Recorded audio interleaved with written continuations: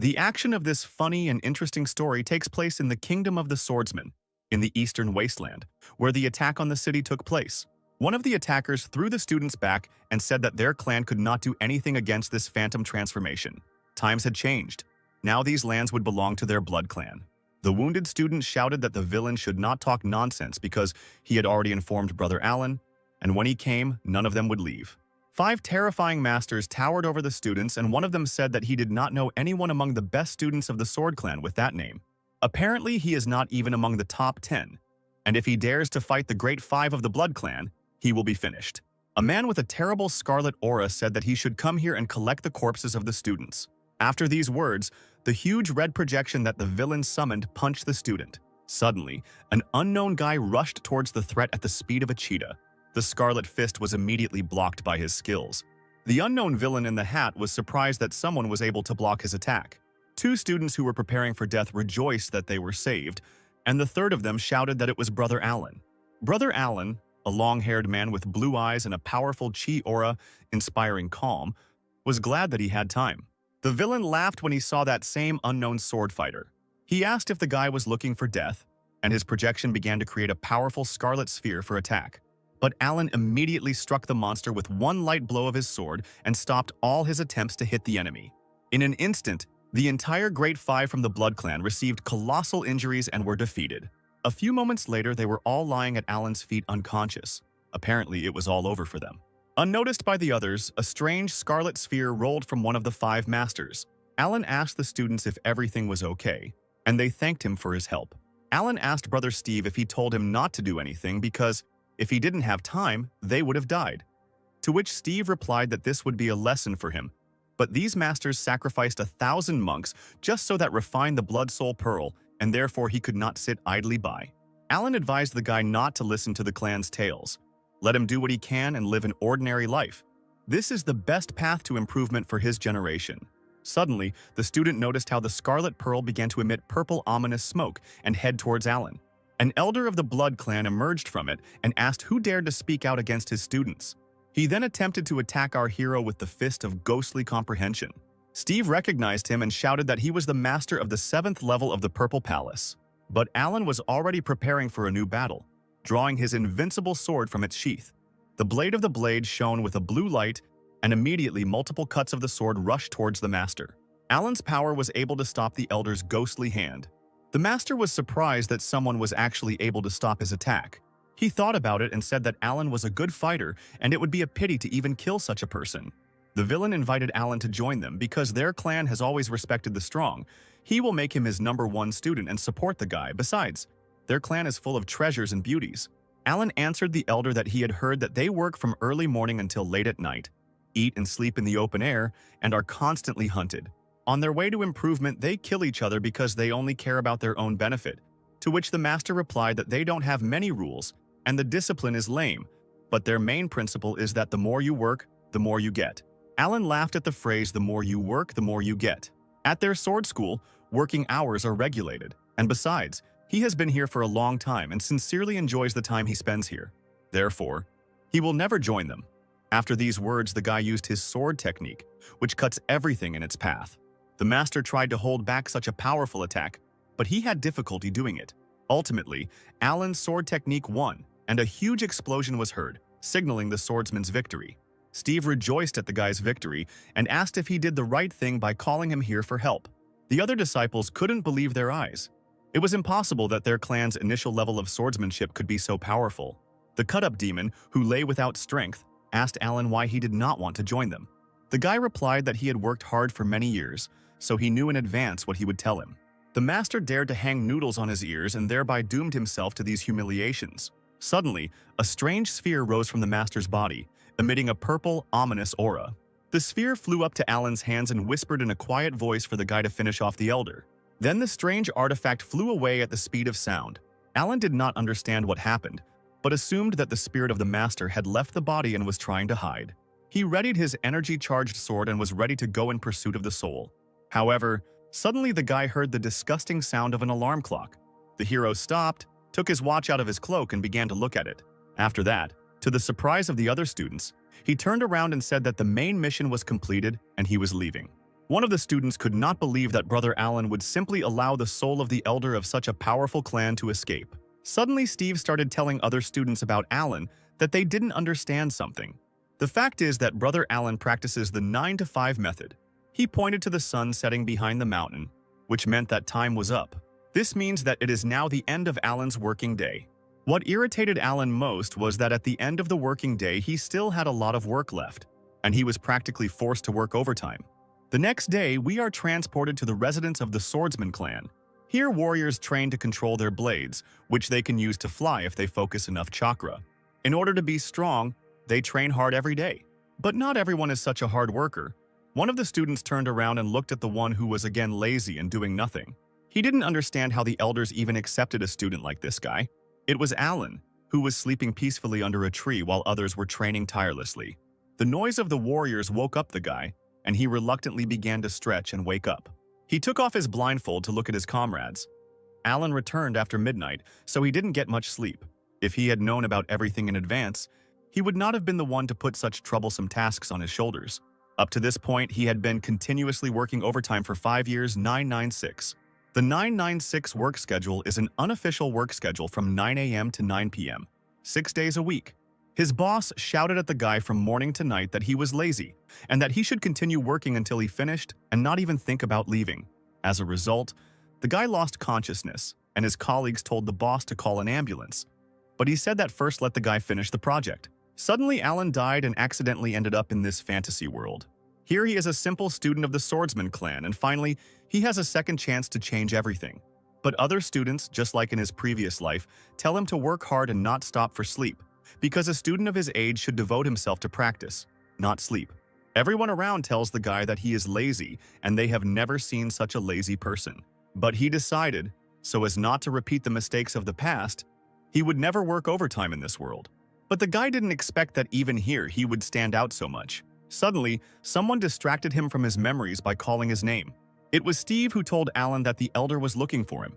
He wanted to ask him about the details of yesterday's mission. Alan asked if Steve had told him anything about him. The enthusiastic student replied that the master had already called them to talk. But no one said a word about Alan's strength. The eternal lazy man replied that this was very good, and next time the guy would teach Steve a couple of techniques. The student immediately blushed and thanked his brother in arms. Alan used his magic sword and headed towards the elder's palace. After some time, he arrived at the main hall. In this world, improvement is divided into 6 stages. From the lowest to the highest, they go in order. Chakra improvement, the realm of the spirit.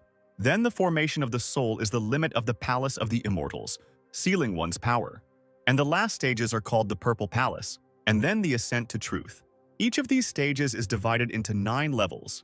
But there is someone more serious than all these stages. This is the head of the Sword Clan, Reynold, the 6th level of ascension to truth. The mightiest of this world are called his elemental sword god. Alan waved to Reynold and said good morning to the elder. The powerful warrior looked at the guy with a merciless gaze and told him not to forget where he was.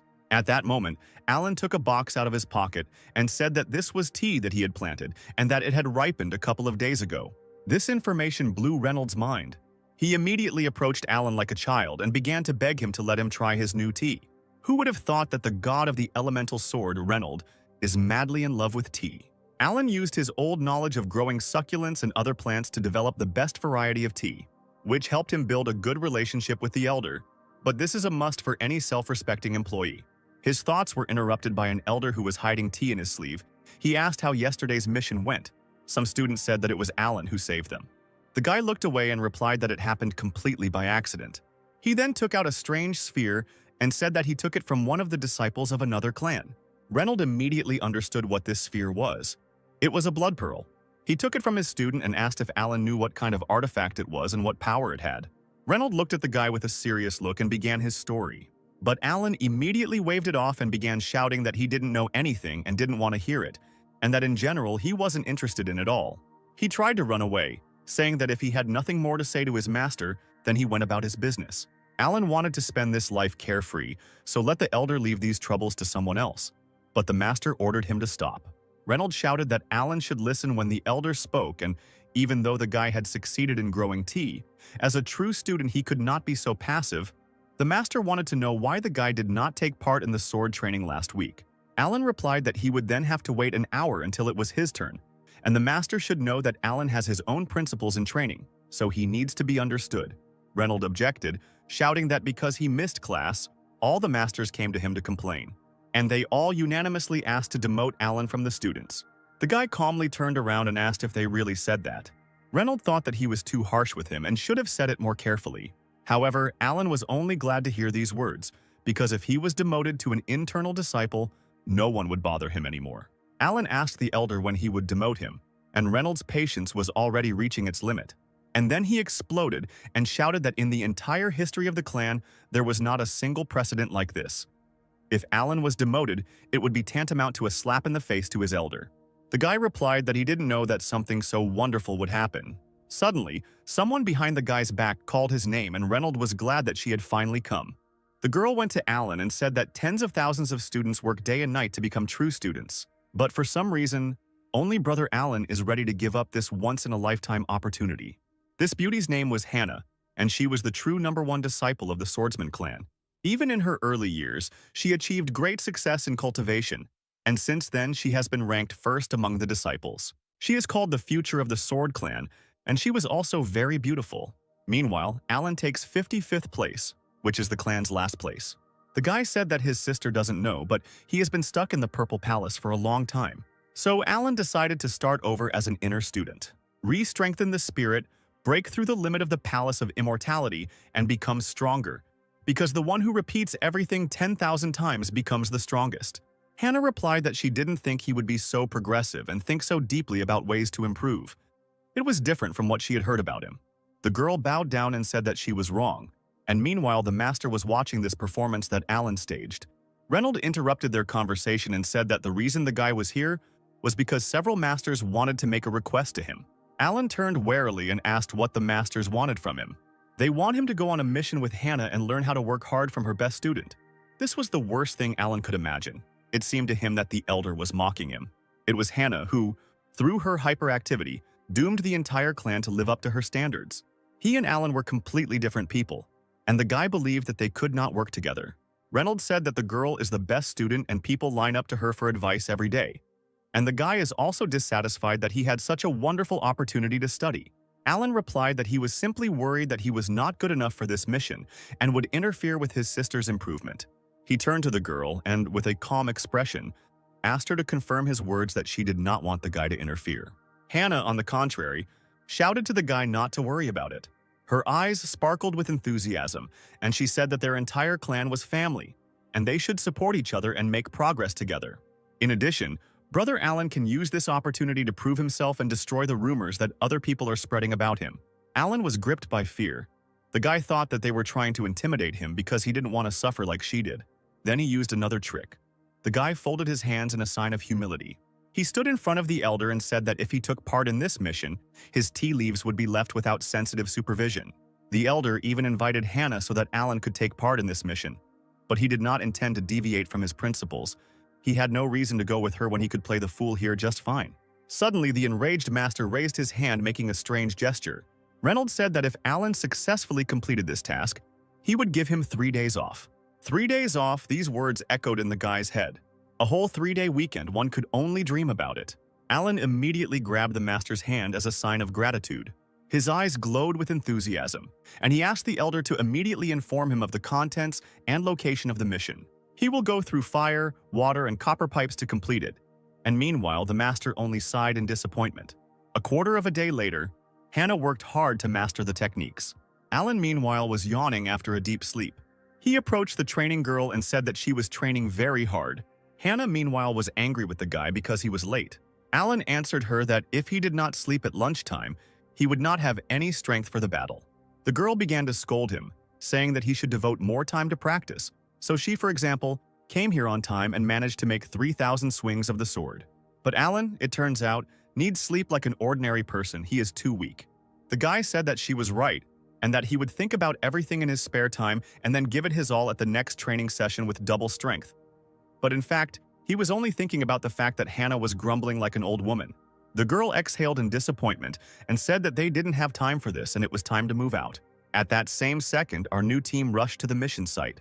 While they were flying to the place, Hannah asked Alan what he thought about the mission, to which he replied that the elder had sent them to investigate the disappearances of people in the mountains, and this mountain range was located right next to the sacrificed village. Alan suspected that the disappearance was not accidental at all. Hannah agreed with him. The inspired girl encouraged the guy, telling him not to worry. Given his level, she would protect him. Alan looked at her and thanked her happily. He didn't think that Hannah would be a person he could rely on. The guy thought that he had hit the jackpot and would get a 3-day weekend and make friends with the beauty. Alan mentally thanked the elder, and they set off on their mission. Towards evening, the team reached the mountains where people disappear.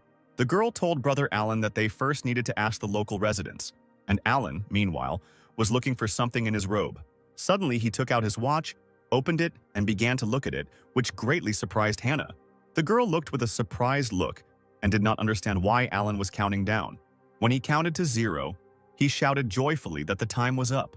He went to rest and shouted to Hannah that he was leaving everything to her and tomorrow let her tell him everything. After some time, our hero reached the inn of a local village. The establishment was a bit empty. Alan came in and asked the owner to give him 1 room. The seemingly gloomy and tired man replied that it would cost 1 silver. Alan provided the currency, and the owner handed him the key to the room on the 2nd floor. When Alan took the key, he noticed a strange tattoo on the man's hand that looked like the tentacles of a black squid. Although this could be a clue, Alan decided that it did not matter because now it was his time to rest. When he got to his room, he lay down on the soft bed and thought about how Hannah was progressing in the investigation. After some time, the guy woke up due to a loud noise from below. The owner was telling someone that there was no room, and some girl was shouting that there was clearly no one here, and the owner was acting ugly. The guy jumped out of bed and was unhappy that someone woke him up. But Alan had already heard this screaming voice somewhere. It was Hannah, who offered 2 silver pieces for the room, but the owner still said that there were no more places. Suddenly, someone called the angry girl by name. Hannah was delighted to see her brother Alan, who told her not to torment the owner because he had already said that there was no room. The guy turned to the man and asked if his younger sister could spend the night in his room. The gloomy owner nodded, and Hannah was surprised at this proposal. The girl could not believe that she would spend the night with him in the same room. She was seized with panic.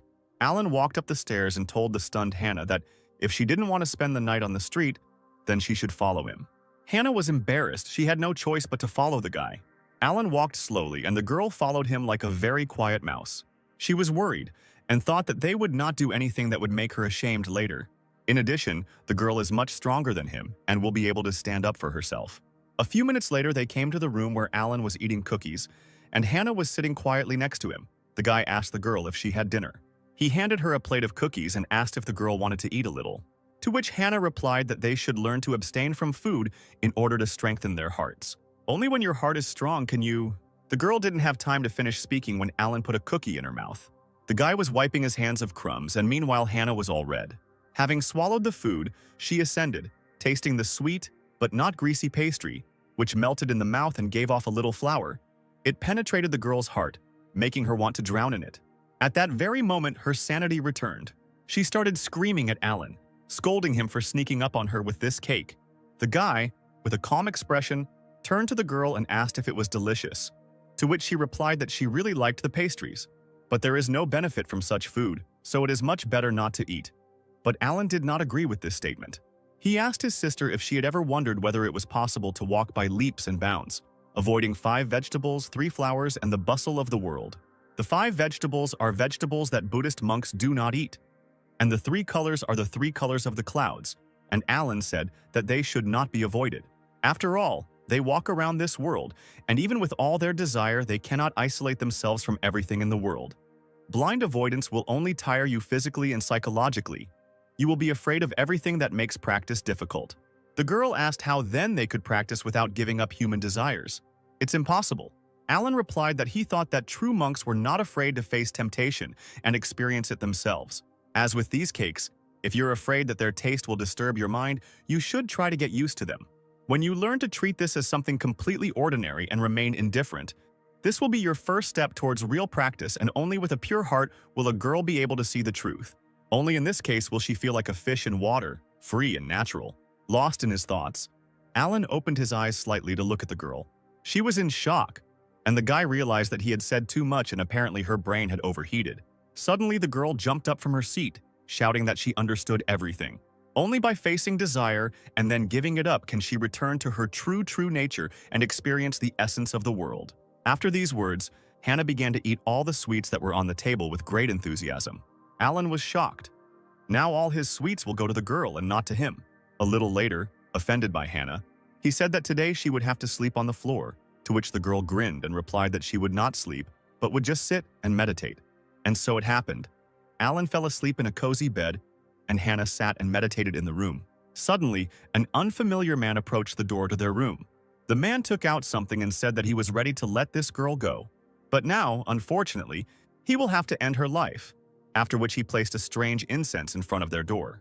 Hannah continued to meditate, and the smoke from the incense gradually began to fill the entire room. The girl opened her eyes slightly. It seemed strange to her that she felt some kind of aroma. At that same second, she realized that she was surrounded by a mysterious fog that was penetrating more and more into their room. Hannah realized that it was poison from which there was no escape. Suddenly, her body began to become heavier, and her face became covered with sweat. A few moments later, the girl fell to the floor, exhausted. All she could do in her current state was to whisper for Brother Alan to run away as soon as possible. However, the guy was lying on the bed, and a strange aura was concentrated around him. It seemed that the guy was completely unaffected by the poison and was simply watching the girl. Hannah's vision gradually began to dim, and she eventually closed her eyes and lost consciousness. Meanwhile, a secret meeting took place in the forest outside the village. The man told the master that the disciples of the Sword Clan were knocked down by him with the help of the aroma of a broken spirit. One of the students is Hannah, the best student of the clan, and the identity of the second is unknown to him, but the girl called him Brother Alan. The unknown figure with red eyes said that he did not expect such a weakling to defeat Hannah. As for this Alan, the gentleman has never heard of him. He must be someone insignificant. A gloomy figure appeared. It was a hooded man with a scar on his cheek who had bright, expressive red eyes. He said that his servant did a great job this time. The owner of the inn began to sob and ask about his wife and children. The gloomy unknown person reassured the old man and told him not to worry because they were alive and well. Right now, he would take him to them. The owner of the inn was delighted at the gentleman's mercy and began to thank him. But at the same moment, the old man's chest was struck by lightning, which killed him on the spot. The gloomy hooded man laughed and shouted that this was the last victim and everything was about to end. Having finished laughing, he called out to the third and fourth, who immediately landed behind the man. He ordered them to go to the inn and capture the two swordsman clan disciples. Meanwhile, dear Hannah began to gradually come to her senses and open her eyes. She lay on the bed, and Alan sat next to her and waited for the girl to wake up. Suddenly, Hannah stood up abruptly and began shouting that they needed to run away from here because it was dangerous here. Alan still sat with a calm expression and looked at the frightened girl. Her sanity gradually began to return, and she began to realize how ridiculous she now looked. She asked Alan why he was okay because he should have lost consciousness before her. The guy replied that when he sleeps, unlike Hannah during meditation, he does not use spiritual power, so the aroma of a broken spirit did not affect him at all. But Alan had to remain still for a long time for the scent to dissipate, and Hannah came to her senses. In fact, it is difficult for monks below the 5th level of the Purple Palace to resist this poison. Alan told the girl that her social experience was too small and she should be more careful. If she had gone on the mission herself, the consequences would have been catastrophic. The girl bowed before Alan and thanked him for saving her. In the future, she swore that she would be more careful. Meanwhile, the guy brewed aromatic tea. He handed her tea and told her to drop politeness and drink some tea and warm up. Hannah was very embarrassed, feeling guilty about the incident, but thanked her brother Alan for the drink. There are rumors that Brother Alan is just an ordinary lazy person who doesn't know how to do anything and doesn't strive for anything. But Hannah never expected that he would not only say a few words to her, but also reveal the secrets of cultivation. All this time he was so attentive to everything, even saved her life, excellent character, pleasant appearance. It's a pity that his level is not enough. Immediately, the girl shuddered and caught herself thinking that she should not think about such things. Alan, meanwhile, turned to her and asked how she was feeling. The girl laughed and thanked the guy for his concern, saying that she was completely fine. Meanwhile, a strange purple flash appeared in the night sky. Two unknown fighters, overflowing with power, headed straight towards the room where Alan and Hannah were. The best student immediately sensed the approach of the enemy. She pushed the guy aside and pulled out her sword, shouting that the killer was coming right here. Hannah turned to her brother Alan and told him to hide.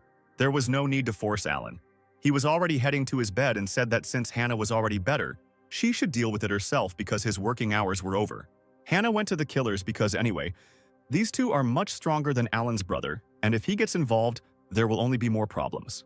The girl was left alone with her opponents and was already waiting for their approach on the street. She gripped her blade tightly and shouted that it was no coincidence that they came here. A huge blue whirlwind created by Hannah's sword rushed towards the opponents and knocked down their flight path. Two unknown people landed with a crash in the nearby forest. The sophisticated girl instantly landed where a dark aura wafted from the ground. Standing in front of her were two people from the fourth clan of the Eastern Wasteland, the Purple Spirit Clan.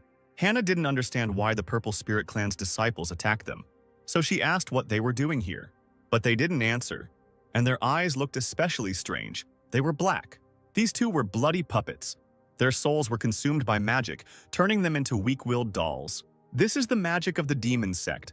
Apparently, the disappearance of an entire village is also their doing. The strength of these two is equivalent to the third or fourth level of the Purple Palace, and you need to be careful. Hannah, covered in blue chakra, slowly landed and said that they upset her. The girl took out her striking blade and summoned her sword technique.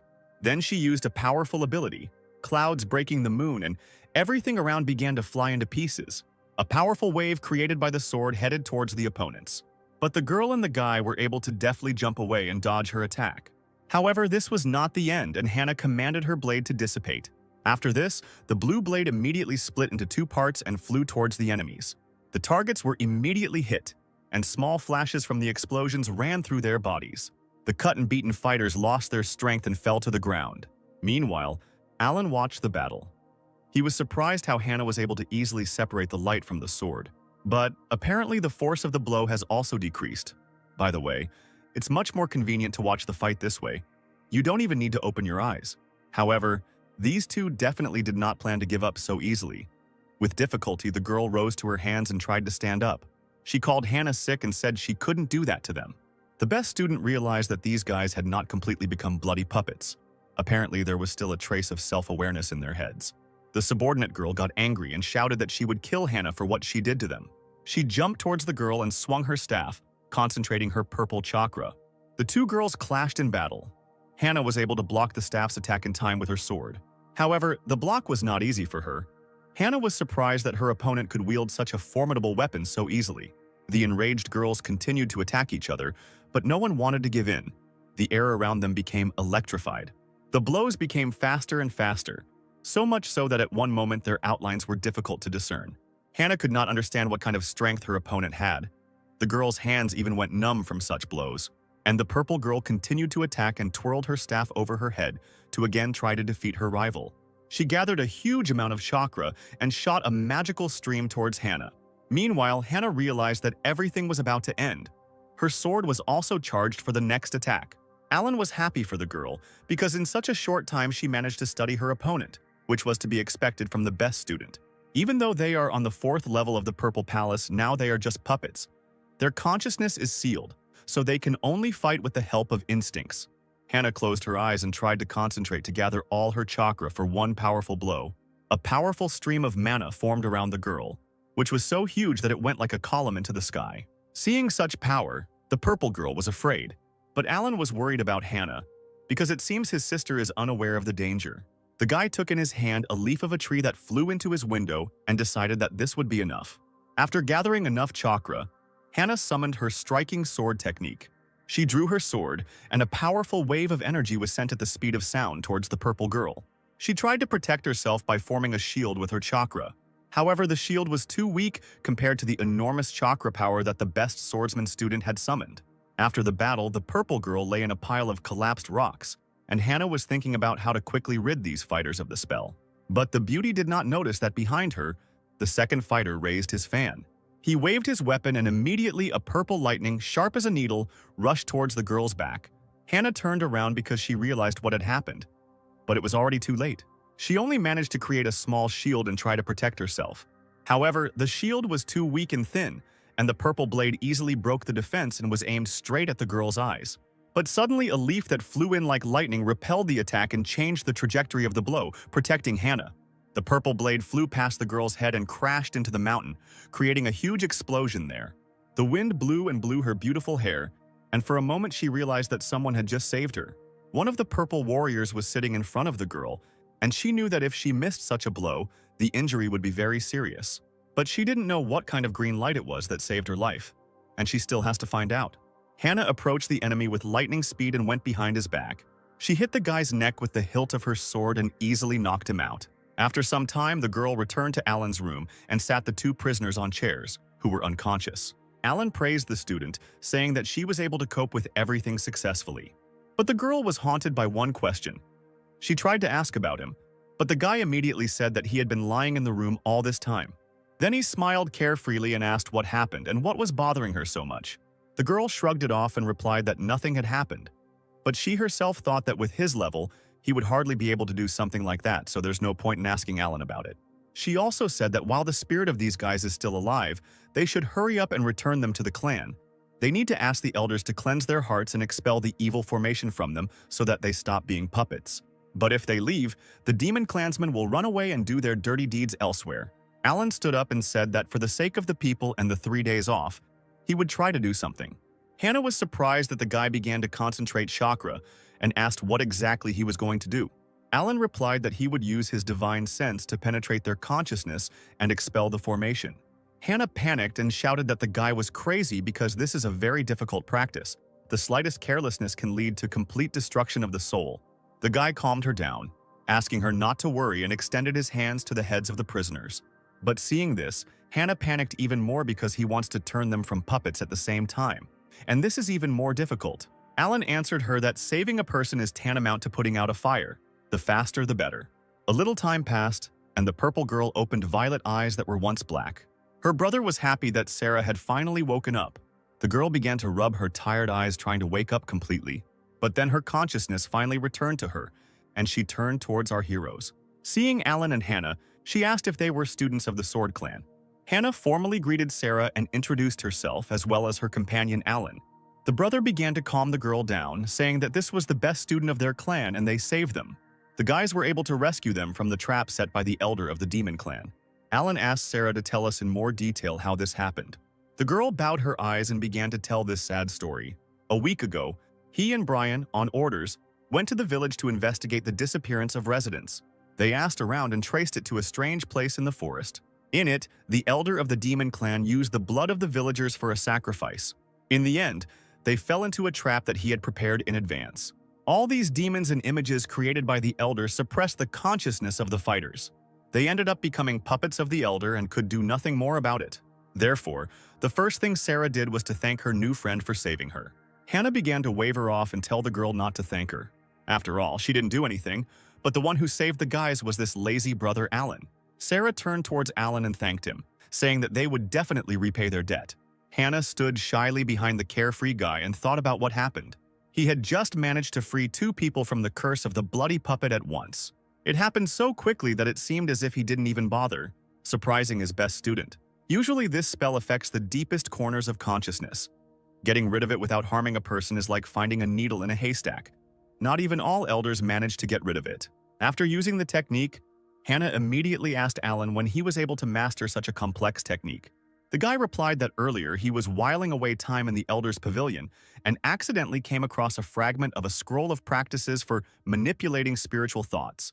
He found it very interesting, so he studied it. The information amazed Hannah more and more. He even found not a whole scroll, but just a fragment, and was able to learn such a technique. Suddenly, her memories were interrupted by Alan, who said that in order to save the guys he needed to use resources and artifacts, almost worth 30,000 high-grade spirit stones. The girl puffed out her cheeks angrily, thinking that the guy probably did it by accident and he would never have had that much courage. Sarah looked at Alan and realized that he was far from stupid. Therefore, she happily agreed to make up for everything as soon as they returned to their clan. Hannah was amazed that they actually agreed, while Alan smiled triumphantly. It is now recognized that the formation of purifying the heart and destroying evil that can dispel the spell of the bloody puppet requires at least 50,000 stones. So 30,000 is a good price for friendship. Alan made a nice face and asked them not to rush because their clans were friends with each other, so it was their duty to help them. He also asked the two to remember the details of their abduction.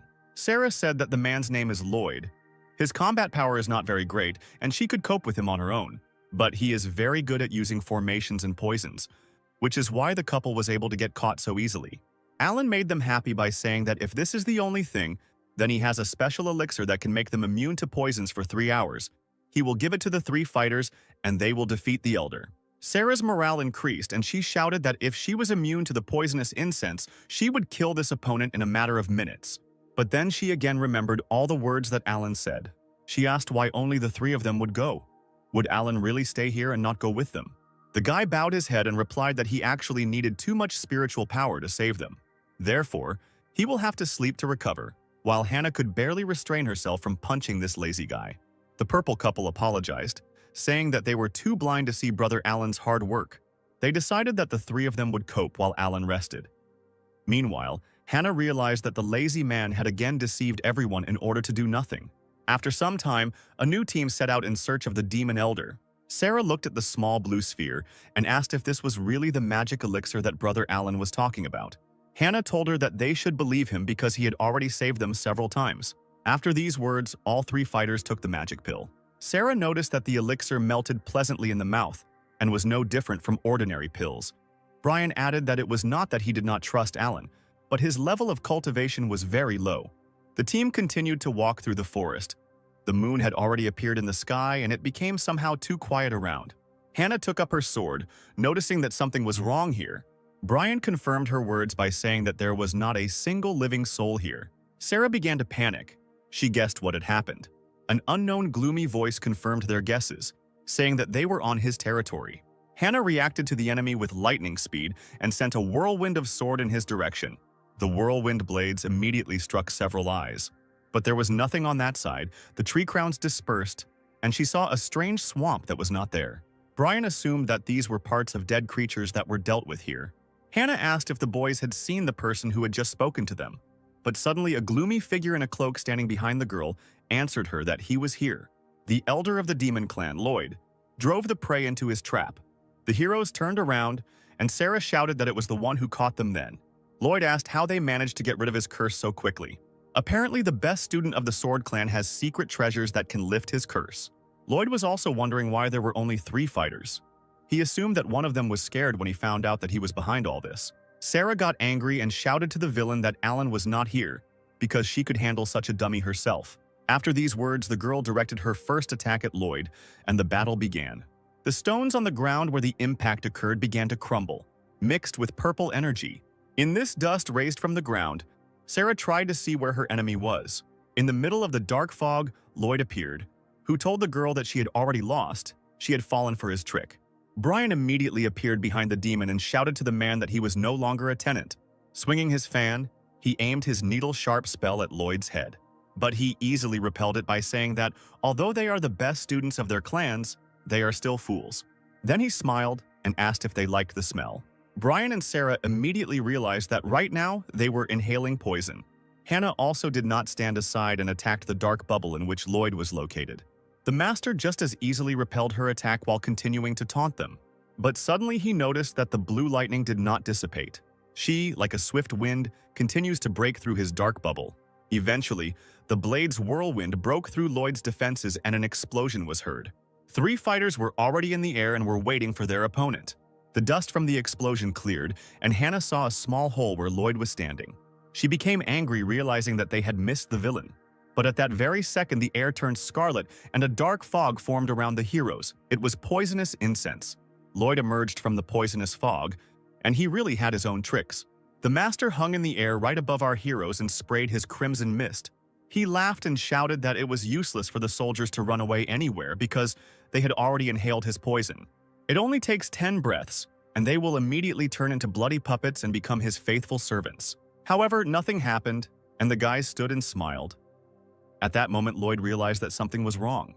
And then he realized that he was missing the 3rd fighter, who was already swinging his huge staff behind the master's back. Sarah took advantage of the moment and hit Lloyd on the back. The force of the blow was colossal, and the master immediately spat out a lot of blood. Then he rushed towards the ground at the speed of sound until he crashed into it. Brian also wanted revenge. He prepared his fan to finish off the enemy. Swinging his weapon, several sharp chakra needles rushed towards the prone Lloyd. The purple needles mercilessly hit their opponent in all places of his body. The demon elder bled, his most terrible weapon no longer working. He could hardly stand on his hands and bled while trying to understand how this happened. The master raised his bloody gaze to the team. He did not find an answer to his question, so he asked them why his poison did not work on them. And the squad of fighters only mocked the once strong villain. Sarah was happy that Alan's elixir was really so strong. Resistance to poisons would help them deal with all the members of the demon sect. Lloyd knew that this poison was even stronger than the previous one, and even if you held your breath, it would be absorbed into the skin, and nothing short of his special antidote can dispel it. Then why doesn't he take these warriors? Apparently they have some kind of secret of their own. Hannah said it was time to finish with him and prepared to use her sword technique. But Lloyd wasn't going to give up so easily. He wiped away his blood and said that this was far from over. The demon elder immediately jumped and took off from the ground. Having covered a great distance with lightning speed, he said that the game had just begun. Flying into the sky, he summoned the bloody flames of the heavenly formation and covered the entire area below him. The girls who got into the area panicked and tried to understand what was happening. Lloyd scoffed and reminded them that they had entered his territory. He ordered the first to get rid of them, and at that very second, something began to form from the dirt behind them. Brian turned in horror to see a man began to form from the mud. A powerful, angry demon who was ready to tear everyone apart.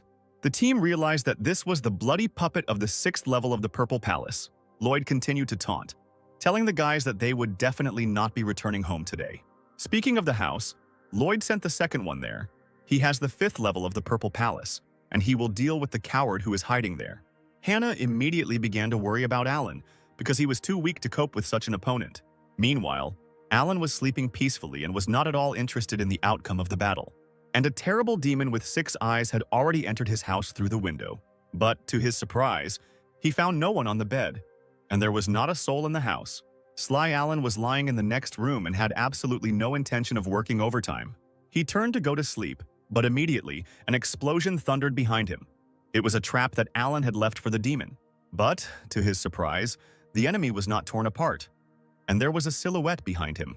It was a demon who was struggling in agony and screaming because he had received many injuries. Actually, no, the trap was too weak for him. Alan had to get out of bed. He realized that the demon would not be able to return until he caught him. The guy didn't understand whether it was really necessary to involve him in all this. Meanwhile, a fierce battle broke out in the forest. Hannah concentrated her power and used her sword technique to create a hurricane of water. Meanwhile, the bloody puppet began to form a cloud of energy to repel the attack. Then he put up an impenetrable shield, and the blades of water crashed into it without causing damage. But suddenly Sarah appears behind the monster, who took advantage of the situation and the fact that the enemy was distracted.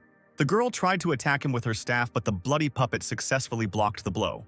The monster then took hold of Sarah's staff, and with a powerful movement of his hand, he threw the girl away from him. Brian was angry and summoned one of his techniques, the sealing purple chains. Approaching from behind, the sealing chains seemed to have successfully begun to bind their enemy.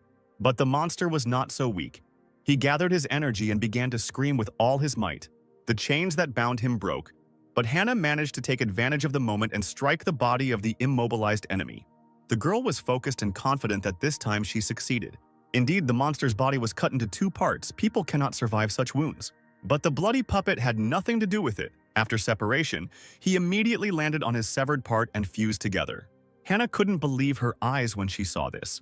Meanwhile, the monster decided to attack his opponents and jump towards them. The first to be hit was Brian, who immediately flew away, covered in blood. Then Hannah was attacked and was also unable to evade. Sarah, noticing the loss of her comrades, immediately shouted their names. Blood was leaking from under Brian's head. Seeing this, Sarah became angry. No one could touch her brother.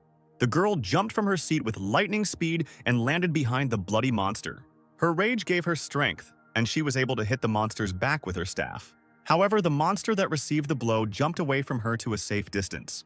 This time was enough for Hannah to come to her senses. The girl landed next to Sarah and said that this guy is so strong that with his endless regeneration they will simply fizzle out over time. Sarah said with a serious face that she had a secret way to destroy him. Hannah was happy because there was hope, but Sarah needed time to gain strength. So the purple girl asked Hannah to buy her some time. The best student prepared for battle, saying that she could rely on her. Lloyd taunted them by saying that if they have any aces up their sleeves, then let them use them now. These puppets are a masterpiece of his collection of bloody techniques, so they will all soon come to an end. Suddenly, the master felt something strange. Number 2 did not move, and the master thought that apparently he had finished with the coward too quickly. However, everything was not so simple. The bloody puppet was tied with Alan's blue bonds. The guy looked at the bloody puppet and said that the elders should under no circumstances find out about this. But he just wanted to sleep peacefully without any unnecessary noise.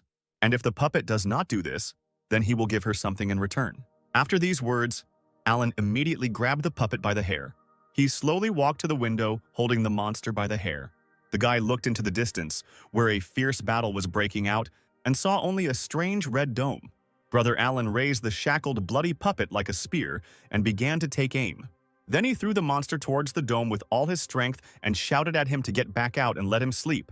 Because of such force of the throw, the monster flew into the sky so far that it was no longer visible. Alan, meanwhile, turned around and thought that he had a little more time to rest.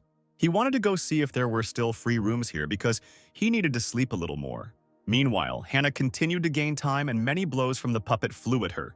The girl tried to block the fists with her sword, but their strength was great, and Hannah's strength was decreasing, so the girl flew a short distance. She was all wounded, but she didn't really have a choice. The girl did not understand why this bloody puppet was becoming stronger and stronger. Lloyd told the girl that since she was still holding on, it was not for nothing that she was called the best student of the Sword Clan. But all this would soon end. He ordered his first blood puppet to attack the girl. The monster immediately obeyed and attacked Hannah with great speed. He gathered furious energy around himself and jumped into the air above the girl. Hannah closed her eyes and mentally asked everyone for forgiveness because for the first time in her life she was afraid. But suddenly, behind Lloyd, some strange red flash appeared in the sky. Lloyd felt something was wrong and turned around. At that moment, a red object was rushing towards him at the speed of sound. The bloody monster thrown by Alan crashed into the bloody barrier like a bullet and pierced through it. Hannah and the demon elder were stunned by this turn of events.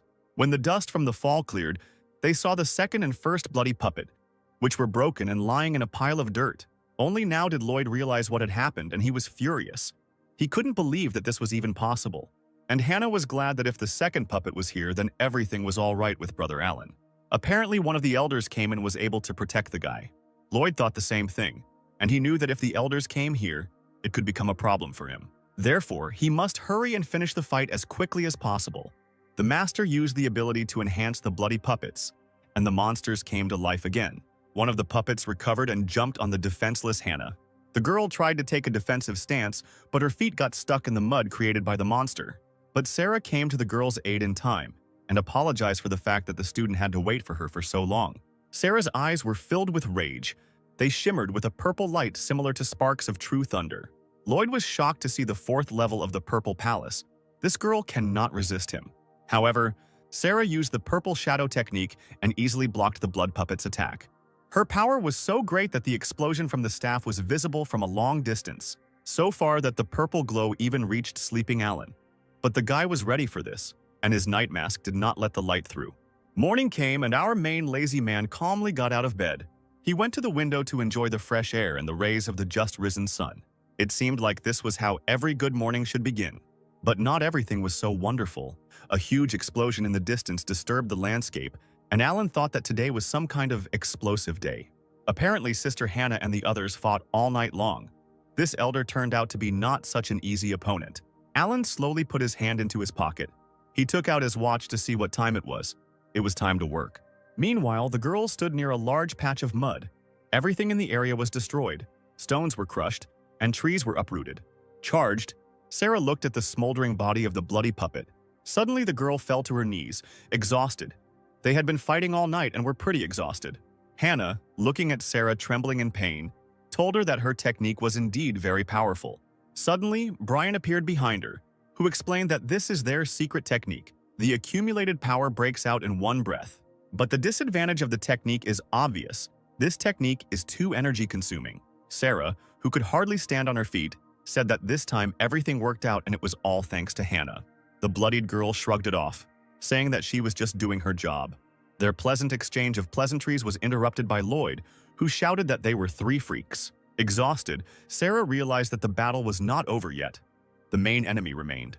The furious master said that the team had practically destroyed number 1, which he had spent several decades creating.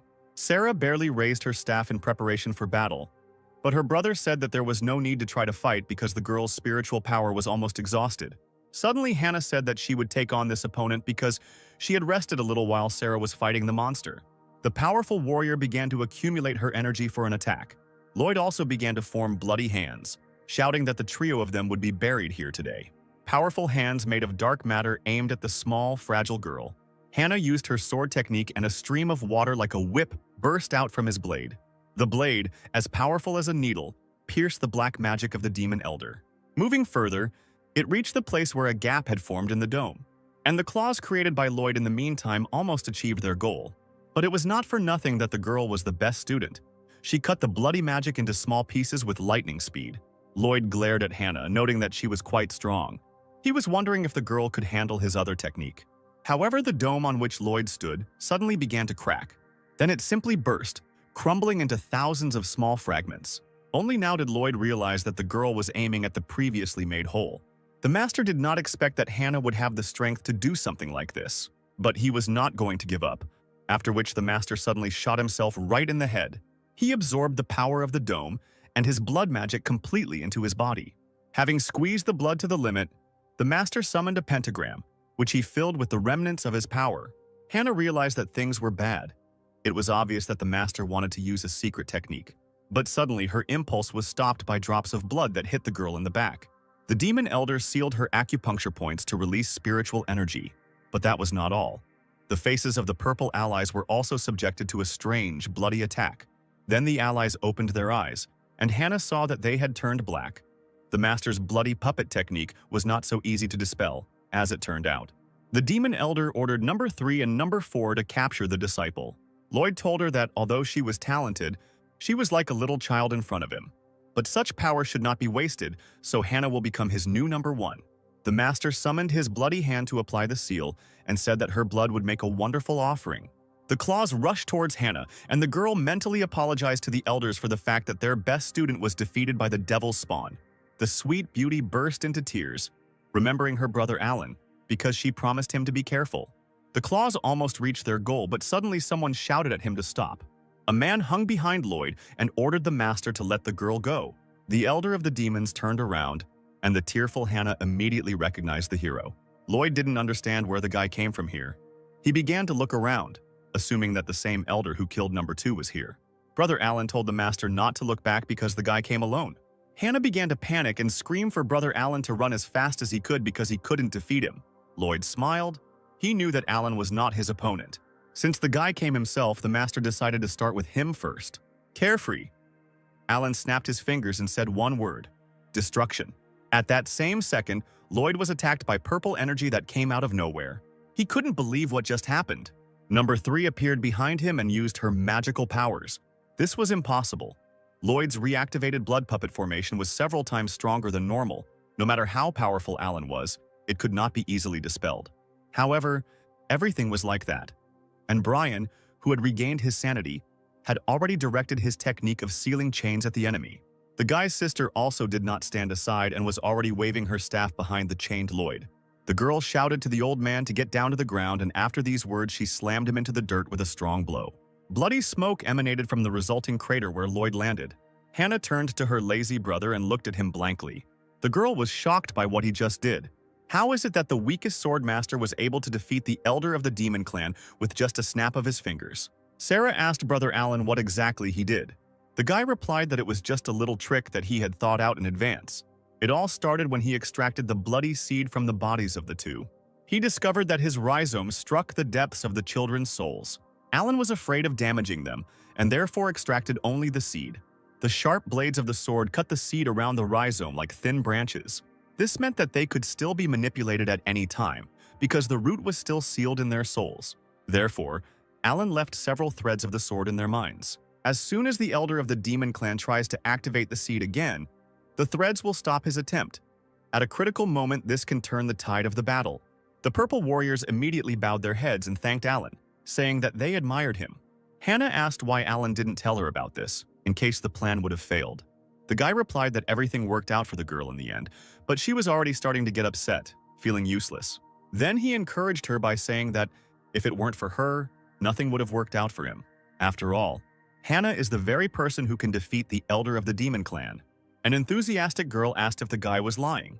Alan, meanwhile, thought that if he had told her everything, then perhaps the girl would not have had enough acting skills to fool this elder. Sarah also supported Hannah. saying that if it weren't for her, they would not have been able to deal with the master so easily. The best student was delighted and agreed with everyone, and Alan shook his head affirmatively. The girl looked at the guy and thought that despite his low level, his wisdom, strategic thinking, and insight were excellently developed.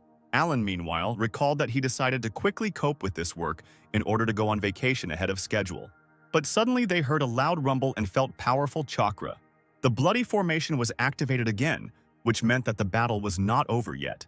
The elder was still alive, and right now, bloody energy was gathering around him. Alan was disappointed. He knew that early leave sounded too good to be true. The tortured, scarred elder was on his knees and trying to get up. His bloody creations began to rise, and something began to emerge from the man's body. Alan watched all this from above and did not understand what he was doing. A spear covered in black runes slowly began to emerge from the demon elder's belly. Hannah realized that things were bad, and she needed to stop the appearance of the object, so she used her secret technique. The laughing villain, meanwhile, rose to his feet and grabbed his spear. The girl used the sword-breaking technique. Many lightning bolts rushed towards the master, but he only laughed and said that it was too late. He raised his dark spear, and Hannah's attack was immediately blocked with ease.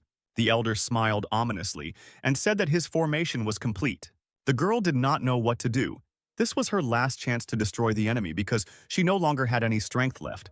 At that very second, Brian said that it was time to retreat because their strength was not enough to fight the master. Hannah agreed to this, and the trio tried to escape. However, Alan said that the guys should leave first, and he would catch up with them later.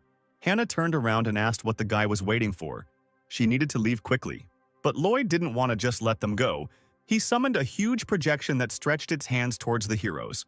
In a split second, the summoned monster grabbed all 4 heroes in a tight grip. Lloyd shouted that now he would show these pathetic insects the power of real poison. Sarah said that the master was able to catch her because her strength had run out, and Brian had lost all hope after realizing that the elder was invincible. Hannah looked at the monster and could not understand how he instantly jumped from the 5th level of the Purple Palace to the 8th level. Sarah didn't want to die like that, and her brother suggested that he became so strong because he absorbed his puppets. Lloyd told them that number 1 and number 2 were the best in his collection, and he didn't even think that the trio could beat them. Sarah said that even if number 1 is stronger than them, they could definitely cope with number 2. But now, these 3 are one. Lloyd laughed and told the team that he was also a victim. He said that he was forcibly raised into a bloodthirsty soldier. Then he raised his staff and it began to call for something. The guys did not understand what the master's words meant. Meanwhile, only one hero was not interested in the fight. He looked at his watch and Hannah asked him what he was doing. Brian said that the ancient books say that demon warriors first appeared 10,000 years ago. Countless decent people were beheaded, and most of the lands began to belong to the demon clan. And only when the 5 clans united among themselves to resist them were they able to defeat the demon clan's troops and put an end to this disaster. Lloyd laughed again. He said that he had witnessed many things. He had seen blood spilled, souls taken by force. All of this helped shape warriors like him. And today, the team of heroes has the honor of becoming an offering for his bloody formation. But suddenly, his solemn speech was interrupted by a disgusting sound. Lloyd didn't understand what the sound was, and Alan, meanwhile, was looking at his watch. His working hours are over, and apparently he will have to work overtime. Lloyd did not understand the guy's words and asked him what it meant to work overtime. At that same second, a huge wave of energy flew towards the invincible demon elder. A powerful flow of chakra immediately knocked the master out of the summoned formation. The weakest student told Lloyd that his hour of death had come. Hannah was surprised to see such a powerful technique.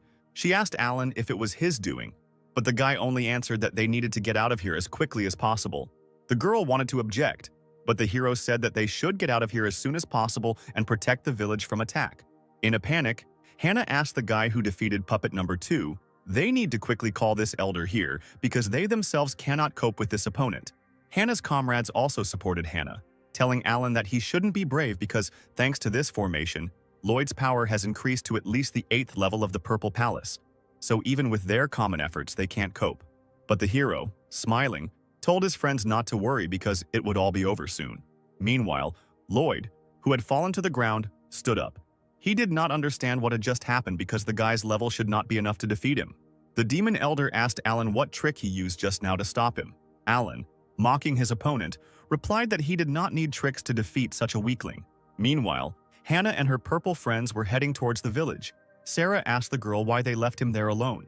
She couldn't believe that the guy really knew a way to defeat such a formidable enemy, who at that moment directed his bloody chakra at Alan. The bloody lightning hit Alan directly. Sarah continued to say that the hero's level was too low and that demon would destroy him with one blow. Hannah told the girl that she didn't know why, but she trusted Alan, because since he left the mountain, all his decisions had been correct. The powerful lazy man repelled the attack with his blade and looked at Lloyd with the look of a bloodthirsty killer. The demon panicked. He wanted to know what he was going to do now. Meanwhile, the tired team arrived at the village, where everything was peaceful and calm. Hannah summoned an artifact similar to a pentagonal mirror. It was the castle of the heavenly spirit. The girl gathered her strength and threw it into the sky. The castle of the heavenly spirit flew in the air and hovered over the village, creating a blue, impenetrable shield around it. Seeing the blue dome, Alan was delighted. He told his opponent that now he could calmly attack him. Lloyd laughed villainously, amused by the confidence of such a weakling as Alan in his victory. The hero answered him that he wanted to say that if Lloyd still has an ace up his sleeve, then he needs to use it as soon as possible because the demon will not have another chance. The student's excessive pathos enraged Lloyd, and he pointed his spear into the air, gathering powerful force. A bright scarlet dome, the center of which was a spear, fell on Alan. Lloyd called it a bloody blow with a halberd. The demon elder smiled because such an attack could not be easily avoided. But suddenly, for the villain, Alan slowly landed in front of him, glowing with a blue aura. The guy mocked the enemy. He asked if Lloyd had any more attacks. The demon elder was filled with rage. He swung his halberd, trying to hit Alan. But he dodged again. Then the villain summoned a huge bloody column that looked like a hurricane. The power was like hot magma flying around him. It was one of Lloyd's abilities, the demonic light of the skies. These red thunderstorms were visible even from the direction of the village. Sarah was stunned to see such powerful magic. That's what the power of a demon warrior is capable of. Meanwhile, poor Hannah was crying and praying that her brother Alan would survive. Meanwhile, on the battlefield, Lloyd's laughter fell silent because Alan spoke to him. The guy asked the enemy what use was such a skill if Lloyd couldn't fully control its power. And at that same second, blue blades rushed towards the demon. The blades, like the claws of an enraged beast, cut through the bloody hurricanes summoned by Lloyd. The demon elder trembled. He saw his ability disappearing. It seemed like just a bad dream. This should be impossible. Alan must be using some kind of illusion. The guy, meanwhile, appeared out of thin air and asked if Lloyd knew how he was. A simple cultivator resisting him so easily. In fact, everything is extremely simple. The fact is that Alan specially sealed his kingdom. He never practiced in front of other people, fearing that if they knew his true level, disaster would be impossible to avoid. Alan easily repelled all the demon's attacks even without looking at him, and continued his story by saying that it was not becoming for a student of his clan to brag about his skills. After all, the higher your skills, the more problems fall on your head. Therefore, in order not to complicate his life, Alan was forced to hide his true abilities. Lloyd realized what trap he had fallen into. The demon tried to leave, shouting that the guy was just crazy and crazy. But Alan pulled the enemy's body towards him, saying that he would not let him go. Taking his sword out of its sheath, the hero said that Lloyd interrupts his rest time after time. In addition, he harmed his comrades, thereby forcing him to start work ahead of time. Lloyd tried to run away again, shouting that the guy shouldn't have come here. Alan's gaze was stern, because starting work ahead of time is an unforgivable sin. After these words, the hero released his striking sword technique at the enemy. A powerful flow of chakra, like a raging wave, passed through Lloyd and struck him. The cloud summoned by Lloyd dissipated and the sun appeared from behind them. The battle was completed with one blow. The technique was so powerful that in the place where it passed, the earth split and a river formed. The powerful lazy man hung in the air and watched Lloyd's spear as it cooled down. Sarah, who was watching the battle, asked Hannah if they were really only at the level of the Purple Palace. After all, the strength of this sword is comparable to the strength of a cultivator who has long since crossed this level. It seemed that Brother Alan was the elder of their clan. Meanwhile, Hannah was shocked by what she saw. It turns out that Brother Alan had long surpassed the levels of all the students of their clan. The girl lowered her gaze. At that moment, she felt helpless in comparison with him. Suddenly, her thoughts were interrupted by the sound of glass breaking. The power of Alan's sword was too great, and the dome began to crack. It was about to shatter into pieces. Hannah ordered her friends to hurry up and evacuate the villagers, and she would take care of the rest. Even though Hannah couldn't fight that demon, she would at least try to save those lives. The girl began to concentrate her energy. It was difficult for her to restrain the dome when suddenly a man's hand appeared next to her hand. Seeing the familiar attire, Hannah was surprised.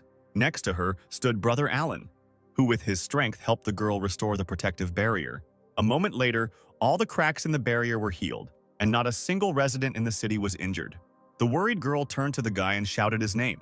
After some time, the residents were on their knees thanking their four saviors. The purple fighters waved to the residents, and meanwhile Hannah wanted to talk to Alan. She looked at the guy with pitiful eyes and asked why he didn't tell her earlier that he was so strong. Brother Alan made a stupid face and said that he did not understand what the girl was talking about. After all, he defeated this demon only thanks to the talisman that the elder of their clan gave him. This answer stunned the guy's entire team. Hannah thought that Alan had released this sword, but the guy turned on his acting skills and said that such a weakling like him could not get such strength. And only thanks to the desperate resistance of his team, he managed to activate the power of the talisman that the master gave him. And besides, Alan believes that the guys exhausted the demon, and the sword only finished him off. The guy shouted with enthusiasm that he was just lucky, nothing more. Something didn't add up here. Hannah asked how the guy managed to evade the demon's attack so skillfully.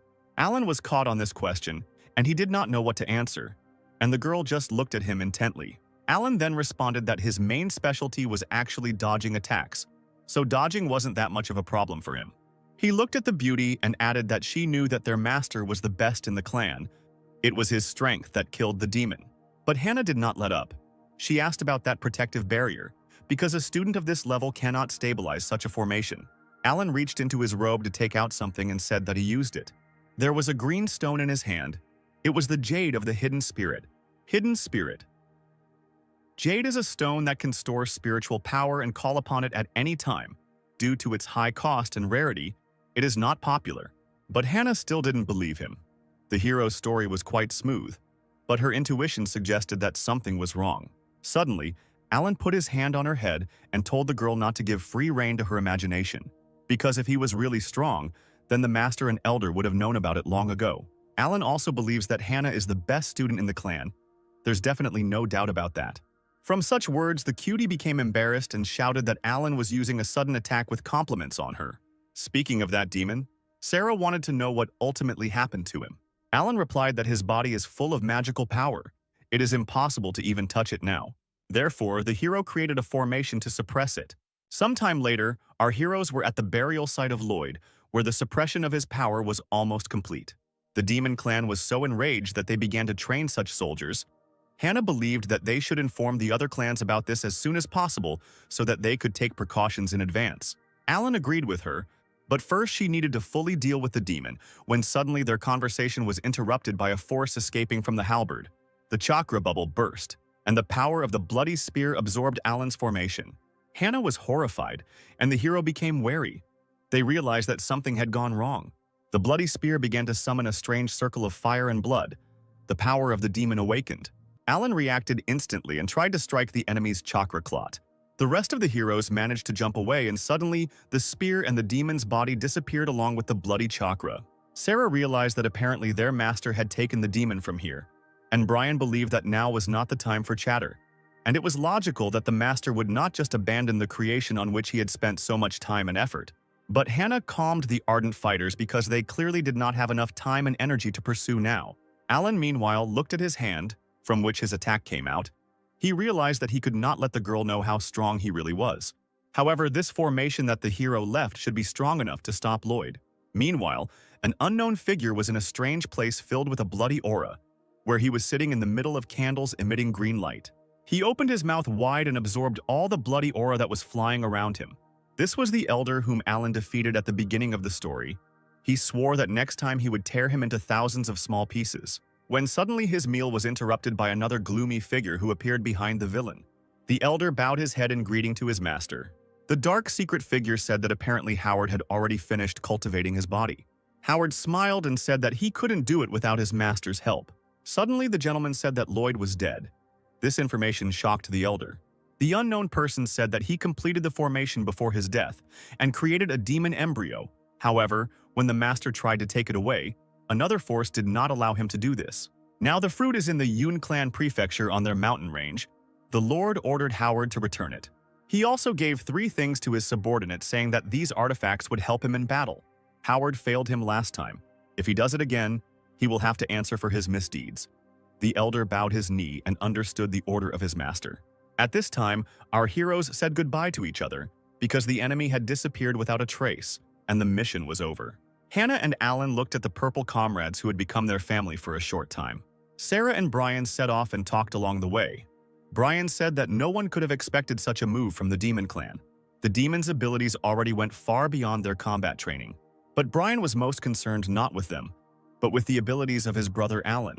Sarah was surprised by these words. She did not understand what was wrong with the hero, that her brother was worried about this. Brian told her that it was obvious that the guy was in control from the very beginning, starting from the moment he gave them pills that made them invulnerable to poisons. And what happened to the bloody formations during the battle? When they were ready to accept defeat, Brother Alan appeared and took the situation into his own hands. If not for him, the bloody formation would have covered them all. But it's true that after hearing the information from her brother, Sarah thought about it. However, that was not all. Brian asked if the girl remembered the pill that they took. He checked his body using the inner vision technique and found that it was as if he was wrapped from the inside by a defensive sword technique. Apparently, what they swallowed was not an antidote, but a pill filled with a beam of sword energy. This is the only reason why the poisons could no longer affect them. The energy of the sword that was contained in that pill dissipated all the toxins that got inside. It seemed impossible, but if your sword skill is high enough, then it is theoretically possible. But one thing is not clear to Sarah. Since Alan is so powerful, why is he trying so hard to hide it? It seemed to Brian that the matter was that the hero was something of a secret weapon for his clan. Then Sarah asked if they should tell their leader about it. A couple of purple warriors looked at each other and mentally imagined the consequences. Brian decided that since Alan does not want to reveal his abilities, then they should remain silent, because the hero saved them, and therefore, they should respect his choice. Still, the Sword Clan has an interesting talent. Apparently, the meeting of the clans next month will be really interesting. Meanwhile, Hannah looked at the strange golden stone and said that it was time to return. She turned to Alan, saying that the head told them not to linger, and the guy didn't seem to really listen to her. He smiled and said that these guys are very smart. Hannah asked what kind of very smart guys they were, and Brother Alan grinned and said that it didn't matter. It was time for them to move forward. The hero decided that he should dissipate his sword energy. After all, if the head of their clan notices her, it will be a rather unpleasant situation. Heading home, Hannah suddenly turned to her brother Alan. A sweet girl asked me to tell her honestly if the guy had any secret power, to which Alan replied that he had no need to lie. He was just a newcomer to the 6th level of the Purple Palace. He was still far from a genius like Hannah. It seems that the girl expected such an answer and only exhaled in disappointment. Suddenly, a bolt of sharp sword energy flew into Alan's chest. Hannah stood in front of the hero with a serious face and drew her sword. She was serious. Her blow hit the guy right in the chest, tearing his clothes. Suddenly, behind the torn clothes, a strange book appeared. There was nothing holding the book back anymore, and to Alan's surprise, it fell out of his inner pocket. The guy tried to catch her, but Hannah managed to intercept the book in flight. The girl smiled triumphantly. Apparently, this is his diary. Now she will know the whole truth. She opened the book when suddenly on its cover she saw a girl and an inscription that said that she and her sister had a great time. Hannah's face immediately turned as red as possible from embarrassment and what she saw. Alan immediately snatched the book from the hands of the embarrassed girl, saying that he would explain everything. This is a fairly popular book. It's just a novel. Hannah said that she didn't think the guy was like that. Alan immediately explained that the picture on the cover was just to attract attention. In fact, it was a serious adventure story. Hannah suddenly grabbed the book to look, and on the next page she saw a passionate flirting girl, strewn with rose petals. She again became embarrassed and turned away sharply, and Alan shouted that she understood everything wrong. These were illustrations. They were needed to attract attention. It is actually a story about a young man who is part of a clan and his relationship with his female companions. This is an orthodox adventure story. It is very popular among monks and ordinary mortals. Updates are released every 3 months. Alan had to wait in line all night for this limited edition. It is very difficult to buy. Hannah pretended to believe it, saying that she would pay for the clothes she had ruined, but in reality she was thinking that the guy did not dodge her blow. Apparently he really did not have hidden strength. The girl said that she thinks that her brother should get less involved in such literature. This kind of thing in their clan is called fiction. They are prohibited. She looked sternly at the guy, adding that their head believes that this distracts from practice, and his brother, like no one else, should work harder on himself. Alan smiled sweetly and nodded, saying that this is exactly what he would do. The girl turned around sharply and said that it was time for them to move on, and the hero exhaled. because now all of Hannah's doubts about him should have evaporated. But suddenly, another sharp blade of energy flew towards him. This time, the blade flew straight into the book the guy was holding. Alan pressed the book to his chest protectively and repelled the attack. The force of energy that burst from his hand dissolved Hannah's chakra and flew towards the nearest mountain. Half the mountain was immediately destroyed, at which point the hero realized how much he had screwed up. Alan asked Hannah if she could pretend she didn't see it, to which the girl replied that despite her level, she couldn't just turn a blind eye to it. The guy hid his treasure in his bosom. This book failed him again. It's time for excuses. Alan admitted that he didn't tell Hannah something. The girl abruptly approached the guy and asked whether his skills greatly exceeded hers, to which Alan stood at attention and replied that they were only slightly superior. A malicious smile appeared on Hannah's face and she said that she would keep the guy's secret, but he had to promise her something. Fearing for his secret and for what the girl would ask, he asked what she wanted. The sweet beauty's eyes sparkled with happiness. She asked her brother Alan to teach her sword techniques, but the hero was not delighted. He thought that this mission would help him get along with his sister and get 3 days off. But for some reason now he thought that he had screwed up badly. And meanwhile, Hannah was burning with joy and waiting for the guy's answer. Alan pretended to think, answering that in principle he could teach her, but there was one but. The sparkling top student swore that she would keep her mouth shut. The guy need not worry. She flew up and said that she could not wait to return, and Alan mentally asked the head why everything turned out so against him. After some time, sad and eternally lazy, Alan and the inspired student returned home. Our heroes entered the main hall to report to the elders. Hannah greeted the chief, elders, and masters. The men turned around and saw their favorite student and said that she had done an excellent job. The master thanked the girl for her hard work and asked whether she was injured anywhere. Alan lowered her head and quietly, without much enthusiasm, greeted the head, elders, and masters. In response, they only looked at the guy with contempt. The master asked if the guy on the mission had caused problems to Sister Hannah. If she had suffered while protecting the hero, then he was a dead man. The man hoped that Alan had made every effort to learn as much as possible from the girl. In his heart, the hero was very indignant because, if it weren't for him, they would no longer have their beloved student. Suddenly, the head rose from his chair and demanded that the master stop slandering Alan. After all, if he had not activated the talisman in time, they would not have defeated the elder of the demon clan. Alan smiled. It was not for nothing that he gave so much tea to his beloved friend. The elders looked at the master, who had Alan under his command. And it turns out that he is a real hero who saved the whole situation. The man said that it was only natural that he would give the protective talisman to his disciple. The other elders smiled, feeling the master's strength. They praised him for destroying the elder of the demon clan with just one talisman. However, the master clearly remembered that the talisman he gave to Alan was barely above the first level of the Purple Palace. But Lloyd, the elder of the demon clan, was rumored to be at the 5th level. Is it possible that the master gave Alan the wrong talisman, and that's why he defeated the elder? They were all interrupted by the head of the clan, who announced that they were gathered here for only one reason, because their world would soon face a crisis. He asked Hannah to tell everyone what happened after she met the elder of the demon clan. This information is extremely valuable both for the clan and for the entire alliance. The girl immediately agreed. Late in the evening, the meeting ended, and a tired Alan, leaving the building, was happy about it. Starting tomorrow, he will finally be free. He needs to plan his weekend well. However, the guy's joy was interrupted by a sweet female voice that called him by name. Hannah, anticipating new knowledge, reminded the guy that he must teach her as they agreed. Alan tried to fight off the crazy beauty by saying that he had plans for the coming days, but the girl said that she could not wait any longer because she could learn from such a powerful person as Alan. The guy tried to use his acting skills by saying that they were both tired after a difficult mission and he needed to rest before he started training her. But Hannah was also no slouch, and making kitten eyes began to cry, saying that her brother slept all night and she fought. She's a fragile girl and doesn't complain. Why then does Alan complain? But this won't win the guy. He said he was tired because he made a big contribution to the victory.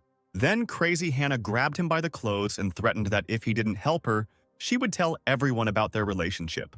Alan panicked because they were at the main entrance. He asked the girl not to say nonsense. What other relationship? But the girl shouted that she didn't care because he himself was avoiding responsibilities. She said that her brother was a fraudster. Suddenly, the hero agreed, and the sweet beauty immediately calmed down. Alan said that she could come to him tonight and then he would teach her a lesson. But after that, Hannah should leave him alone. The girl agreed with her eyes sparkling with joy. She must also remember to keep a secret if someone sees Hannah going to Alan late at night. Then all the monks will chop him into mince or hang him on the gallows. But she didn't care anymore. She shouted that she remembered everything and said goodbye to the teacher. A few hours later, our hero arrived at his home. He was sitting reading his novel when suddenly Hannah landed next to him.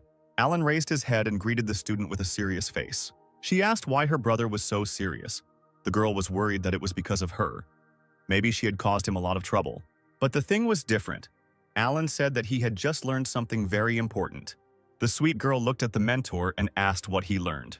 Stern Alan replied that the new issue of Sister Shu was coming out the day after tomorrow.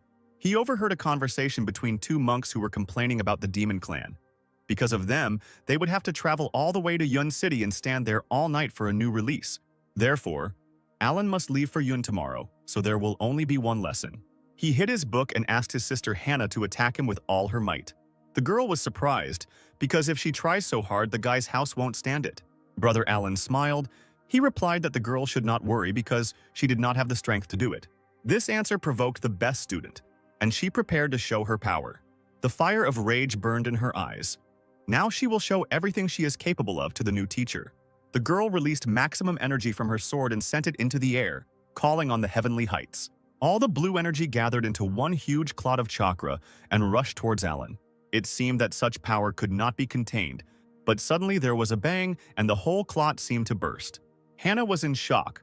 All the power that she had summoned dissolved in front of Alan's hand.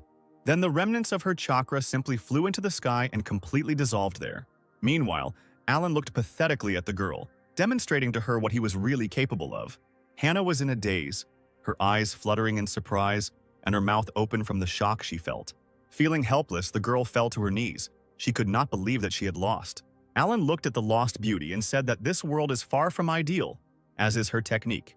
The hero has just found a flaw in her and destroyed it with the help of spiritual power. The girl needs to continue to work on the shortcomings of her techniques. And when she starts doing this, her skill will no longer have limits. If Hannah manages to cope with this, then the obstacles will cease to exist for her. The disappointed girl bared her teeth because she joined the clan more than 20 years ago. She trained hard every day and even became the best student in the clan. But she didn't even dare to think about something like what Alan told her today. Suddenly, the guy sharply moved his foot on the tile and asked his sister to look at him. Having kicked one of the stones, he easily flew into the air. While flying, Alan struck the center of the stone with his hand many times. The stone fell into the guy's hand, and he told Hannah to look at the marks left by the sword on this stone. This should help her level up. Then he threw a stone into the girl's hands, and she deftly caught it. Right in the center of the stone was written one word: sword. Alan also said that the girl should remember that this is his gift to her, and no one should see it except him. The beauty agreed. She jumped up and thanked her brother for the advice, and now it's time for the girl to get back to training. Alan watched Hannah disappear into the night, surprised that she had been training all night. Still, the best student is too stubborn. The hero was worried about her health. After training, the lazy man returned to bed and soon morning came. Running his hand through his collection of novels, Alan decided it was time to move out. Suddenly, he felt a familiar energy and turned around to look. In the sky, early in the morning, someone was heading somewhere. It was Master Alan, who, to his surprise, had also left the temple that morning. Meanwhile, the master, who was moving at the speed of light, noticed something strange. He stopped and told the stranger that he had been here for quite some time. He wondered if he was tired of waiting. In front of him stood the lord of the demon clan, who was curious whether the master's power was as great as they said. But it seems he came in vain. At that moment, the face of an unknown villain appeared. It was the head of the demon clan, Dustin, and the master immediately recognized him. Uther, Alan's master, asked how the head of the demons knew that he was here. Dustin replied that perhaps someone told him about it. The master immediately realized that this meant that there was a spy in their clan. He was wondering what the demons were planning. Dustin laughed and replied that their goal was the same as always, and it was time for them to stop putting things off. The head of the demons knew that since the Sword Clan found out about their plan, they began to secretly gather a coalition, and he guessed that everything was already ready. Uther pulled out his sword and said that Dustin is a pretty confident guy. However, his self-confidence will drag him into the grave. After these words, the master summoned hundreds of energy swords that rushed towards the enemy. Dustin's eyes lit up bloody, and he replied that if such a day comes, he will accept it with dignity. But that day is not today. He wanted to see if Uther had gathered enough strength to withstand his attack. Meanwhile, in the city of Yun, everything was quiet and calm. Alan was already rushing to the sale of his favorite novel. He quickly reached the city and now he needs to look around to understand where the meeting will take place. But suddenly he felt a strong pressure. The guy felt the energy beam of the sword, hidden in his master's jade pendant, activate. The master is at the first level of ascension to truth, and his sword technique cannot be matched by anyone, while he can be in such danger. Has he really encountered such a powerful opponent that is capable of defeating him? Meanwhile, the bloodied Uther was held by Dustin, who told him that this attack was too weak for him. But the head of the demons was surprised that the sword's energy actually helped hold back his attack. The energy hidden in this jade pendant that cracked. Opening his eyes slightly, Uther remembered that this pendant was given to him by his student Alan. In his memoirs, Alan told the master that this pendant was his gratitude for taking care of him. Smiling, the guy said that this was just a small manifestation of concern. Dustin swung a second time and said that it was time to die. He wouldn't miss the second time. Meanwhile, Alan revealed the strange seal on his chest and said that these powers should be enough. He began to concentrate his energy and circles like ripples on water gradually emerged from his head. The circles became larger and larger. The almighty lazy man was looking for his goal. Dustin felt something strange happening behind him and turned around. Alan summoned his sword technique, a space-cutting beam. At that moment, a huge beam of energy appeared above Dustin's head, similar to a divine column of electricity that was directed directly at him. The blow hit its target, and Dustin, tormented after such a powerful attack, thought that this technique belonged to Master Reynold. He held a piece of Uther's clothing in his hand. His opponent disappeared. Dustin was furious. He swore that their next meeting would be his last. After some time, Alan was already in place. The guy realized that he had hit the target. However, this did not help. The strength of his opponent was probably much higher than the level of the Purple Palace. But why did someone from the Demon Clan need to kill his master? Fortunately, Master Uther managed to escape and Alan was already rushing back. The hero returned to the city where his book was being sold. The guy thought that upon returning home, he would need to visit the master.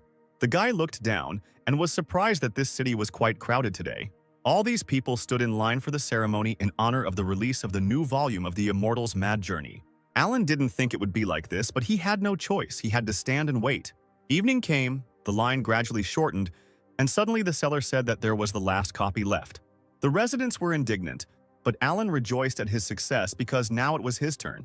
He extended his hand to the coveted reward. Apparently today luck is on his side. But suddenly someone's hand also reached out to the book. Next to Alan stood a gorgeous girl with blue eyes and in a pink robe. She looked at the guy seductively and innocently. But the hero was not so simple. He put his hand on the book and did not want to give it away.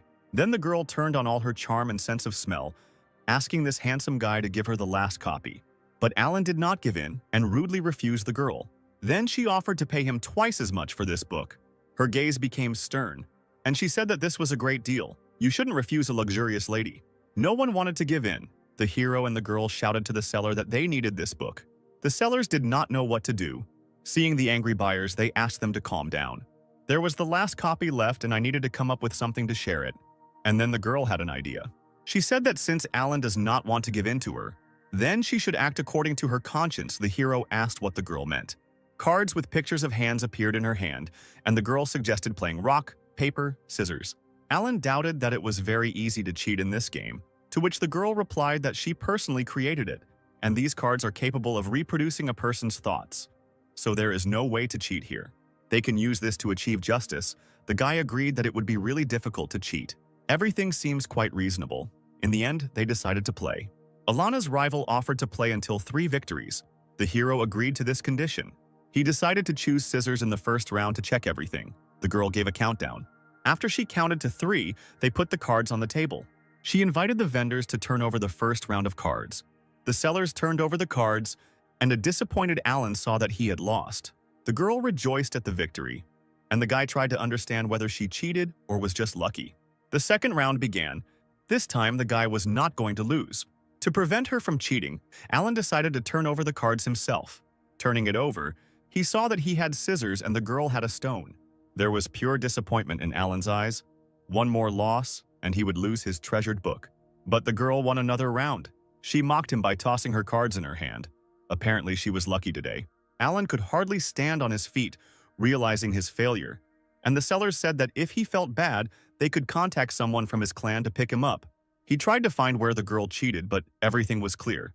The guy wasted so much effort and his book went to another buyer. But nothing can be done about it. The hero decided to return home. His tea leaves are about to ripen. He needs to prepare a new batch for the head of the clan. After walking around the market, Alan still didn't find any new seeds for tea.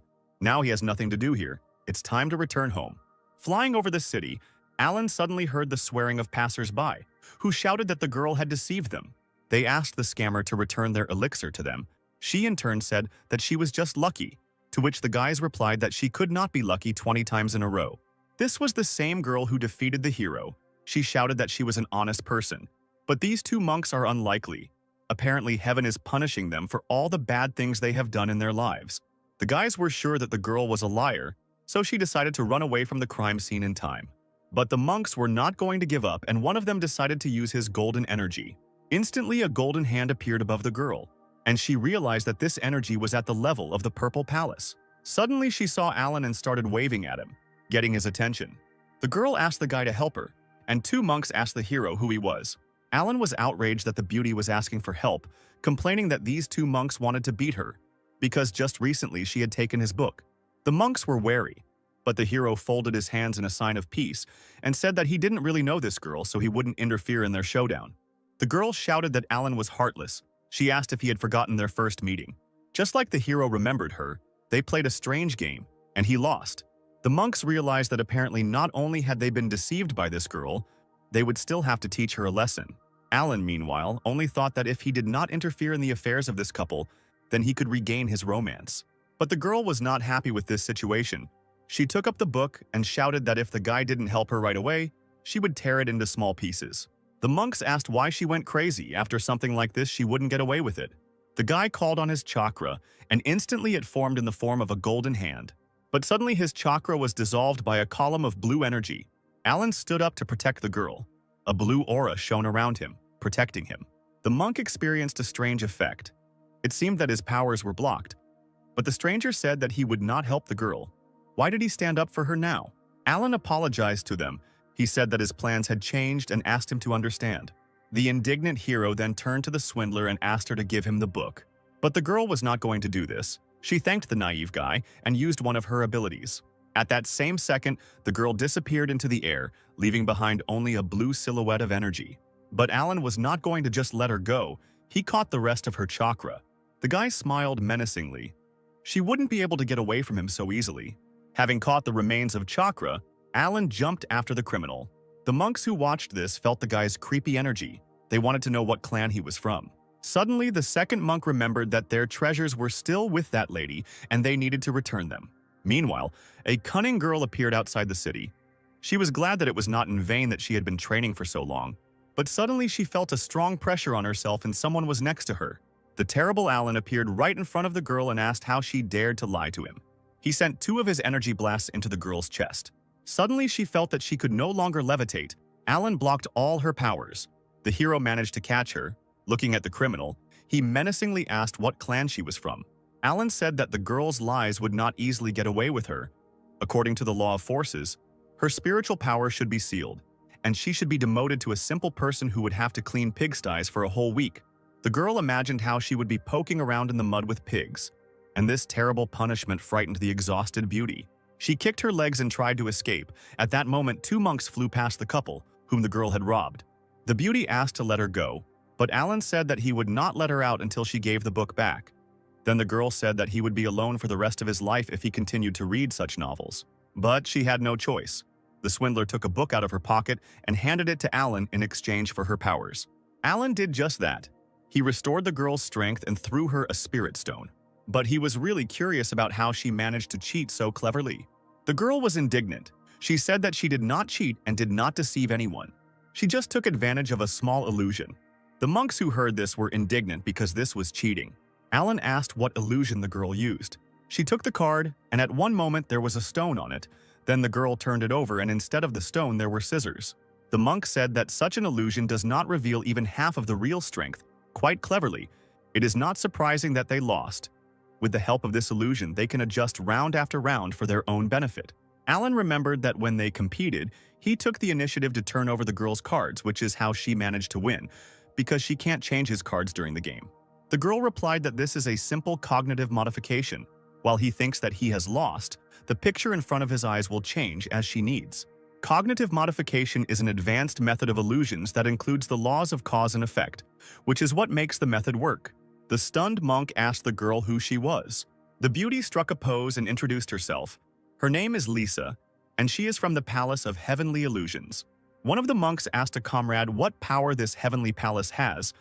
He replied that this is a famous ancient clan that is voluntarily isolated from others. They do not enter into an alliance, but their strength should not be underestimated. The monks bowed their heads and asked Lisa's forgiveness for not recognizing her. To the girl's surprise, they allowed her to keep the thing that she had taken from them. In addition, the monk asked her to go with them in search of treasures, because her illusions would be very useful if they encountered danger. Hearing the words about treasures, the girl immediately became inspired. She loved everything valuable and shiny. The monk explained that a few days ago, in the depths of the Yun mountain range, a red ray of light appeared, filling the air with energy. It was likely that some rare treasure could be found there. Alan, hearing these words, became interested, because it could be that same demon. The monk continued the story by saying that this ridge is winding and long, but he knows the approximate path, so they can go there together. If there is a lot of treasure, they will divide it among themselves, and if there is only one, they will use it in turn. Alan wondered, the red beam a few days ago, if this was the very thing he was thinking about. However, the guy decided that it was useless to think, because it could be a simple coincidence. Sister Lisa happily agreed to go with the monks in search of treasures. The monk also invited Brother Alan to go with them, because he is a strong fighter, and there may be a rare and powerful treasure hidden there that will interest him. But Alan, waving negatively, said that he was not interested in this and he did not want to waste his vacation on this. He wanted to take this time to have a good rest and read a new volume of the story. After these words, the guy left. Lisa was angry, saying that he ruined everything, but she was sure that the hero would return to them. Meanwhile, somewhere in the forest, a bloody aura was gathering around a familiar halberd. Traveling Howard was delighted with the discovery. He had finally found it. Finally, he found the very devil fruit that his master had spoken about. Lisa, along with her new comrades, went in search of adventure. The first test on the way for them was a ferocious creature similar to a lion.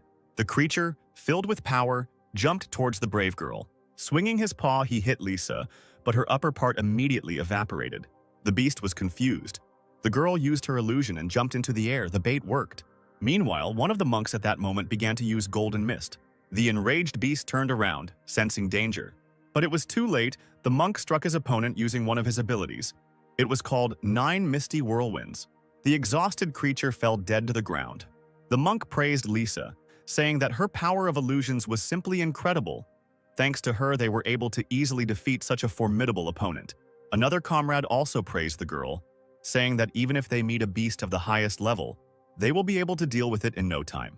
Lisa was a little embarrassed, but she liked the praise in her direction. But it was necessary to move forward. Our heroes went deep into the dense thicket. Lisa was already tired of walking. She said that half an hour had already passed since they left the mountain range. Are the guys sure that the treasure even exists? The monk calmed the girl down, telling her not to worry because, if he was not mistaken, then the goal was not so far away. Meanwhile, Howard began his ritual by ordering the demonic spear to absorb the energy. If everything goes according to the demon's plan, then within a few hours he will be able to get it out. The villain was looking forward to this moment. As soon as he gets the fruit, the master will be pleased. But suddenly, his thoughts were interrupted by a magical aura that he felt. Howard turned around. He realized that someone was approaching him right now. Using his magical vision, the demon elder saw 2 Yunshin clan disciples and a girl walking in his direction. This wasn't his plan. If they found the devil fruit and notified their clan, there would be trouble. The level of these 3 was not very high, so Howard was confident that he could deal with them with the help of bloody puppets. He took out from his pocket one of the 3 artifacts, similar to a bell that the Lord had given him, and rang it.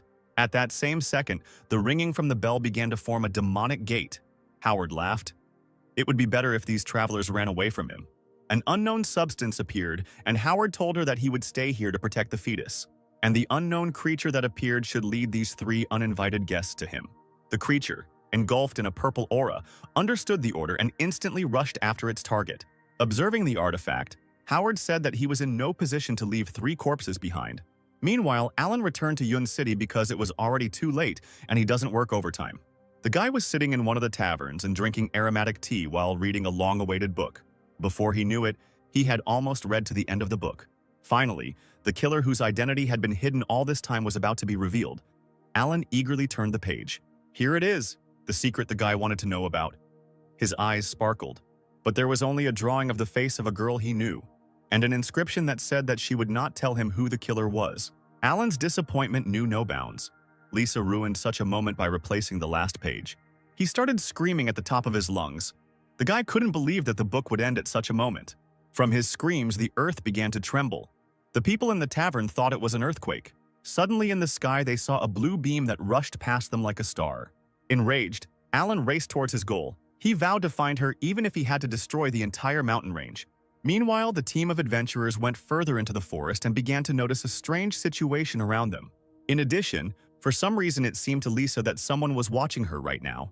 The monk who led the detachment turned sharply and shouted that something was wrong here. Something was moving towards them. At that moment, purple lightning struck the guy and blood poured out of his mouth. Lisa and the second monk screamed when they saw this terrible sight. The monk fell to the ground. His brother grabbed his partner and began to try to bring him to consciousness. Lisa noticed something approaching the still living guy and tried to warn him, but he did not have time to react in time. Now 2 monks were lying on the ground unconscious. Lisa trembled, asking who was there. Stuttering, the girl asked the creature to appear. At that same second, a person as fast as dark lightning appeared behind her. Lisa felt a powerful blow to her neck and immediately lost consciousness. Alan felt something strange. An explosion of spiritual power had just appeared next to him. But suddenly he disappeared somewhere deep in the forest as quickly as he appeared. The guy walked forward, surprisingly. But there were no signs of a battle, as if everything had disappeared or someone knew how to cover their tracks.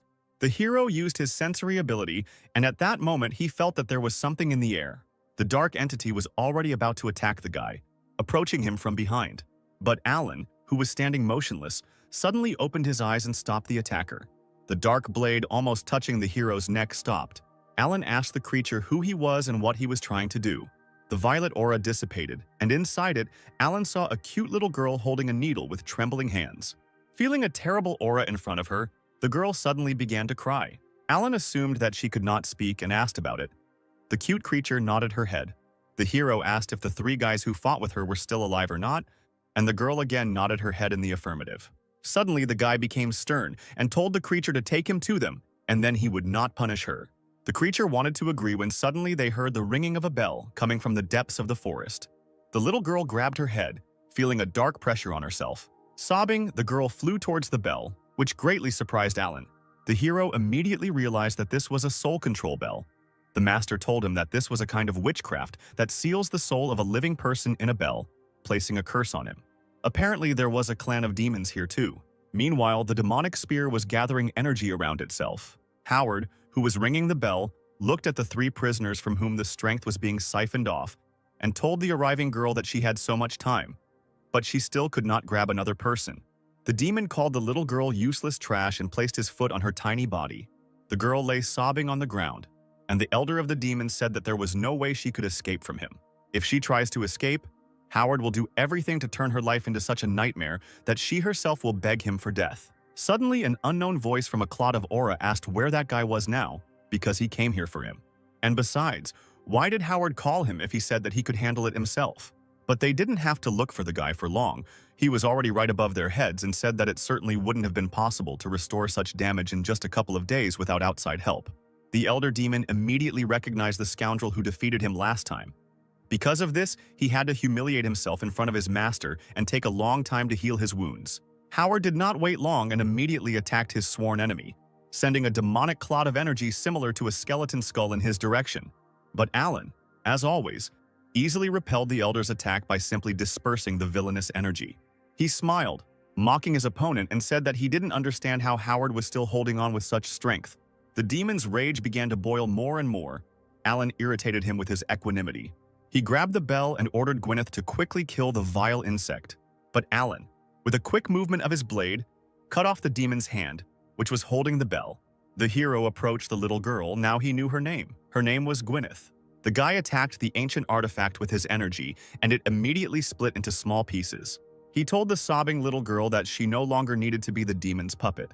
Now the girl is free and can do what she wants. From these words, her eyes filled with even more tears. The girl flew sharply towards Alan, but Howard ordered her to stop. Gwyneth immediately fell to the ground.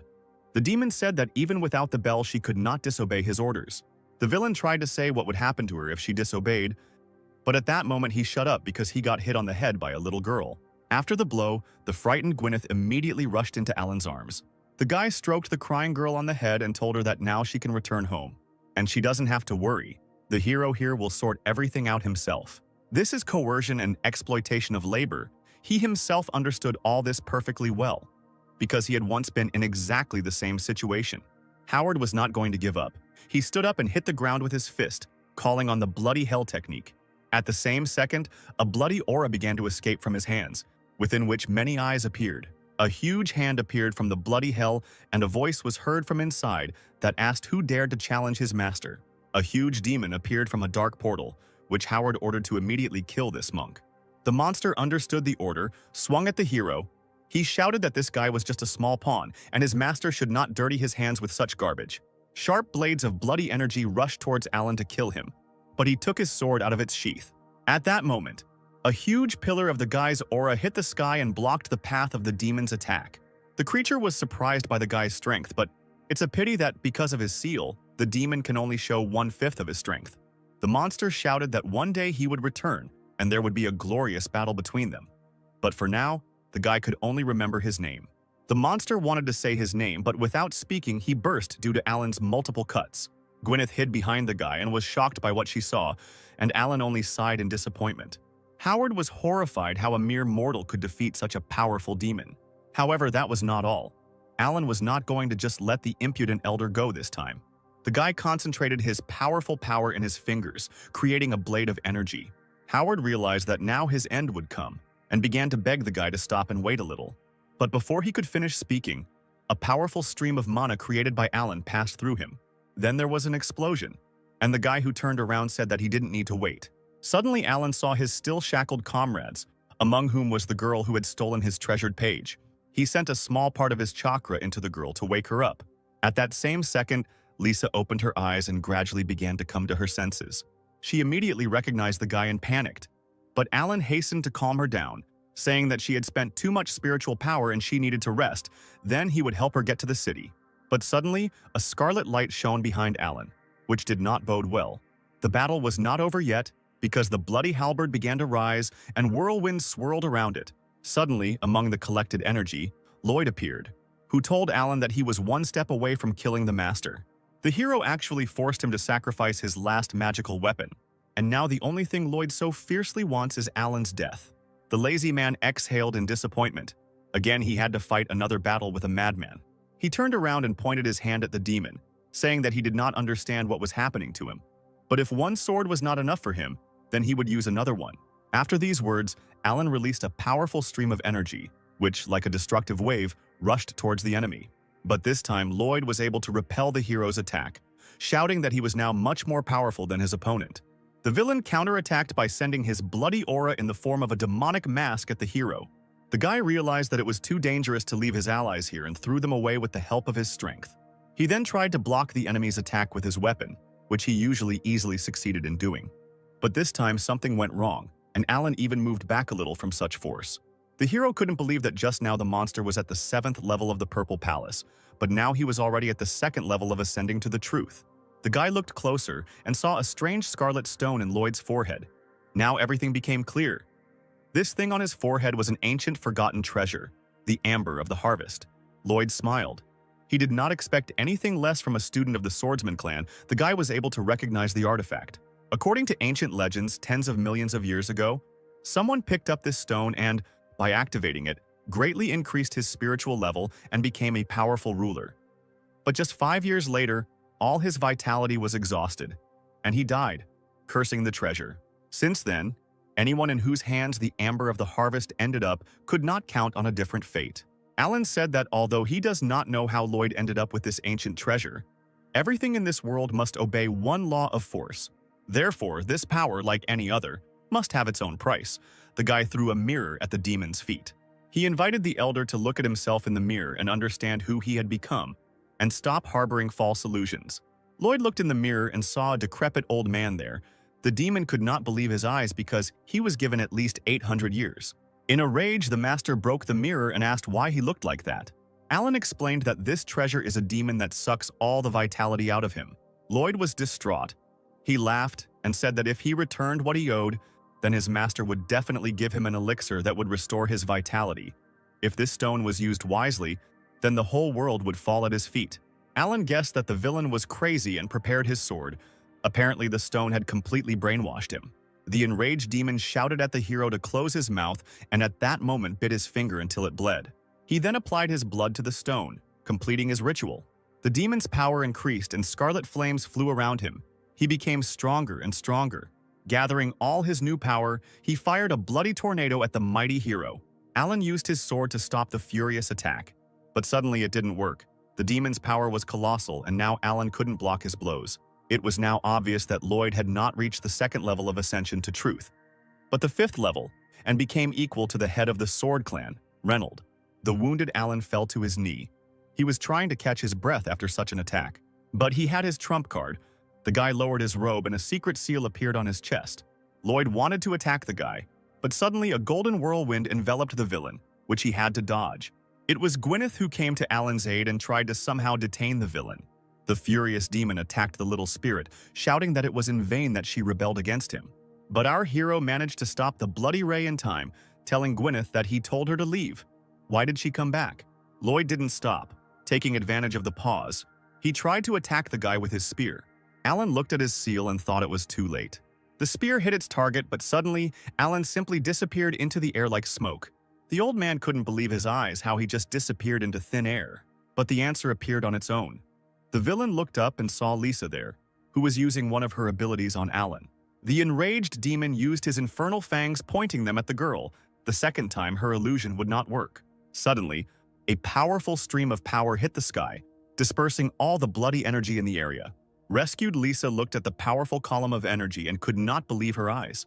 In the center of the stream was the transformed Alan. Now the real battle will begin. The hero awakened his power. His eyes turned blue, and the seal released some of his energy. In this guise, Alan looked like a demigod, and not like an ordinary lazy loser. But this did not stop Lloyd. He decided that the guy chose death instead of just running away. With the speed of a cheetah, he attacked Alan, but he blocked the halberd's attack with one movement of his hand. Lloyd couldn't believe his eyes. It was impossible for an ordinary mortal to resist such power. Besides Lloyd, there was Lisa, who didn't believe what was happening. Was Alan really that strong? The demigod said that in order to cope with the demon, even a drop of his spiritual power would be enough. The demon elder began to tremble but still did not give up. It was not fear, it was trembling with rage. Lloyd shouted that the hero did not dare insult him and gathered his bloody energy. But Alan didn't care, because the great lazy man was sure that the demon lost when he removed the seal. He took out his sword and instantly, a huge golden dragon consisting of divine energy formed behind the hero. The monster growled as it advanced towards Lloyd. The powerful pressure felt even at a great distance from such a powerful force. The monster was colossal in size, and Lloyd's energy was no match for it. It couldn't be stopped. Instantly, divine energy passed through the demon elder, dispelling all his bloody energy. The blow was so powerful that Lloyd disappeared into the air like ashes from paper thrown onto a fire. The divine power rushed back into Alan's seal, and when it returned completely, he calmly buttoned up his robe. All that was left of Lloyd was the harvest amber and the bloody spear. Lisa was surprised that Alan had returned to his previous level. But then her gaze fell on the ancient treasure that was floating in the air. The girl's gaze turned purple. The stone seemed very beautiful to her. The amber of the harvest beckoned the girl. She came closer and closer, and when she was too close, she extended her hand to it. Suddenly, Alan appeared behind her and whispered to her that she shouldn't do this. He summoned a bag into which he invested part of his power and began to seal the demonic artifact. Lisa only now realized that the stone had bewitched her. She felt uneasy about it. Alan explained that this thing is extremely dangerous. You need to be careful with it, otherwise you can lose your life like Lloyd. The cute little spirit of Gwyneth immediately appeared and was protected by the hero. Lisa recognized the offender. She pointed at Gwyneth and shouted that it was she who attacked them. Because of this, the little girl began to sob guiltily. Alan, holding Lisa back, said that this girl's name was Gwyneth, and she did not want to offend them. She simply obeyed the soul bell. Lisa asked the guy what happened to the bell now, to which he replied that he destroyed it. Therefore, now Gwyneth is safe and can leave calmly. He asked the girl to be careful and not get caught by the bad guys anymore. Looking at the spirit and the guy saying goodbye, Lisa said that the girl was quite strong and Alan could keep her, to which the guy replied that he was not like these demons. Lisa turned away saying that the bad guy used her as a weapon thanks to the soul bell. The beauty thought about it and decided that she was mistaken about the hero. Alan replied that since she was mistaken, could Lisa return him the page that she tore out? And the girl was indignant that this fool only cared about a stupid novel. But there is no need to argue with him, so Lisa gave him the last page. The hero was barely embarrassed when he saw that very last page, but deciding that he would leave it for later, he hid it in his robe, thanking the girl and saying that no one should know about what she saw. Lisa did not understand why the guy would do this, because killing the elder of the demon clan is a great achievement, and he can become famous for which Alan poked her in the forehead and told the girl not to ask unnecessary questions, but simply accept it as a fact. The beauty understood. The last question remained. What to do with this spear? And Alan had the answer. He would simply take it with him and dispose of it. And he also asked Lisa to take care of those guys while he went first with this thing, to which the girl got angry, saying that she was not a nanny. The guy extended his hand to the spear to take it away, when suddenly a huge hand of unknown strength appeared from space. A voice from space shouted that he would not allow the bloody halberd to be taken away and grabbed the artifact, dragging it along with him. A second later, the monster disappeared. This was quite unusual. Lisa shuddered from such a strong aura. She asked what it was. Alan replied that it was probably another elder. The girl asked if the guy was going to follow him because the weapon was probably valuable. To which the guy replied that, firstly, the unknown person was too strong and it would not be easy to deal with him. And secondly, he did not care about the disposal of this artifact in an amicable way. Well, thirdly, Alan is now on a legal vacation, so it's time for him to leave because he needs to quickly return and find out how the novel ended, the hero hoped. The hero said goodbye and hoped that he would meet Lisa again. After these words, the guy quickly ran away, leaving the girl confused. She stuck her tongue out at him in parting, saying that she didn't need him to meet him again, because so many bad things had happened since their first meeting with the beauty. But if you think about it, Alan has incredible strength, good character, and he's not bad looking. Lisa thought that she shouldn't think about this because this guy left to deal with the consequences of what happened. But in their next meeting, by morning, Lisa woke up the monks, the girl slapped each guy in the face, and they immediately woke up. The monks did not understand what had happened. The head of the demons disappeared somewhere, and Lisa sat in front of them without a single scratch. The girl saw the questioning faces of the guys and decided to tell them everything. After a few minutes of stories, one of the monks was horrified to learn that the treasure was a weapon of a clan of demons. It turns out that Lisa and Alan saved them from death. Lisa confirmed the guy's words, adding that they were lucky because the elder died from exhaustion of spiritual energy. The monk asked where Mr. Alan was. He was worried because they didn't even thank him for saving him. Brother, isn't the solemn meeting about to begin? Considering his strength, Mr. Alan would surely be there as a representative of his clan. Indeed, there we can thank him, the monk answered, which surprised Lisa. The girl became interested in what kind of meeting would be held, when and where it would be. The monk scratched his head and said that it was not surprising that the girl knew nothing about the meeting because their city was isolated from the rest of the world. Most of the clans from the east are part of the alliance, and every 10 years they send a representative to Tianjiao. During this meeting, the rating of each clan is determined. This is called the Great Meeting in Tianjiao.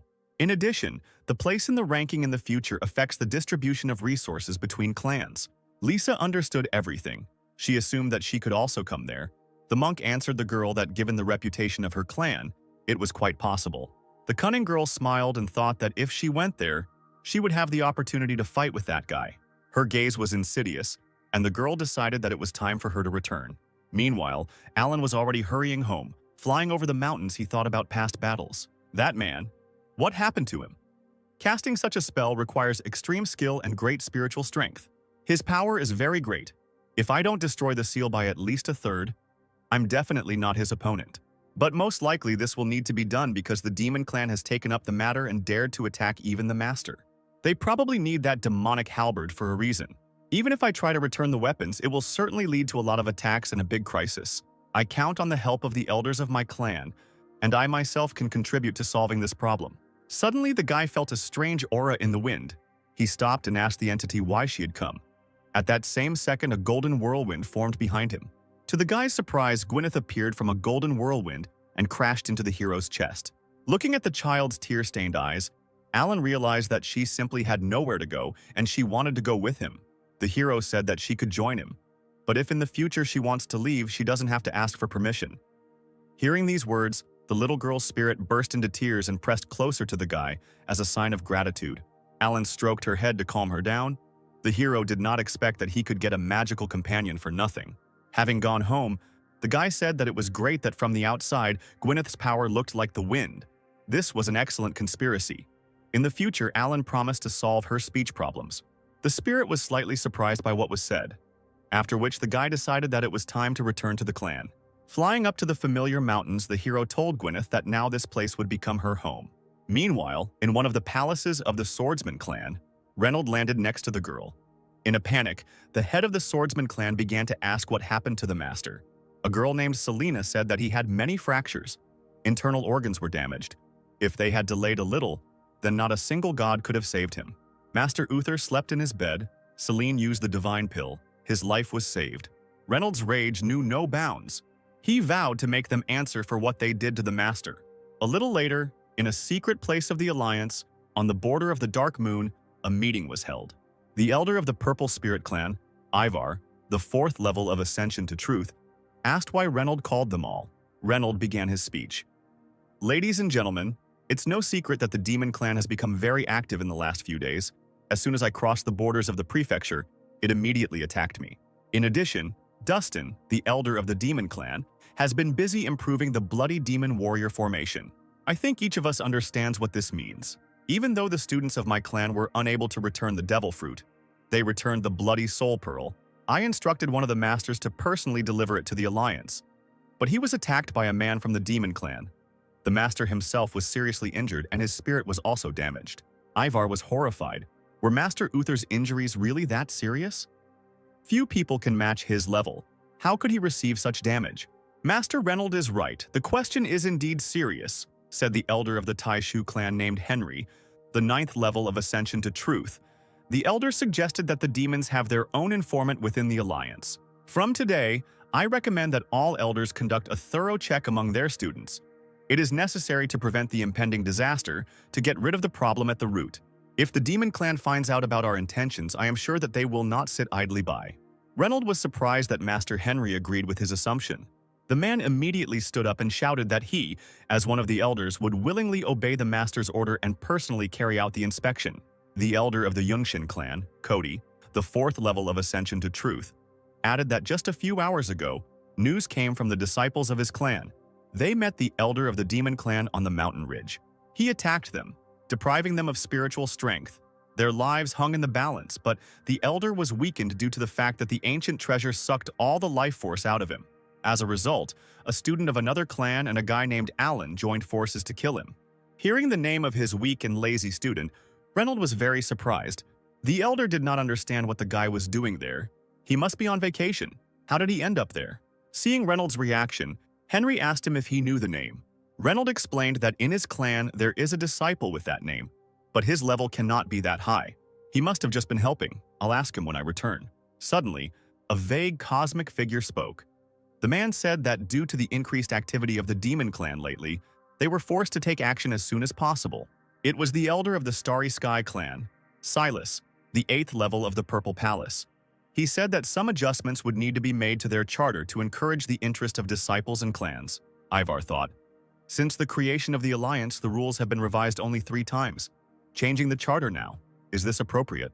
Energy began to form in Silas's hand, and he said that those gathered here could be sure of this. After all, he will not skimp on motivating the students. When they saw what he created, the elders were surprised. Silas offered to use this as a reward. In his hand was a golden thing that looked like a mysterious key.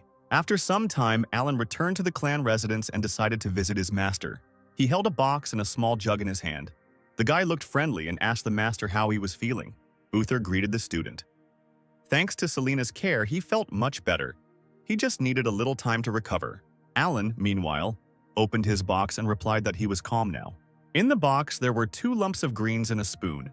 The hero took the greens and, using a spoon, carefully poured them into the glass, telling the master that he carefully grew these tea leaves.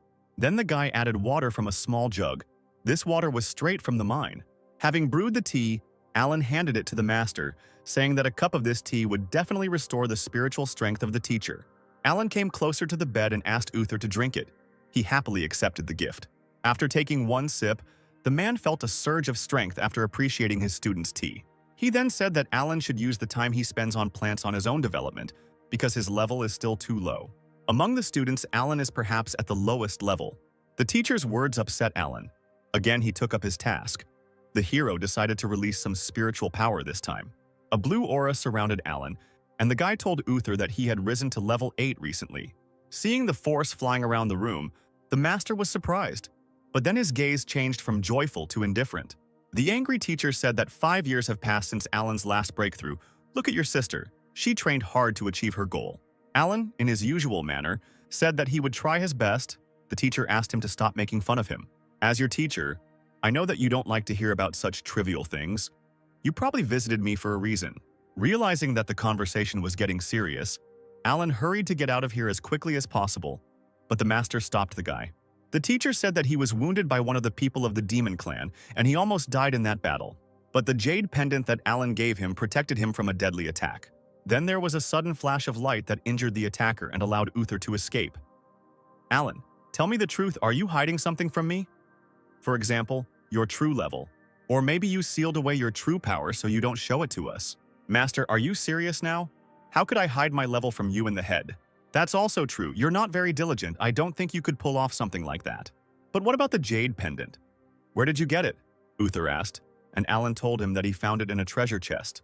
I felt that it exuded an unusual aura, so I decided to give such a precious thing to the teacher. Uther smiled. You accidentally picked up a real treasure. This jade pendant probably contains the energy of a sword of incredible power. If it weren't for you, I would no longer be alive. Such words even made Alan slightly embarrassed. It wasn't often that he heard the master's praise. Suddenly, Uther called the guy and he turned to the teacher. At the same second, the master pointed his palm at the guy, trying to attack him. But right in front of the hero's face, he stopped his hand. The frightened Alan asked the teacher what he was doing. In fact, Alan guessed that the teacher was testing him and did not shy away. Uther laughed, saying that Alan's reaction was not sharp enough for an 8th level. Alan confirmed the master's words, saying that he was still far from achieving the teacher's skill. At that moment, a book appeared from his robe. A gust of wind shook her in her hero's robe, and the book fell straight onto the bed. The master noticed the book and seemed to recognize it. Alan blushed and panicked. The teacher must not find out what is inside this book. Uther tried to take the book, but Alan quickly snatched it away and said that it was just a little hobby. Suddenly, the master waved his hand. Driving the guy away, he allowed him to go. Finally, he advised the hero to practice more and read less nonsense. This behavior surprised Alan. The teacher should have reprimanded him for it, but he didn't even pay attention. The master interrupted Alan's thoughts by asking when he would leave. The hero replied that he was leaving right now. As soon as the guy left their room, the master lifted the pillow, under which lay that same book. After picking up the novel, Uther said that he didn't think Alan would like something he had written. Considering that this is a limited edition book, and also with an autograph, we can conclude that this is exactly what he spent his vacation on. Having hidden the book, the master decided that it was better for Alan not to know who its writer was. The next day, Reynold gathered the chief elders of his clan. Standing in front of the 4 men, he announced that the rules of the alliance would be changed. The head of the Fangling Hall named Mark told the head that they had already discussed this at the last meeting. Would they really do this? Yes, we need to test our students. The following changes were adopted by a margin of 7-3 votes. The first change is that a non-aggression rule has been introduced. Safety is guaranteed for each member of the alliance. The second change is the need for a written agreement to participate in the battle. And the last thing is the ban on revenge for those killed in battle by his clan brothers and sisters. The Blue Moon Hall. Master named Frank said that all the students who take part in the competition are true geniuses. Their death will be a great loss. Reynold himself understood this. The master's worries were not unfounded, but the attacks of the demon clan had become more frequent. To cope with a possible crisis in the future, the younger generation must quickly learn from their experience. The head of the Langson Hall named Kevin said that in fact, if anyone from the demon clan decided to threaten the lives of the students, they would have to engage in direct confrontation. It is true, however, that it is better to face a crisis with a sober mind and decisive action. Everything else should not bother your minds, said the last master of the Luyan Hall, named Uther. Reynolds said that Master Uther is right. Moreover, this time we plan to take first place. After all, The reward for first place will be the key to the Emperor's tomb. When the masters heard about the award, they were surprised. This was one of the most valuable relics. The Emperor was the first person who ascended to the truth 5 million years ago, and many treasures remained after him. His tomb was discovered in the sea area. It took 5 key fragments to open it.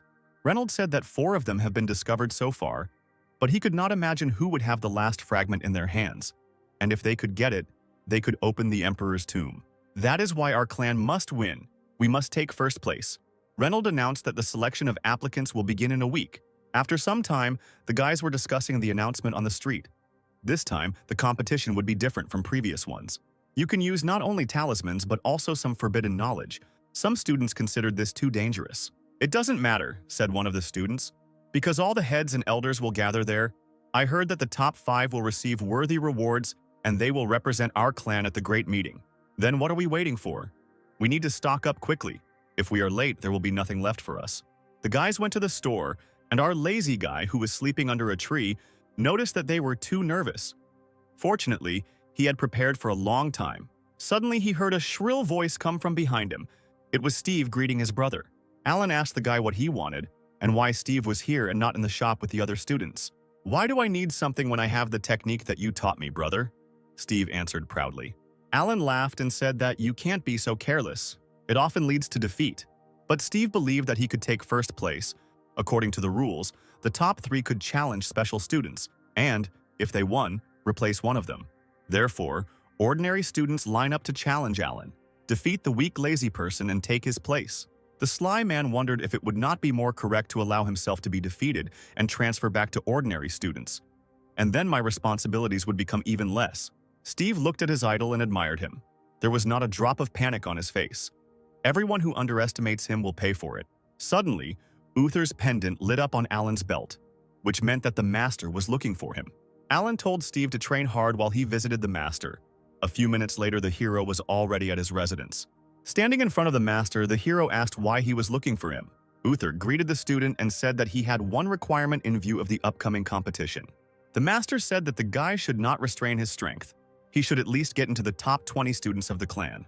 Alan shouted that this was absolutely impossible.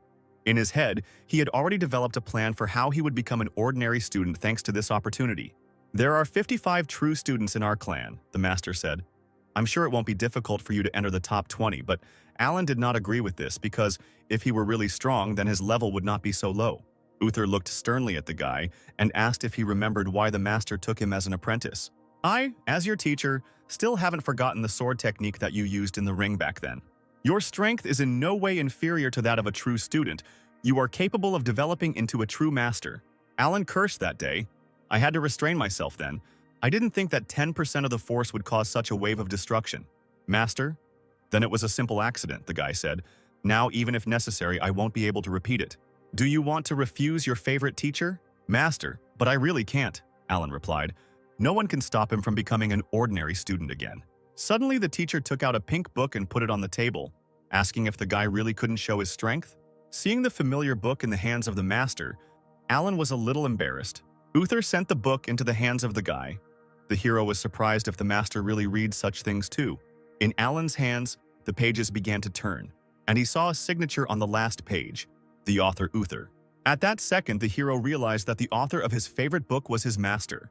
Meanwhile, Uther took out a stack of sheets from his robe and said that this is the 12th volume, which is not yet on sale. But Alan still could not get over the shock. His favorite author had been next to him all this time, and also turned out to be his master. But suddenly it dawned on the guy. He realized that if he wanted to get the new volume, he would need to do something for the master. Uther grinned and took the book from Alan's hands. Then the master said that the guy must enter the top 20, otherwise he will kill the main character in the next part. Alan couldn't believe his ears. She was his favorite character. "Master, how can you decide the fate of a character so hastily? Don't you feel sorry for the fans?" But Uther was unshakable. He said that the elder sister of the protagonist would marry another man. This information shocked Alan even more. The elder sister is his second favorite character. The master is too cruel. Alan decided to use a trick and asked his master if he was afraid that his student would tell the elder about who the author of the novel was. Uther replied that if this happened, he would make the hero's beloved die right before his eyes. The master wounded our hero without a knife. He could not do anything with the teacher's arguments. But still, If Alan enters the top 20, then Uther promised to treat his favorite characters well, and besides, he can show a small sketch and also give him a couple of collector's editions with illustrations. Alan found it hard to resist and had to say that he would try to win. The conversation ended and Alan returned to his previous place where Steve was waiting for him. Alan's face showed tension. He put his hand on Steve's shoulder and said that the master was looking for him. Seeing that gloomy expression, Steve became afraid. After some time, the guy arrived to the master, who said that Alan was too young to act as a mentor. Uther told the guy to go to the peak of Mount Jin and find their eternal missing person, Miss Hannah. She got caught up in self-improvement again and missed all the latest news. The guy understood the order and immediately went up the mountain flying on his sword. Arriving at the place, Steve stood in front of the closed gate and began to loudly call the girl. But no one answered the guy. He thought that no one was there. Apparently his sister was really busy. Suddenly, the door burst open with a strong flow of blue chakra. The cutting wind literally demolished everything in its path, but Steve could hardly stand on his feet. He immediately ran inside to check what had happened, and what he saw surprised him. There was a sign in the sky, shrouded in a blue aura, and the guy wondered what it was. Suddenly, he felt a very strong aura land behind him, and a trembling ran through the guy's body. Hannah, shrouded in a scarlet aura, looked at the guy with a murderous gaze and asked what he was looking at. The guy, shackled with fear, slowly turned around and replied that he was not looking at anything. He had come to convey the news of a great meeting. The girl was being invited to take part in a competition within the clan. Hannah immediately changed her face to that same sweet girl. Because she recognized the guy, it was a friend of Alan's brother named Steve. She put her hand on the guy's shoulder and asked, "You didn't see anything like that just now, right?" Frightened by the creepy girl, Steve replied that he saw absolutely nothing. Hannah replied that she understood and the guy could go. Steve didn't wait long, but immediately tried to get away from this creepy lady as quickly as possible. Hannah felt a little sad because she was so focused on training that she forgot about everything. Brother Alan is truly amazing. In recent days, the girl felt that she had become much stronger. Hannah remembered those puppets that she had fought with earlier and that were difficult for her to defeat. If she fought them now, she would cut them into small pieces. "We need to spend more time practicing. Wait, Brother Alan. I will definitely catch up with you soon." Meanwhile, Alan cursed his master for daring to threaten him. "In a normal battle, I would quickly reveal my true strength. But this time, the rules are more flexible. So I can throw everything into props so that if I win, I won't be given new responsibilities." The hero collected all his accessories in a bag. With these things, he will definitely win a couple of rounds. Suddenly, his gaze fell on the red rare jade. The hero considered it an excellent option. The guy wanted to take the stone, when suddenly a voice was heard from the jade, asking the guy to touch it, and then the stone would give him whatever he wanted. "Pour your spiritual power into me, and I will give you luck that will reach the heavens. I will give you everything you can think of." But Alan stood motionless. Then the stone began to scream even more and order the hero to touch him and pour in spiritual energy. "Touch yourself, get the hell out, or I'll break you," Alan shouted and threw a stone to the ground. Suddenly, the jade came back and asked why he was unable to seduce the guy. This was the first time in so many centuries that he had met something like this. Alan replied that this is because Jade's demands are like a pop-up spam window. Looking at the interesting creature, the hero began to think. He became interested in who this stone was. The Scarlet Stone said that he was a venerable lord, a demon of heaven, a great master.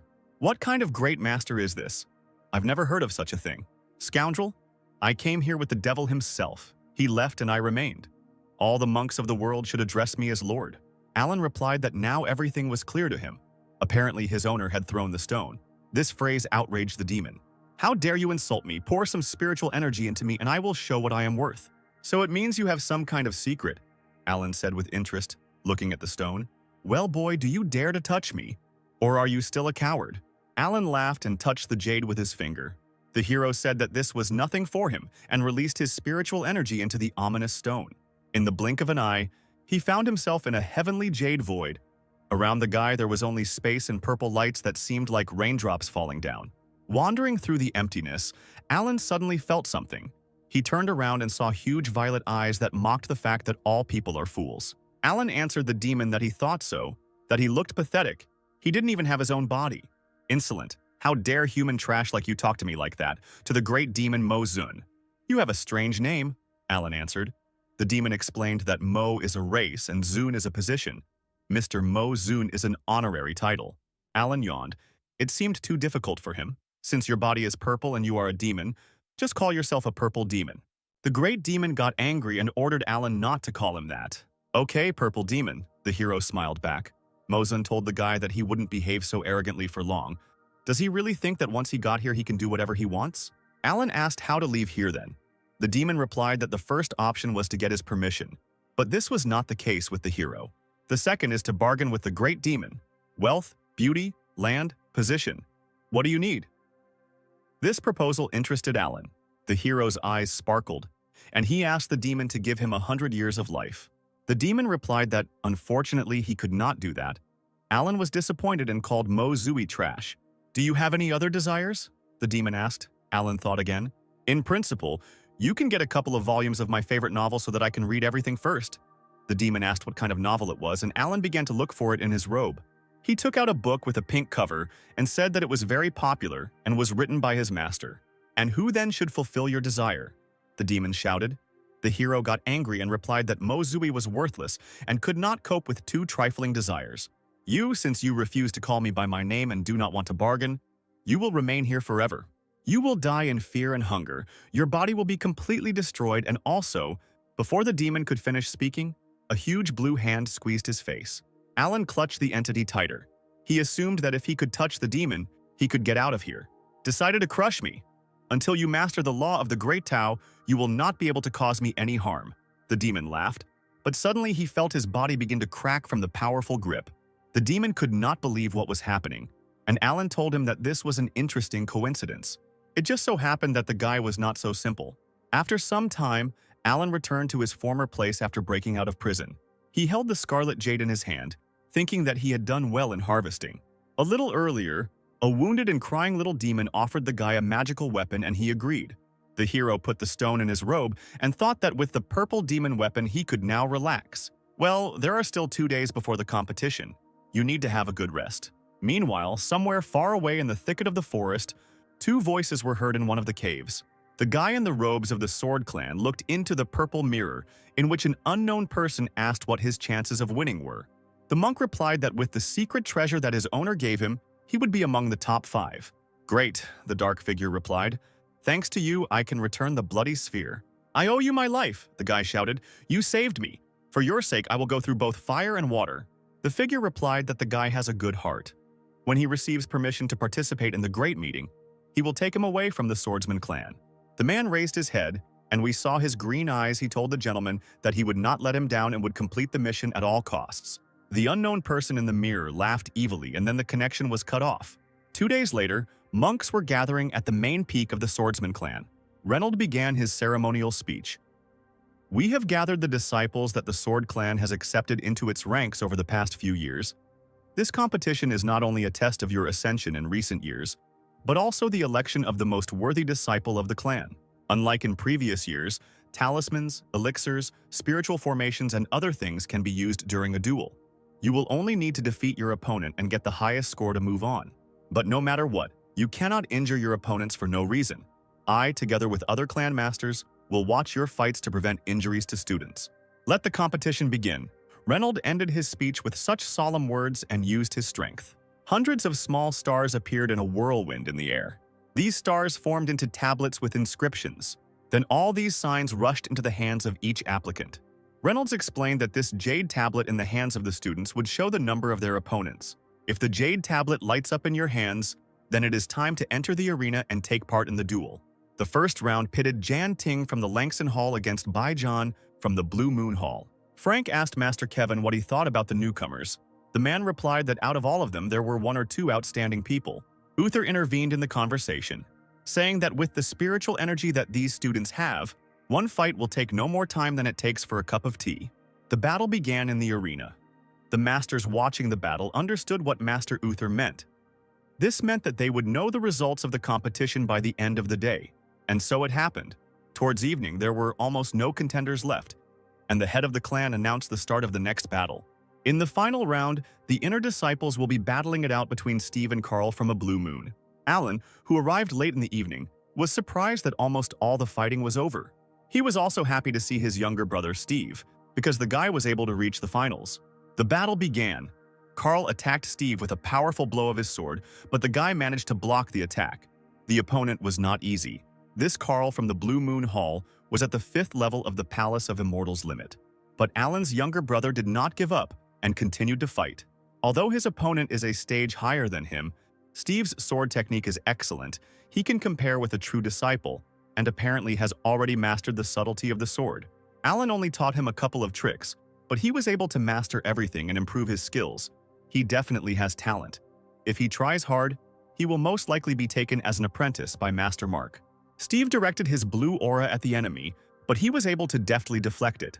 Carl suggested that Steve stop their attempts to exhaust each other and find out who will win this fight here and now. A little tired, Steve agreed with his opponent. He also wanted to offer this. Carl took out a piece of paper and blue energy suddenly began to appear from it. The audience recognized this talisman. It allows you to burn your own spiritual energy and spiritual knowledge for a short period of time in order to experience your own strength at full power. Elder brother Carl wanted to use the 4th level talisman, so he doesn't skimp on money. Steve also did not stand aside and swallowed a small pill. It was an explosive energy pill. Although this pill is only a 3rd level, considering its effect, it is completely equal to the talisman that Carl uses. Carl used the Moon Spirit Sword, Moon Bending, and warned Steve to prepare for his attack. The guy also used one of his most powerful attacks, the Wind Spirit Sword, Silver Dragon. An explosion occurred. Both powerful forces clashed in a duel. Everything must be decided with one blow. The smoke from the impact began to clear. One of the contenders was on his knee, which means that we have a winner. When the smoke cleared, the audience saw Steve. The guy realized that he had lost. Carl told the guy that he was better only in spiritual energy, and not much. If the younger brother had been at the same stage of ascension as him, then Carl would undoubtedly have lost. Hearing the words of support, Steve was delighted. He mentally thanked Alan for the lessons, because if it weren't for him, the guy would never have reached that level of skill in wielding a sword. The referee declared the match over, and Carl from the Blue Moon Hall was declared the winner. Reynold also appreciated the two disciples. One has a good spirit, and the other has great talent. Both have the ability to become true disciples. The head of the clan asked Selena if he could disturb her, and the girl replied that it was her responsibility to use her ability. A pink aura enveloped the guys, and they felt a surge of strength. Their wounds healed, and their spiritual energy was restored. The judge announced that Carl had reached the first place among all the inner disciples. According to the rules, you have the opportunity to choose a true disciple who you want to fight. If you can win, you will replace his place among the true disciples. Carl thought for a moment and named the student he chooses. It will be Alan from Luyan Hall. The spectators whispered. Elder brother Alan is a true disciple, but the weakest of them all. His ascension is only at the 6th level of the Immortal Palace limit, so he can safely be called the weakest true disciple in the history of the Sword Clan. Alan landed on the arena. Carl asked his brother for help, and the guy agreed. Suddenly, Steve turned to Carl and asked him to be careful. The man didn't understand what his younger brother meant, but for some reason his words gave him a bad feeling. The judge announced the start of the duel between the two monks. Carl turned to Alan and said that he first heard about him a long time ago. Alan, hearing these words, thought it was praise and replied that he was very flattered. But Carl did not want to praise him. To be honest, he was terribly disappointed in the behavior of a true student. He, along with other inner disciples, gave all their strength to ascend to become a true disciple.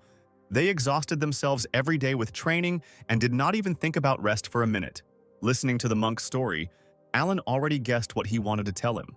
Carl started shouting that, unlike them, Alan was a true student who worked a 9-to-5 schedule and never took climbing seriously. Even outside of training, you spent a lot of time just fooling around, sleeping, and not even thinking about the path of the sword.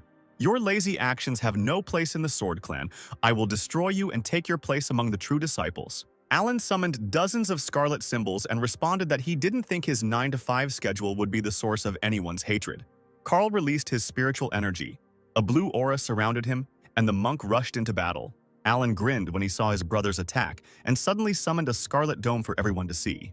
The blue sword energy hit Alan's barrier, but to Carl's surprise, the barrier did not allow his spiritual energy to pass through, and there was not a scratch on it. The spectators could not believe their eyes. Alan was completely fine and did not receive a single drop of damage. Kevin was indignant. For Alan, it all seems like some kind of joke. The students of the Sword Clan follow the path of the blade and never retreat. The path of the blade is inevitably sprinkled with blood. Look at this guy. He is hiding behind a mascot. Is this how a rising disciple should behave? He is a disgrace to the Sword Clan. Does Master Kevin really think that a Sword Clan disciple can only follow the path of bloodshed and should not have the slightest sense of self-preservation? If everyone were as impulsive as you, Uther said, then the clan would not exist long ago. Kevin was outraged when he heard such a remark. He asked Uther what he meant by this. Enough. This intra-clan competition was created for the upcoming great meeting where there are no rules. Alan has his own reasons for behaving this way, Reynolds shouted. As long as he goes to victory, there is no problem. On the battlefield, Alan also stood under the protection of the Dome and the inner disciple. Carl was furious that Alan, although a true student still, when fighting with him, the inner student, he hides behind a talisman. And how are you different from a turtle? The Carl shouted and rushed to attack the enemy. The guy's sword seemed to begin to break through the barrier, but suddenly Alan grabbed it with 2 fingers, stopping it with ease. Carl froze in place. He could not understand what had happened. Alan, holding the sword, said that if the monk was so eager to fight him, then he would give him a chance. The spectators were a little happy that they would finally start fighting. Otherwise, they were already starting to fall asleep. Steve, meanwhile, mentally said goodbye to his brother Carl. He was glad to meet him. Carl chuckled. Finally, the older brother began to show his strength. With his hands folded in a sign of reconciliation, Carl apologized for what he said earlier. He hoped that it did not offend the true disciple too much. Alan replied that he understood that this was said in the heat of the moment, and of course it would not hurt him. Carl ran his fingers over his blade, and dozens of blades created by spiritual energy appeared in the air. The guy asked his older brother to attack. Alan smiled, and a new talisman appeared in his hand, pouring spiritual energy into him. This talisman began to sparkle. The audience was surprised. They wondered what kind of talisman this was. They had never seen anything like it before. Scarlet sparks summoned hundreds of fireballs, which were under Alan's control. It was incredible that just one talisman could release so much spiritual energy. Carl did not wait long and attacked the fireballs with his blades. But suddenly, his blue spiritual energy dissipated, and the balls still remained on the battlefield. Carl couldn't believe his eyes. There were still more than half of the balls left. It was simply impossible. Alan pointed at his opponent, and instantly the fireballs rushed towards him. In response to this attack, Carl shouted that now he would show all his power. He folded his fingers into the appropriate sign. His hand became covered with a scarlet aura, and at the same second, blood poured out of the guy's mouth and onto his blade. This was one of the secret techniques. His spiritual energy turned red, and the guy prepared to take the attack. 2 powerful forces collided with each other, but despite the powerful energy summoned, Carl was unable to hold back the onslaught of fire. A loud explosion was heard on the battlefield, and a naked man flew out of the epicenter. Carl was lying on the ground. Not a trace of his clothes remained. His body was burned, and the hair on his head was puffed up like popcorn. The girls watching the fight squealed in embarrassment and closed their eyes so as not to look at the naked monk. "I told you that this would happen, but you didn't listen," Steve said, after the fleeing Carl. One of the students who took 3rd place was horrified because he also originally wanted to choose Brother Alan as his opponent. The smoke from the fire cleared, and the judge announced that they had a winner, the true disciple Alan. The hero smiled and said that apparently he had overdone it and hoped that he had not caused psychological trauma to anyone present. Alan was able to win and not use his power. Everything went exactly according to plan. Next should be Steve, who must also choose his opponent. Steve ran closer to the arena and shouted to his older brother that this fight was simply amazing. Alan put his hand on the enthusiastic guy's shoulder and told him to keep working. Encouraged, Steve accepted his mentor's instructions and entered the arena, preparing his sword. He chose his opponent. It was elder brother Lin. Lin was surprised that he was chosen because he was ranked 3rd among all the true disciples. The guy entered the arena and the fighters greeted each other. Suddenly, Alan was called by his teacher and asked to come for a second. The hero did not torment the elders with waiting and immediately headed to the terrace. Landing near the elders, he kindly greeted all the masters. But in response, he heard only silence. It was clear that they were not very friendly. Uther got straight to the point and asked his student where he got that talisman from. "Previously, I inherited this family treasure from my ancestors in the secret realm, and thus learned about this hundreds of hell dragons talisman. The power that this talisman can release is directly related to the spiritual energy of the student. In fact, he obtained it by making a deal with that purple demon and giving him some of his spiritual energy in return. When this talisman is activated, its power will be comparable to attacking someone on the 4th level of the Purple Palace. I just need to use these spiritual talismans during the fight, and I will be able to win 2 fights without lifting a finger and be in the top 20. So Alan will not only question his strength, but also fulfill the task of the teacher, to whom he demonstrated his family treasure. Suddenly, the guy was called by the name of Kevin, who was clearly unhappy with him. The hero turned to the master and asked what he wanted to tell him. As a Sword Clan disciple, you know how to wield a sword well, but you chose talismans instead. Isn't this the easiest way to win without fighting? What does winning without fighting mean? Alan asked. Since competition between clans does not prohibit the use of talismans, then my tactics do not go beyond the rules. Or maybe Master Kevin does not agree with the rules that the head of the clan established. Kevin replied that he was just wondering how far Alan could go with his scam, at which point their conversation was interrupted by the head of the clan. Alan, since you received the talisman from the Secret Kingdom, we will no longer torment you with questions, Reynolds said. You can go. We wish you good luck in the upcoming competitions. The hero bowed his head and thanked the head for the parting words and said that he would leave here immediately. In his thoughts, the guy was glad that the head helped him out. Next time he will give him more bags of tea. A few minutes later, the competition in which Steve participated ended and, unfortunately, the guy lost. Although the student lost, Alan knew that he had good skills and was not far away from being initiated into a true student. The competition between the inner disciples has come to an end, the judge announced. And now the fights among the true disciples will begin. Students from Grid A were announced, and Alan had Grid B. The guy guessed that his turn wouldn't come even after an hour and a half. Therefore, he decided to rest a little while levitating in the air. After a few fights, the judge announced a new fight. It was a match between Hannah from the Hall of the Hidden Mirror and a girl from the Hall of the Blue Moon. The guys who were in the audience were happy that finally there would be a fight between the strongest student Hannah, who was also liked by many not only for her hard work. Alan heard the guys chanting the student's name. Apparently Hannah is really very popular. But many people also shouted the name of her rival. There are rumors that the younger sister Alice is very beautiful and many people discuss her. Apparently all these guys are so excited because they want to see two beauties fight. The first girl, enveloped in purple petals, appeared on the battlefield. This was Alice from the Blue Moon Hall. She was the 4th level of the Purple Palace, and the girl was ranked 6th on the Divine Leaderboard. Next came Sister Hannah, the 5th level of the Purple Palace and the 1st place on the Divine Honor Board. Hannah's gaze was stern. Alan immediately noticed that the purpose of the elder sister's sword was stronger and her ascension had increased. The masters also noticed this, but Alice is not weak either. Her Blue Moon sword technique includes magic and power techniques, mysterious and terrifying. Selena asked the head what he thought the outcome of the fight would be. Reynolds replied that both contenders are the strongest among their peers. But in Hannah's ascension to a level higher than Alice, I think that everything will become known before the incense burns out. The judge announced the start of the fight. Alice said that a year had passed since her and Hannah's last fight. Last time they exchanged 133 blows, and Alice only missed one. Since then, she has been practicing climbing hard. Her strength is not what it was before. Alice hoped that today Hannah would know how much higher her sword technique had become, after which she summoned the Shadow Step technique. Meanwhile, Hannah held her sword tightly, concentrating her strength. Only for a split second did the girl take her sword out of its sheath, which illuminated the battle area with its bright light. Then the girl turned around and, to the surprise of the audience, began to leave the arena. Behind the student, hundreds of blows from the blue blade of cutting phantoms appeared in a split second. Alice's blade fell to the ground, her illusion dissipated, and the girl was forced to admit defeat. She looked at her trembling hands and could not believe that she had lost so quickly. Hannah turned around and told the girl that she only won because Alice let her. The audience did not understand what had happened at all. Why the elder sister Alice admitted defeat so quickly. One of the observers asked the elder brother Zhao if he saw this attack. The man with red hair replied that one blow immediately destroyed all illusions. The sword skills of the younger sister Hannah improved again.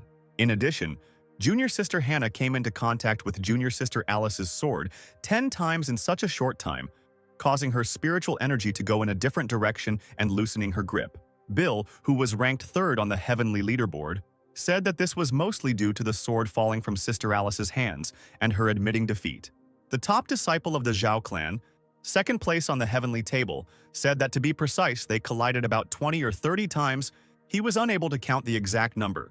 Alan knew that, not counting the blow that dispelled the illusion, there were 23 more blows, which dispelled the spiritual energy contained in Alice's sword. No wonder she is the best among the true disciples. I just gave her a few tips and she was able to develop them into such a beautiful fighting technique. Amazing. Just look at the faces of the masters and elders. They are absolutely delighted with what they see. Frank jumped up from his chair and said that it was a beginner sword technique. There could be no mistake, it was definitely her. How old is Hannah? I think she has been climbing since she was 20 years old. With such talent, the girl will become an invincible swordsman in the future. The so-called beginning path refers to the sword technique, one of the 3,000 different paths. There are only 10,000 cultivators of the 9th level of the Purple Palace in the whole world. But among all those who can understand the path, analyze it, and ascend to the truth, there are terribly few. Countless cultivators have tried to go overboard, going to dangerous places just to have even a small understanding of the path. Even if you search the entire world, it will be difficult to find an equally talented disciple. With such a talented student, the clan will become stronger and stronger, Reynolds replied. By the end of this competition, I will personally find Hannah and ask her in detail about the training. The fighting between the students continued, and towards evening Alan became bored. The sun had already begun to set, which meant that his working time was almost over. The judge invited the following fighters into the arena: student number 23, Sean from Luyuan Hall, and Alan from Luyuan Hall. Looking at the booklet for the upcoming battle, one of the students was horrified, remembering that same guy. Sean was the first to arrive at the arena. He was a massive dark-skinned man who clearly wanted to get started. Sean from Luyuan Hall ranked 13th on the heavenly table and had the 2nd level of the Purple Palace. I would never have thought that in the very first fight I would meet an older brother from my own hall, also in 13th place among the students. But nothing can be done. Alan arrived at the arena. The judge announced the start of the fight, and a barrier formed around Alan. Shan, seeing the barrier, assumed that the talisman had already been restored. Alan replied that one could say so. Shan said that as soon as he entered Luyuan Hall, he perked up and wanted to become number 1 in the Sword Clan. I had strict expectations for my brothers, believing that everyone in Luyuan Hall was working hard to ascend and did not allow themselves to rest. But you are a true disciple of Luyuan Hall, and not only do you not work at all, but also your laziness infects the entire hall. What kind of high expectations for children's speech is he making? Alan thought. Why does it seem like he's even more serious than our teacher? Big brother Sean, the hero replied. I respect your opinion, but you can't force it on me. Working from 9 to 5 is what I live for, and it is different from laziness. You must understand that in life, in addition to climbing and work, there are many important and interesting things. Alan remembered that he had to pay a high price to learn this from personal experience. He hoped that Shan would also be able to understand this someday. Even now you are looking for excuses, Shan shouted. You don't even use a sword in battle, but shift all the work to trinkets. Today, I will break your talisman and make you understand that the Sword Clan lives by the sword and follows its path. The path of swordsmanship is the ultimate goal for every student, including me. After these words, the audience heard a loud impact of ice shards on Alan's barrier. The spectators were amazed to see such a strong blow. Its strength was comparable to the 5th level of the Purple Palace. It looks like Alan will soon be carried on a stretcher. He is still just at the limit of the Palace of the Immortals. He is lucky that he lasted so long. The judge was ready to announce the end of the fight because Alan was encased in ice. But suddenly the ice cracked, and the guy's insidious smile appeared from under it. As expected from senior brother Sean, the power of your strike exceeded all my expectations. Steve and the other spectators were surprised to see Alan escape the trap. Sean was also surprised because he put all his strength into this blow, but it only hit the talisman and did not hurt it at all. Your protective talisman turned out to be stronger than I expected, Shan replied. But now it is broken. Will you face me or admit defeat? Alan replied that he wanted to admit defeat, and at that moment various talismans appeared from his sleeve. But, unfortunately, he simply cannot lose in this battle, and therefore he uses all these talismans. Sean grinned. Since he was able to break one of Alan's talisman, he could break others. The hero said that destroying these talismans would not be as easy as the student thought. After all, the talisman that he broke was a weakened version, so the hero advised Sean to give up. After all, this is a full version of the barrier. At that very second, a huge blue barrier formed around the guy. Seeing such terrifying power, Sean froze in place. Looking at his older brother with a stern look, Alan asked him to attack. Is this some kind of joke? The audience thought in bewilderment. Where did this guy get so many talismans? Sean bared his teeth with overwhelming anger. The man jumped and summoned ice fragments. Pieces of ice crashed into the barrier, but this time they couldn't do anything. Thousands of talismans reliably protected Alan from any attack. The spectators began to whisper. Shan had just spent all his strength. Breaking the shield of so many talismans would not be easy. How powerful would the attack need to be to break through it? Frank, watching the fight, was surprised that the guy used all these talismans so suddenly. Can he really control them using only his spiritual power when he is at the Immortal Palace limit stage? He must have used some kind of medicine or treasure to increase the amount of his spiritual energy, Kevin guessed. Meanwhile, Reynolds was amazed that he would never have thought that Alan would be able to find a way to shirk work right in the middle of an interclan competition. Uther analyzed the fight. From the very beginning, Alan used a standard shield talisman and deliberately did not show the full rune, which forced Shan to use all her power to attack. And then he revealed a full set of runes, when the enemy had already spent a lot of spiritual energy, and there was no need to worry if he broke through the shield again. Could it be that Alan thought of all this in advance? This is the first time my student has fought at this level. Only because of our agreement. As a teacher, I am pleased with his result. But still, both of these guys were students of Uther. Therefore, the master would not like to see either one student or another lose. Shan continued to attack the barrier, but each time it recovered after another attack, he fell to his knee, exhausted. Out of overwhelming anger, he slammed his fist into the ground. Even though he used all his spiritual energy, he still cannot destroy this shield. Therefore, the man decided to admit defeat. It was pointless to continue the fight. The judge announced the end of the fight. Alan won this competition. The hero smiled and bowed to his elder brother, saying that he only won because he allowed him to win. Shan did not answer, but simply turned around and began to leave the arena. Turning around, he said that a Purple Palace level 3 cultivator could break Alan's shield just with a little concentration. The same method will not work with other students. The guy will not always be able to pull off this trick. But Shan lost. But Alan would not get far if he relied only on the shield. The man hoped that the guy had more tricks in store to raise Lu Yunhao higher in rank. The hero was surprised by these words and thanked his older brother for his comments. Although senior brother Shan's words were rude, his intentions are good. But I don't care about rank. I just want to live an ordinary life in this world. Alan turned around and began to walk down from the arena. Around him, he heard the spectators condemning him, saying that this fight was too shameful. Everyone said that he did not even draw his blade. He was not worthy to be considered a true student. In principle, the hero expected such a reaction. He moved away from the arena and returned to his favorite activity, relaxing by the tree. Hannah, watching the fight, could not understand how older brother Alan came to use talismans. Suddenly, someone called the girl's name and she turned around. It was a true student of the Hidden Mirror Hall named Jennifer, who asked Hannah if she also thought that this fight was a bit shameful. Hannah got angry hearing this and asked how her little sister could even say such a thing. The head has long announced the rules for this competition. No restrictions. Victory is most important. So tell me what's wrong with brother Alan winning this fight because of his talent. The poor girl did not know what to answer. She just wanted to find a topic for conversation. Somehow Sister Hannah reacts too sharply to her words. Jennifer replied that Alan was a student of the Sword Clan and at the same time did not use a single blade technique. This was too much.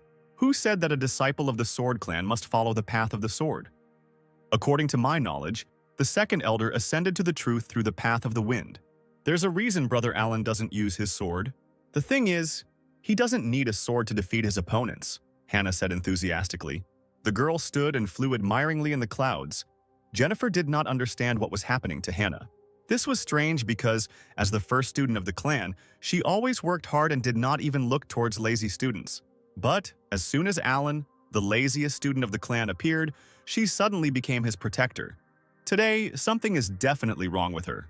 Suddenly, the girl's conversation was interrupted by the cry of the judge, who shouted at the monk asking how he could be so cruel. Alan also heard a scream and also felt a strange energy. One of the students was lying on the platform. He was dead, and a sword was stuck in his body. A monk, shrouded in purple lightning, hovered above the man's body. It was a true disciple of Lu Yunhao named Urui. He was ranked 33rd on the heavenly leaderboard.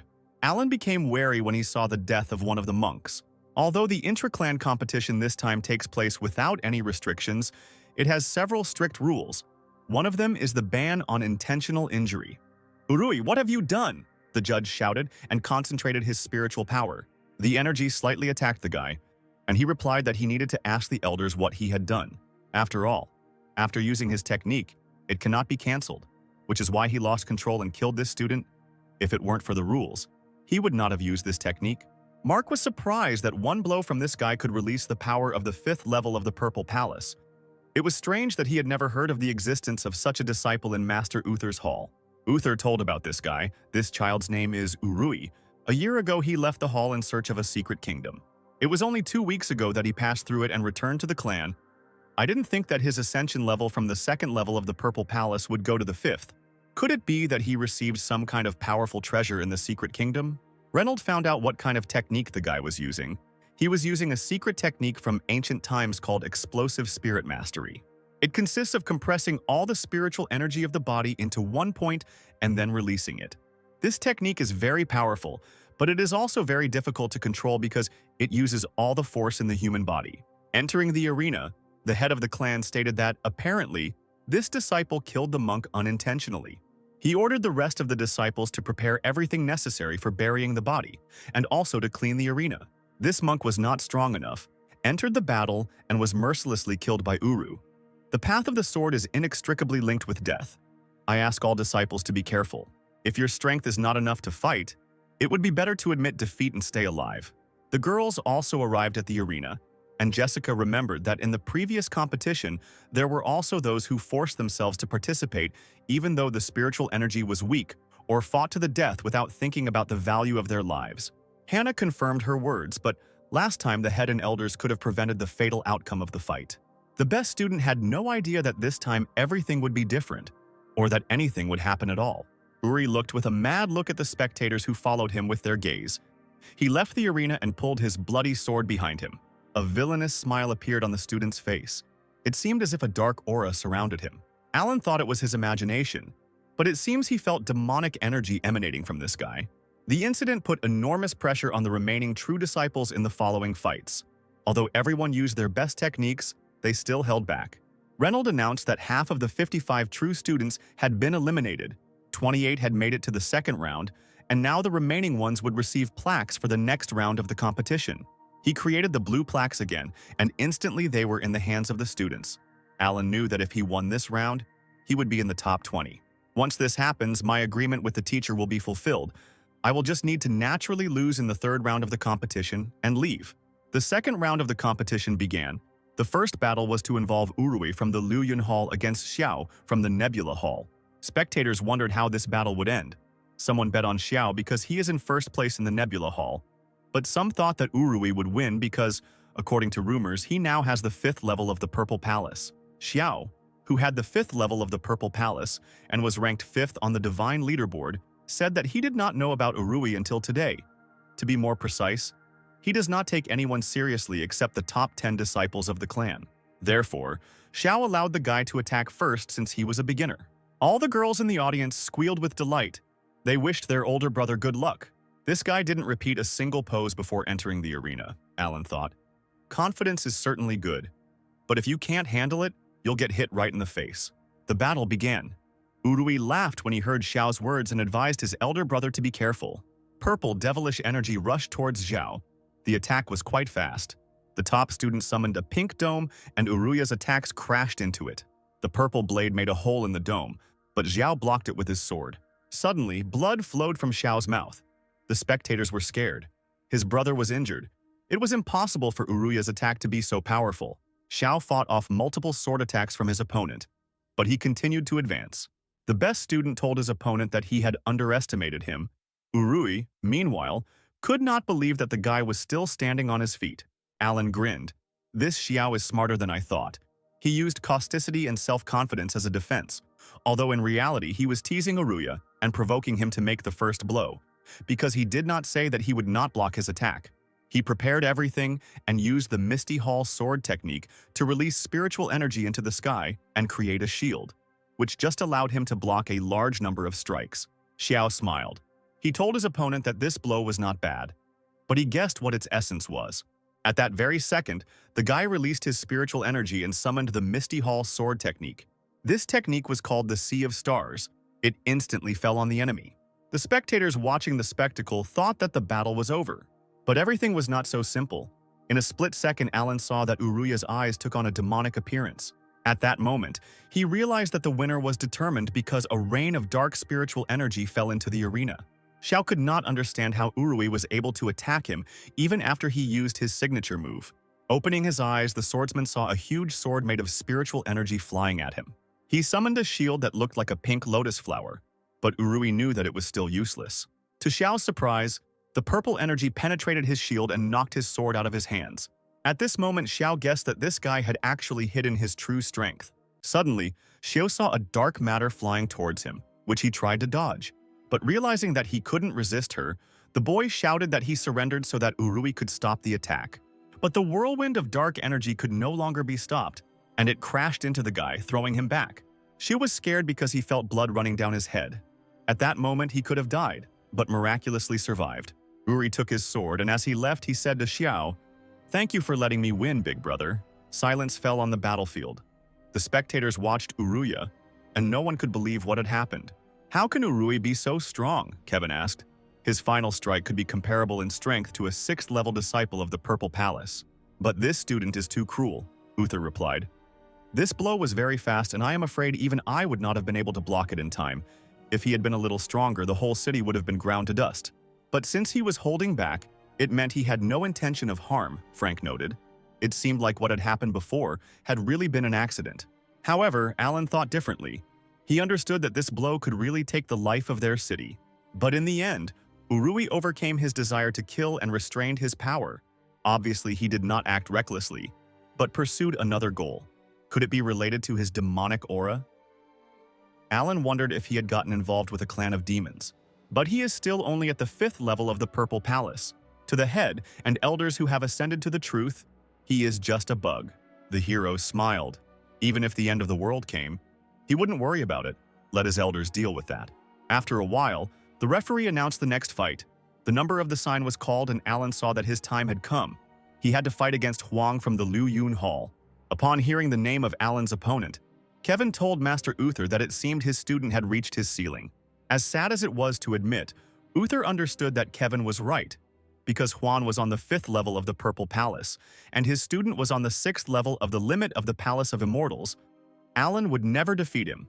Alan asked the guy for guidance, but Huan, who was in 4th place on the leaderboard, replied that someone like Alan, who had only survived this far thanks to a couple of old talismans, deserved his advice. This Huan was able to go far in the previous competitions, but he was unlucky enough to run into Hannah. Many students think that he is as strong as Zhao and Bill, who are in 2nd and 3rd place on the leaderboard. The competition began, and Alan immediately used his blue dome. Huan, seeing this, laughed and said that the guy was no match for him, and if he did not want to get hurt, it was better to immediately admit defeat. But the hero was not going to give up. So Huan immediately rushed into the attack, shouting that he would break through this motionless turtle shell with one blow. The boy's weapon rushed with lightning speed into Alan's dome. At that moment, Uther realized that the fight was over. But suddenly the blue ball began to move and Huan's weapon passed by it. Kevin and Huan were surprised by what they saw. It seemed impossible. But Alan raised his entire impenetrable dome into the air, and thanks to this, he simply dodged Huan's attack by jumping over his weapon. For the talisman array to remain intact, it must be motionless, Hannah said in surprise, because it needs to connect with the power of the earth and sky. The girl pondered over what she had seen while Jennifer tried to understand where the weak student got such talismans from. She had never even heard of such. The ball of Elder Brother's talismans can move so fast and dexterously. I didn't know that Elder Brother Alan had so many aces up his sleeve. In addition to sword techniques, he also controls talismans well. I can never catch up with him. Huan didn't understand where his opponent had directed the barrier, but he wasn't going to give up that easily. He used his sword technique called Ivory Tooth. Alan saw the enemy attack and took out one of his talismans. Huan's sword rushed towards the hero's dome, engulfed in green flames, but suddenly the dome opened and red opposing energy appeared from there. There was an explosion, the two forces collided with each other, and the spectators, meanwhile, did not see what happened because of the smoke.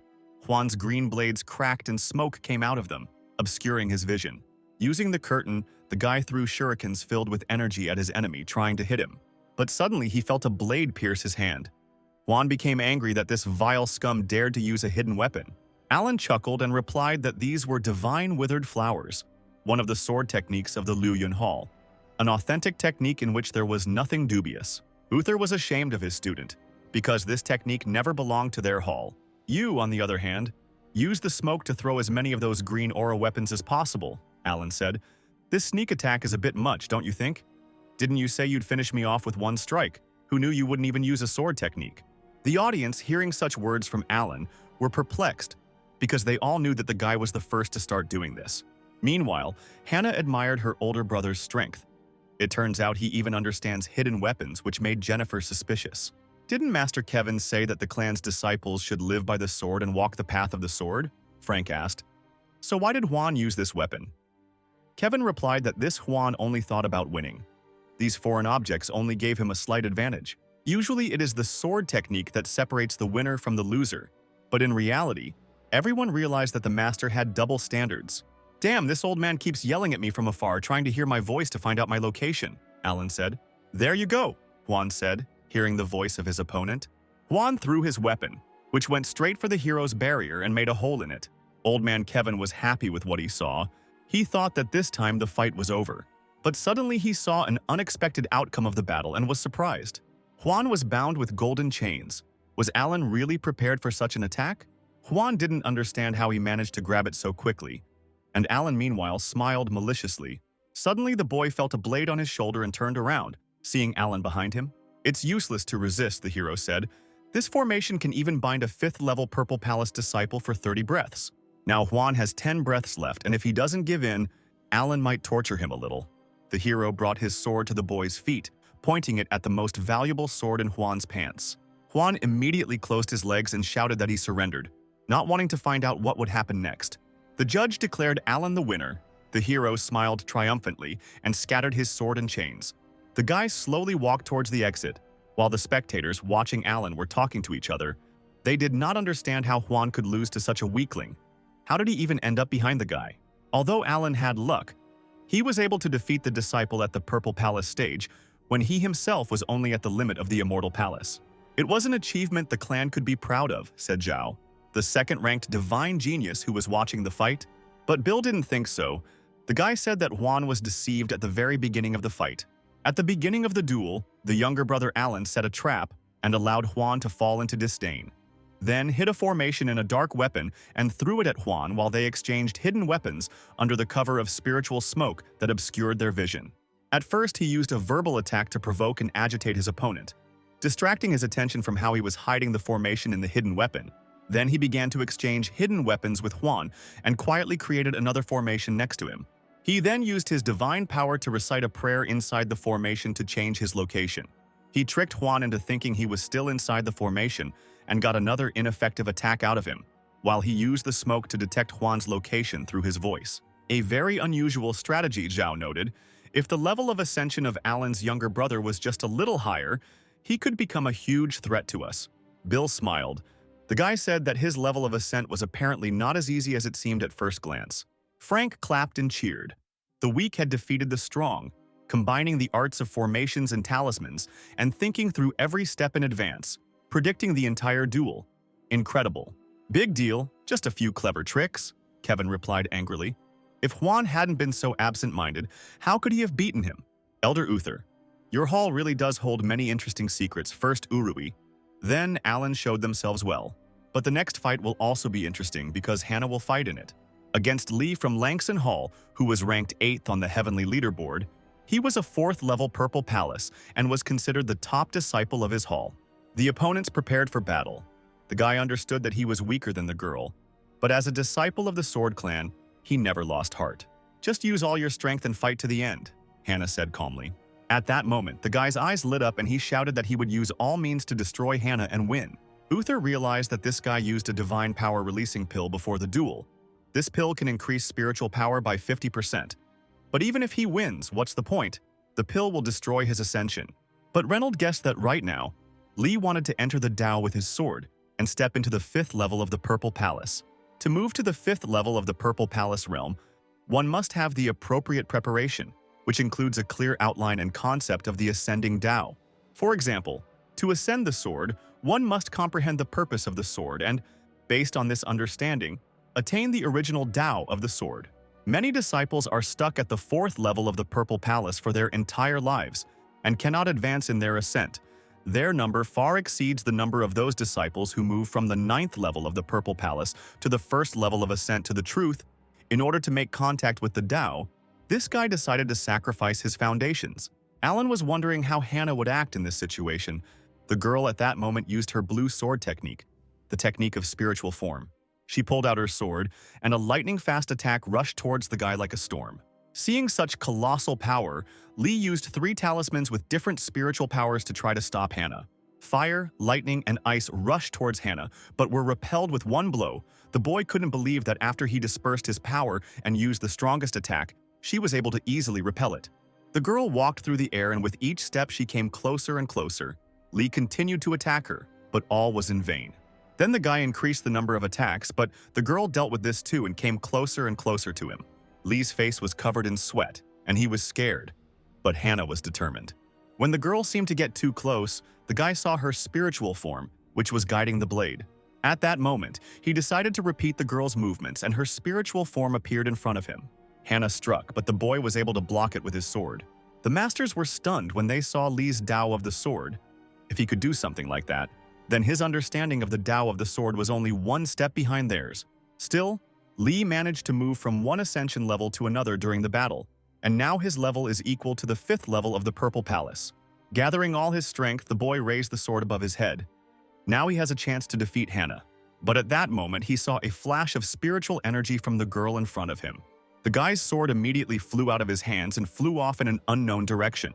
A terrified Lee turned towards Hana and saw her sinister face, which said that the fight was over. The judge declared Hana the winner, and the spectators were simply delighted with such a fight. "Thank you for your guidance, sister," Lee shouted. Although she could defeat me at any moment, she gradually revealed her sword technique to me, showing me the Tao so that I could make a breakthrough. The boy believed that he now owed Hana until his death. This sweet beauty deserves to be number 1. With such generosity and strength, I can never compare to her. Hana headed towards the exit. She heard the conversations of the spectators, who said that their clan could not be weak with such a student. It was an incredible sight. Their sister would definitely be the winner. She is much stronger than that disgusting Alan. Sister Hannah's sword technique is truly divine. They continued to mock Alan because he hardly even uses a sword, only uses all sorts of talismans. Apparently he was just lucky. At that moment, an enraged Hannah turned around and threw her sword at one of the spectators. With her murderous look, she ordered the guy to apologize to his brother Alan. The boy was scared and sweated when he saw the blade of his best student in front of his eyes. Alan became worried. He didn't want the girl to create unnecessary trouble for him. The unfortunate spectator began to stutter and said that they had only briefly commented on Alan's fighting style. Hannah screamed that it was not a comment, it was a direct insult to the student. As disciples of the Sword Clan, although we develop swordsmanship skills, we must first develop our heart. And even if Brother Alan doesn't draw his sword in battle, his strategy as well as his understanding of rules and objects is many times superior to yours. On the other hand, you, with the lack of personal abilities, failed at the first levels, and you also envy the achievements of others, showing your dissatisfaction. "What right do you have to criticize others with that attitude?" Hannah shouted. So, Big Sister Hannah stands up for Big Brother Alan by reprimanding those 2 disciples for their inappropriate behavior. As expected of the first disciple of our clan, wisdom makes you protect the other true disciples. One of the boys admitted that Sister Hannah was telling the truth. Even though Brother Alan did not use the sword to defeat the opponents, his merits were undeniable. Holding a grudge against another student because of someone's pettiness is really low. Sister Hannah stands up for the younger one she barely knows.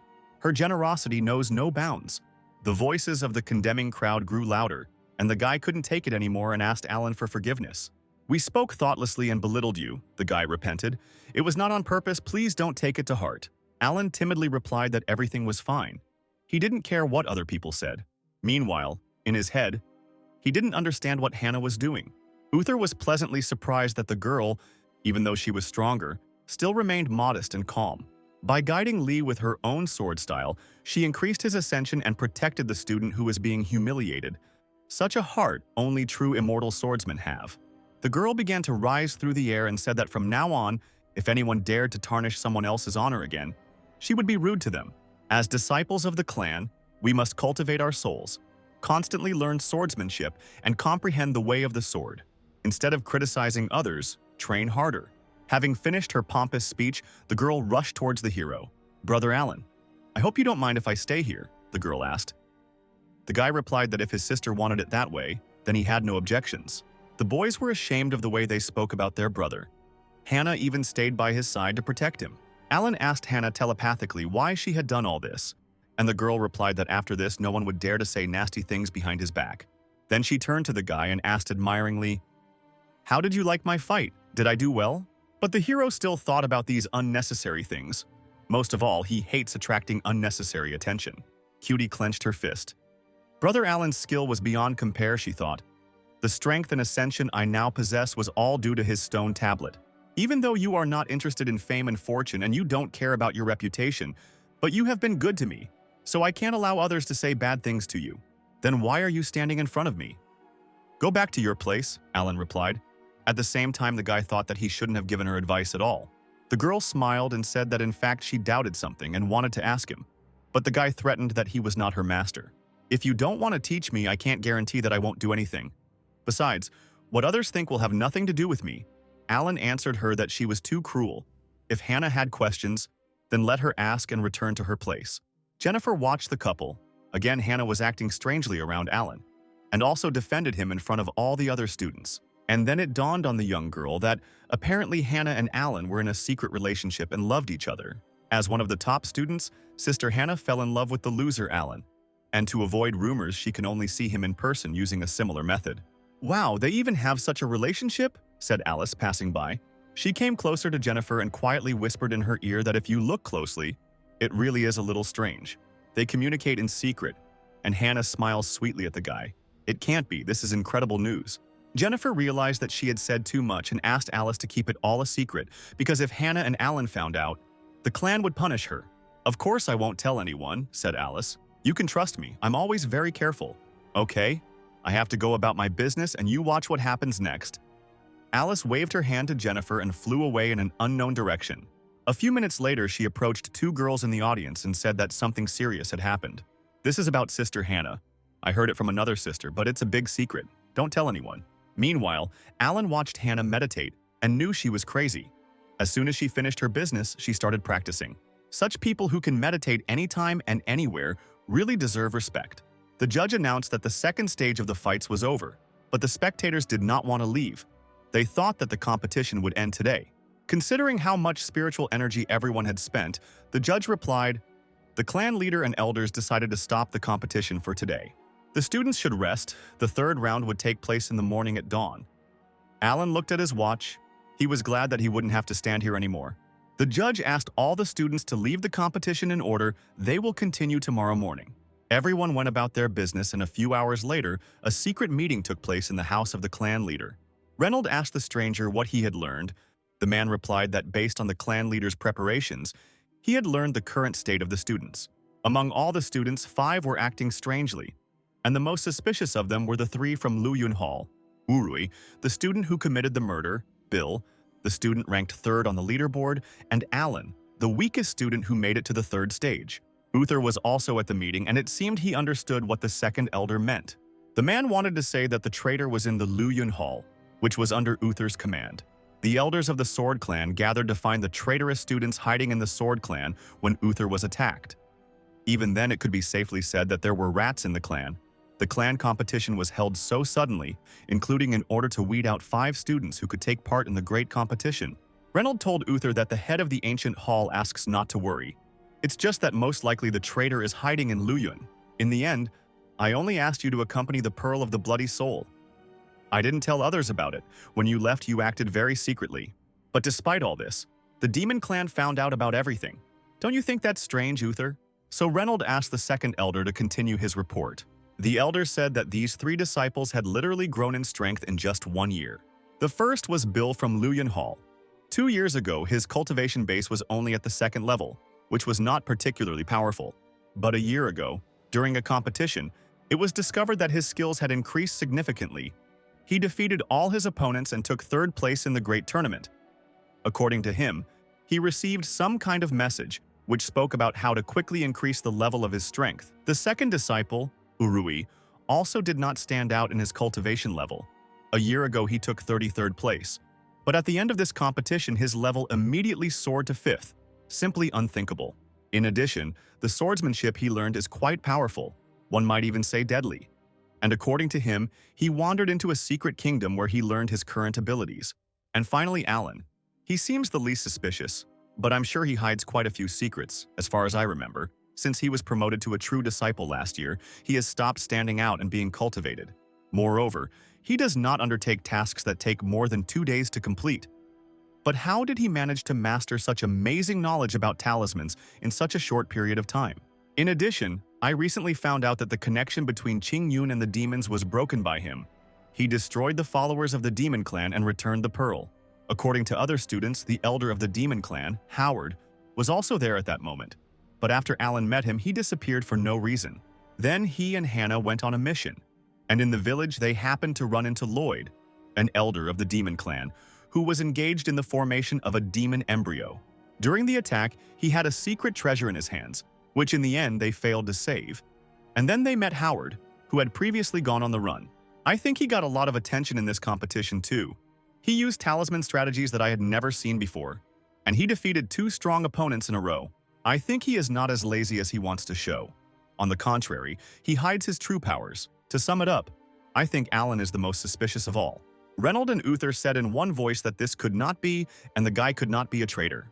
Then the heads fell silent, a little embarrassed, and the elder wondered where the 2 of them had such mutual understanding. The silence was broken by Frank, who said that it seemed true. Maybe Alan had fallen under the control of demons. Uther approached the master and asked what his assumption meant. Frank explained that perhaps Alan was kidnapped by a clan of demons at some point, and then all these events began. I don't think that's true, Uther replied. I think he just hid his true strength for a long time so as not to stand out. Alan was always like that. And if the demon clan captured him, why didn't they take the pearl from us? Why did the elder of the demon clan start committing murders in the neighboring village? There is absolutely no room for logic in your speculations. Well then, why don't we just arrest all the suspects and deal with them individually? Kevin shouted.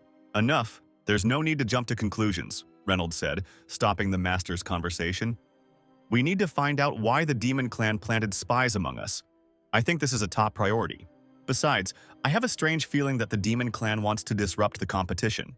The second elder asked the clan leader what his words meant. Someone will be secretly controlling everything, Reynolds replied. Since the demon clan has thrown us a mole, we will use him as bait. No matter which of these 3 turns out to be the enemy, tomorrow they will find out what the demon clan is really up to. Meanwhile, at Alan's residence, an annoying spirit prevented him from sleeping. He didn't understand what Gwyneth wanted. The guy assumed that the sweet spirit wanted him to take her with him to tomorrow's competition. The sweet child immediately nodded her head quickly and looked at the guy with an admiring gaze. I understand that you have been really bored lately, but I can't take you with me. I'm very sorry. He patted Gwyneth on the head and said that tomorrow he would give up during the competition and then they would go out to eat together. But this option did not suit the little girl, and she puffed out her cheeks disapprovingly. Suddenly, Gwyneth sensed something and turned towards the forest. The little spirit immediately grabbed Alan by the finger and dragged him to that place. Where are you taking me? Alan asked because he was going to sleep, not to travel. After some time, our heroes came to a quiet forest. This forest was behind the mountain of their Luyun Hall. But why did the spirit bring him here? The girl began to point at the ground and Alan, seeing her signs, assumed that there was something underground. The sweet spirit nodded approvingly. Gwyneth immediately directed her wind energy into the pile of leaves. Leaves flew in all directions, and then Alan saw something terrible. In front of him stood a red formation flag that exuded an eerie energy. The rank of this flag is quite high. Apparently, it is used to protect spiritual knowledge and form a certain space. The hero could break the ban, but this would cause unnecessary panic. Besides, he didn't really care about what was happening, so the hero didn't care about this flag. However, judging by the arrangement of the flags, nothing good can be expected from this formation. If his clan faces a crisis, then he won't be able to lead a quiet 9-to-5 life. Alan turned to Gwyneth and asked her how she discovered this formation flag. The sweet spirit immediately began waving in all directions and trying to explain his discovery. Alan suggested that when she went out at night to absorb the essence of the sky and earth, she came across a man burying a flag. It was amazing how accurately he could understand her sign language. The hero asked the spirit if she could remember it. Gwyneth placed her hands on her head and began to concentrate purple energy. A few seconds later, Uruya's face appeared before Alan. Alan immediately recognized this guy, one of the students in his gym. He summoned his sword. Getting rid of this flag would not be easy, and he also needed to make sure it was not discovered. Alan could not find out the location of all the flags, so he decided to remove at least one of them. The blade energy he created could follow a specific target and then destroy it. The flag was covered with a dome of blue energy. Apparently, the villain's plot had come to an end, Alan thought. At that moment, the cute spirit immediately flew into the air and quickly began to wave its legs. Alan realized that Gwyneth thought she had now earned his recognition and wanted to go out and fight with him. He took the girl by the cheek and replied that he had already said that no one should know about her existence in the clan. But this answer did not satisfy Gwyneth, and she frowned again. Then the girl grabbed Alan by the sleeve, and orange talismans appeared from it. She grabbed one of them and showed it to Alan, hinting at a solution to the problem. "I see. You're saying that we can use the talisman and then she'll be able to enter the arena." But suddenly he realized that since the clan competition was not limited by any rules, it would be possible to resort to the help of spirit spells, formations, and talisman strategy. Therefore, there should be no problems if the spiritual beast helps him. The delighted Gwyneth immediately joyfully circled around the hero. But Alan plans to lose tomorrow, so even if they go together, she won't be able to have fun. Gwyneth was shocked that even though she had achieved her goal, she would still not have any fun at the competition. It was the morning of the next day and the competition was about to begin. The judge asked the 12 participants on the list to come forward, and the students immediately landed. The audience cheered for their favorites, and they especially cheered for the true #1 student, Hannah. The judge counted the students, but he did not notice one of them. Alan was not in front of him. The spectators began to whisper. Was he really going to run away? How dare he miss such an important competition? Kevin was furious. How dare Alan treat such an important competition like some kind of child's play? Uther replied that it was actually his habits that were to blame. He would never abandon a task he had already taken on. Every time the teacher reprimanded him, he would only answer that work should start between 9 and 5, and everything else later. So, unfortunately, now is not the best time. That's why he didn't come. "Maybe our clan will have to wait for him to come to continue the competition," Kevin shouted. Frank also supported the master, saying that with all due respect, one cannot be so indifferent to such events. The second elder asked the masters not to forget about yesterday's conversation. If Alan reveals his true identity in this way, then yesterday was not in vain. However, Reynolds said that Alan could not be removed under any circumstances, so the elders would have to wait, and Uther should go and look for his student. The judge was shocked by what was happening. Why was the head asking so many students to wait for one? A few minutes later, he came out to the audience and said that Alan had not yet arrived, and they would have to calm down and wait patiently. The audience immediately rebelled. No one wanted to stand and wait for one student. They demanded Alan's disqualification. But then Hannah stood up for the guy and shouted for everyone to shut up. All cultivators should know that patience is the best quality when climbing. "Maybe he's just busy with a training session that can't be interrupted," Hannah said in an angry voice. "Brother Alan has a path that we should accept." The girl really hoped that all the students would agree to show a little patience. "Dear brothers and sisters, how about we wait for Brother Alan to come?" Bill supported Hannah in the end. Before the start, they still had time. Jay replied that his goal was to defeat Hannah, and since she asked him to wait, he would support her. The other students also agreed that nothing would change if they waited a little. Hearing the words of encouragement, Hannah smiled sweetly and thanked her brothers and sisters. But one voice still spoke out against Hannah's plan. "How can a person behave like this at such an important competition?" the unknown man shouted. Hearing the guy's words, Hannah turned around. Her gaze was terrible and radiated grave horror. Ben, who was ranked 12th in the table, did not understand why they had to waste their precious time waiting. Hannah still hoped that the guy would give him a chance, but Ben believed that even if Alan came, he should be disqualified. Ben shouted even louder that all the students should not wait for one idiot. At that very second, a gust of wind hit the guy and pushed him away. Having cooled down a bit, Ben looked into Hannah's eyes and was horrified. The evil girl asked him again if he would agree to wait a little. There was a terrifying aura emanating from her. "I didn't want to cross her path." Ben took his words back and replied that there was actually nothing wrong with waiting. In that case, the judge announced that they would all wait a little while for Alan. Many were still outraged that a crowd of people was waiting for one person. An hour later, an important student whom everyone was waiting for appeared in the arena.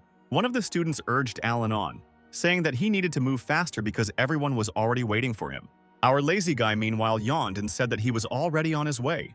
Arriving at the arena, Alan saw the disapproving faces of the other students. He smiled and asked them to forgive him for being late. He was really sorry that they had to wait for him.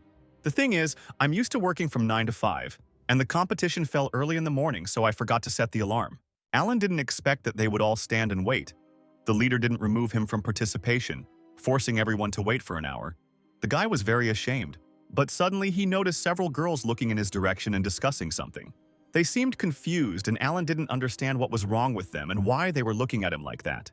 The hero thought they liked his good looks, but in reality they were discussing Hannah's secret boyfriend.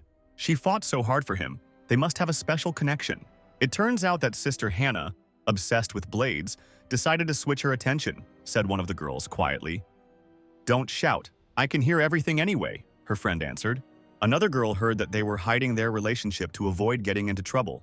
This sounds very much like the plot of a novel about a man who managed to melt an icy heart, the girl said enthusiastically. And her friend heard that it was Hannah who took everything into her own hands. Apparently, they were being forced into a new plot of a romantic novel. Although the Sword Clan is immersed in an atmosphere of constant cultivation, for many students, spending time outside of practice is also very important. If they do not find something to occupy themselves with, they will most likely give up further cultivation, a method that many sisters use to while away the time and calm their hearts. Reading novels. Reynolds announced that it was time to start the competition, as everyone had been waiting for it for a long time, and threw signs to the participants. Alan was surprised that this time the leader used his hands to draw lots. He received a card with the first number. This time he will participate in the first battle. A few minutes later, the heroes arrived at the arena to begin the fight. The referee announced the fight and Alan immediately raised his hand to say his cherished words. But then he was interrupted by a loud cough. The clan competition is coming to an end. The 12 disciples are the best followers of the clan, Reynolds shouted. I hope everyone will be strong and confident. No one is going to be timid and try to give up right after the battle starts. Even if you fail to make it to the finals, you must make every effort to at least try to do so. Never give up, students. These words inspired many guys, but not our hero. It seemed to him that the boss was watching him and the weight of responsibility hung over his head. Now he could not just give up. If Alan gave up without a fight, then there would definitely be ridicule after such words from Reynolds. So the guy decided to start a fight and see what would happen in the end. A barrier of talismans began to envelop Alan. Ben saw a familiar trick and asked how many times the guy would use the same thing. The guy used his sword art and summoned one of the abilities called Meteor. Whirlwinds of cosmic energy rushed straight towards Alan's barrier. They hit the defense and made several holes in it, but still could not get past it. Watching the attack, Alan was not surprised that such a person would use such powerful techniques. But he was no slouch either. Once the talismans began to take effect, it took a little time for the connection between them to be established. Meanwhile, the shadow of a man appeared behind Alan. But the guy expected such an attack. Turning around, he called several of his talismans. Ben attacked with his spiritual power, but was immediately met with resistance from Alan in the form of a fiery serpent. The hero's attacks irritated the man. He said that if these were the only attacks the guy had, then he would not win. Ben concentrated his purple energy and tried to attack Alan again. The blow seemed unexpected and powerful. The hero froze in surprise and received a cut on the body. But then his body dissolved into the air like a large cloud of smoke. Ben reacted in time and dispersed the cloud of smoke behind which Alan was located. The guy wanted to use another talisman to summon a barrier, but he didn't expect the enemy to catch up with him so quickly. At that moment, Ben was already flying towards his enemy, pointing his blade at him. Alan watched motionless as the blade approached his head. He closed his eyes and was ready to accept his defeat. Finally, he would get the rest he deserved. But suddenly, a strange wooden sign behind his belt began to move. Instantly, Alan was surrounded by a purple energy similar to demonic. Ben froze. He couldn't understand what was happening. For some reason, he couldn't move. Alan was also wary. He was already prepared for defeat and did not understand what was happening. The purple energy surrounded Ben. It looked scary, and he was getting more scared with each passing second. Suddenly, Alan saw a familiar face in this mysterious cloud. It was Gwyneth. The vortex of energy prevented Ben from moving. It rose higher and higher into the sky surrounding him. The little spirit grinned evilly, but only Alan could see that smile. The guy, meanwhile, did not understand how this spirit appeared here. Then he looked at his belt and saw a wooden tablet made from a 1,000-year-old tree. It is said that Gwyneth's divine soul belongs to the yin spirits and is stored in an ancient tree for the benefit of soul and body. But when did she manage to put the sign? Was it really when I was sleeping? The spirit moved quickly across the field. Ben also realized that this wind belonged to the yin wind. But it was difficult for him to dodge, so he received a powerful blow to the back. The guy couldn't even feel that something was approaching him. Turning around to look at the enemy, he was horrified. There was nothing behind him. It seemed as if he was being attacked by an invisible being. This frightened the student. Suddenly, he felt the breath of wind change in front of him. The evil spirit attacked again, but this time Ben managed to jump into the air and dodge. The guy shouted to Alan. He didn't understand what was happening here and what kind of technique the hero was using. Alan, meanwhile, simply threw up his hands and replied that he was not doing anything. When Gwyneth encountered Lisa and her minions, She defeated them all in an instant. Unfortunately, Ben was no match for this force either. Gwyneth continued to beat the student. Her speed was colossal, so he missed most of the blows. The divine spirit was beating the guy in the air, hitting him many times. Alan shouted for the spirit to come back and stop attacking Ben. The audience was furious. They didn't understand what this energy was and why this was happening to Brother Ben. Holding his sword with all his might, Ben shouted to Alan that he was fighting him, not the spirit. He tried to use the spiritual energy of his sword, but at that moment Gwyneth lifted him into the air like a whirlwind. There was no point in fighting anymore. Ben was beaten and exhausted. He screamed that he surrendered. Alan grabbed the spirit energy, stopping it, and shouted that it was enough, this time in a rougher voice. The audience was a little scared. They did not understand what kind of terrifying force it was. The thing is that if Gwyneth did not want it, others would never see it. "Didn't we agree that you wouldn't come here?" Alan asked. At that moment, Gwyneth appeared and looked at the hero with pitiful eyes. Alan was immediately touched. He could no longer shout at such a sweet creature, so he forgave her immediately. Ben saw the creature that attacked him. He realized that it was a soul beast. The guy shouted to the elders that Alan was cheating. He brought a spirit beast. It was unfair. The audience began to whisper. It turns out that Alan brought a spiritual beast. Why does he always cause so many problems? I wonder what race this spiritual beast is. What nonsense. He can't be considered the winner, Kevin shouted in anger. This guy was on the wrong path from the start. The clan doesn't teach such techniques. Where did he get them? He's definitely a spy. There are no restrictions on this competition, Uther retorted. Alan's ascension is only at the 8th level of the Immortal Palace limit. He must have achieved such results through hard work. He decided to choose his own way of fighting, to resort to the help of talismans and spirit beasts. Don't worry so much, said the head of the Reynolds clan. I specially arranged a battle between Alan and Ben, so that the latter could destroy the talismans. In this way, they wanted to check Alan's belonging to the Demon Clan. But no one expected that he would have an ace in the form of a spiritual beast up his sleeve. I guess this is Gwyneth, who was once a household name, a rather rare divine beast. A supporter of the Demon Clan would not take such a risk by displaying it. I think the victory in the competition can still be counted, the elder said. Don't forget, our goal is to identify the traitor, and Alan has never been particularly conspicuous. If the spiritual beast is controlled, it is considered an assistant to the participant, which does not contradict the rules. Uther leaned over and said that everything was as it was and that Alan had not broken any rules. Everyone agreed, and the judge declared Alan the winner, at which point some of the spectators were surprised that this could be done, and some even decided to catch some kind of spirit beast before it was too late. Ben was furious and shouted at Alan that he would definitely kill him the next time they met. Gwyneth didn't like these words, and she looked angrily at the guy. A purple, powerful energy immediately struck near Ben's feet. The guy had seen enough of this energy and therefore decided to quickly run away so that it would not come near him. Alan, meanwhile, did not understand what was happening to the head. It seemed to him that it was a scam, but they still let him through. The boy took out a wooden tablet and ordered Gwyneth to return to it. The divine spirit followed the order and absorbed its energy into the talisman. The referee called the next fight, and Alan decided that he would try to lose the next fight. Meanwhile, at that moment, a secret ritual was taking place underground. Just as the Sword Clan was holding a competition, dozens of monks from the Demon Clan were putting their plan into action not far from them. From the mysterious portal, the heels of a demonic figure appeared. From it came the true ruler of the Bloody Sea, Mary, the 4th level of ascension to the truth. The monks immediately bowed and greeted the true ruler. The girl, whose eye was covered by an unknown red material, told the monks that they should not bow. The people we sent to the Sword Clan have already placed everything necessary there to get rid of the interference, the girl said. All that remains is to wait for the opening, and then we will be able to destroy the clan, taking a position far superior to them. Ruler, but are we really capable of capturing their clan? One of the monks asked. After all, their leader Reynolds, for example, has the 6th level of ascent to truth. And besides, elders from other halls are also present there. The charming queen smiled sweetly and told the monks not to worry. It's not that bad because their clan has support.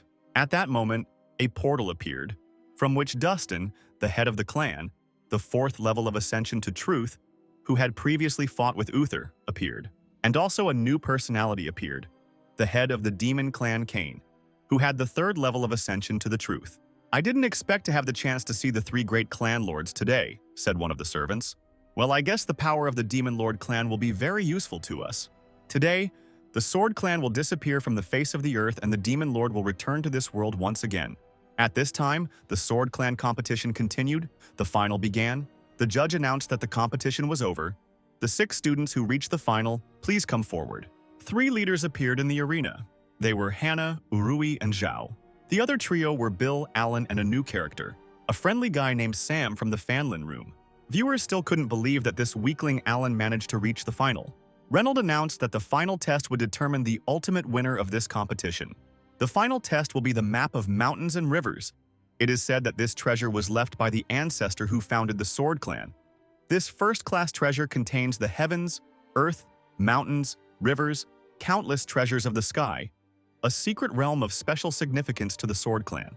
But I will limit the scale of your battles to an area called Peach Blossoms. Every 2 hours, the battlefield will shrink by 10 miles. If you fail to advance before the area is marked invalid, you will be considered defeated. While you wait for the battle, I will use various techniques to reveal your potential to the other students. Why not have a duck-eating battle? Alan thought. Will there really be a live broadcast? If I flee the battlefield, my reputation will definitely drop below 0. All that remains is to continue fighting. The head of the clan asked the finalists if they had any objections, and the students replied that they had no objections. Then I declare the beginning of the 3rd stage of the competition, said Reynolds. And at that moment, the map increased to enormous proportions. A strange, enchanting energy emanated from her, and then the clan leader grabbed her as she absorbed the disciples into herself. Reynolds extended his hand and huge signs appeared in front of him. These signs served as projectors, and now the audience could watch each participant. They also saw the place where the competition would be held. It was a rose garden full of cherry blossom trees. Watching this spectacle, Uther said that this was to be expected from the leader. The map of mountains and rivers is at his disposal. He can control it as his heart desires. No matter how powerful the spy is, he will definitely be identified. All that remains is to wait for the mole to appear. Meanwhile, several unknown monks walked around the corner of the building. The dark-haired monk asked what they should do now. Without Brother Urui, their plan could not be fully implemented. Another monk replied that, be that as it may, Brother Urui had already foreseen everything long ago. He had already prepared everything. All that was left was to watch. We are transported inside the map, where Alan was wandering around bright pink trees. This place was very beautiful. If it had been in his previous life, it would have become a tourist destination long ago. But we must not forget about the battles. The guy remembered the places he saw on the map and saw one of the familiar mountains. Judging by it, he is somewhere in the northwest. Alan decided that the best solution would be to go to the center and wait for the other students there. And when the time comes, he will simply give in and lose. But suddenly his thoughts were interrupted by a bright yellow flash that appeared behind him. Alan immediately turned around and dodged the enemy's massive attack. When the smoke from the flash cleared, the boy saw a familiar face heading towards him. It was the ever-smiling brother Bill from Luyan Hall, 3rd place on the grand leaderboard. Bill chuckled and told Alan that they hadn't seen each other for a long time. Suddenly, his eternal smile gradually began to disappear from his face. Bill's face was filled with horror, and he said they hadn't seen each other since they went on a mission together a year ago. Alan looked at the student and felt rather awkward. So you still haven't forgotten about him? The hero smiled and tried to smooth over the situation. Lightning enveloped Bill. He said that thanks to his brother, he became stronger. Then he laughed and shouted that he finally realized how huge the gap in power was between them. But he still wants to feel the power of his brother Alan's blade again. However, the hero understood that this world was being broadcast into their real one, so he shouldn't show his true strength. After all, the more abilities, the more work, no work, no work. The hero began to twist his arms as if he was preparing to use his ability, at which point he said that since Bill continued to insist on a fight, he had no choice. The guy was happy. He thought that Alan had finally become serious and would show him his abilities. But suddenly, Alan shouted that there was something behind Bill's back. The student immediately turned around to look, but to his surprise, there was nothing there. Meanwhile, Alan flew into the air. The distraction was successful. At that moment, Bill realized what had happened and was simply speechless. Just like the viewers who witnessed this shameful retreat. The audience knew that Alan was not that strong, but that he would run away. No one could have predicted. But did you hear what Brother Bill said? Maybe Alan is just hiding his true powers? Bill rushed in pursuit of Alan. He was still hungry for a fight and did not want to let his opponent go just like that. The chase began. Alan was fast, but Bill was not inferior to him. However, after a few minutes, Bill began to get tired. It was too difficult to catch up with the student. He then used his spiritual energy and sent it towards Alan, shouting at him to stop. The hero managed to notice the deadly arc in time and dodged it. The explosive energy crashed into the nearest rock and shattered it. Bill asked his brother to stop and finally deliver his mighty blow. "Are you really so lazy that you don't even want to bother yourself? How can you stain my innocence?" Alan replied. "My kingdom of ascension is lower than yours. That is why I am running away." The students were ashamed to hear such words from their brother in self-improvement. Kevin also grabbed his head. This guy is quite a character. But Frank found it suspicious that Bill was desperately chasing him. Maybe Alan really was hiding something? And why was he hesitating? "There is only one truth," said the second elder. "These two are acting abnormally. They must be the moles." He turned to the chief, asking him to force them to enter the battle as soon as possible. Reynolds supported this idea. He picked up the great map and decided to guide the disciples a little. But at that moment, they heard a loud roar. Everyone turned around. It was not a good sign. Something thundered in the direction of the mountain peak. At that moment, Reynolds felt demonic energy coming from the mountain and was horrified. "Well, Brother Urui has long understood what this could lead to," said the follower. "As soon as our formation collapses, reinforcements will immediately pour in here. All for the sake of the highest," the two guys shouted, and immediately the mysterious ring in front of them began to shine with demonic energy. The boys squeezed him, and at that moment their bodies dissolved into thin air. Immediately, the mountain was engulfed by a demonic pillar of energy, signifying the arrival of enemies. Then, hundreds of similar pillars appeared all around the City of Swords. A huge purple pentagram looms over the city, summoning demons.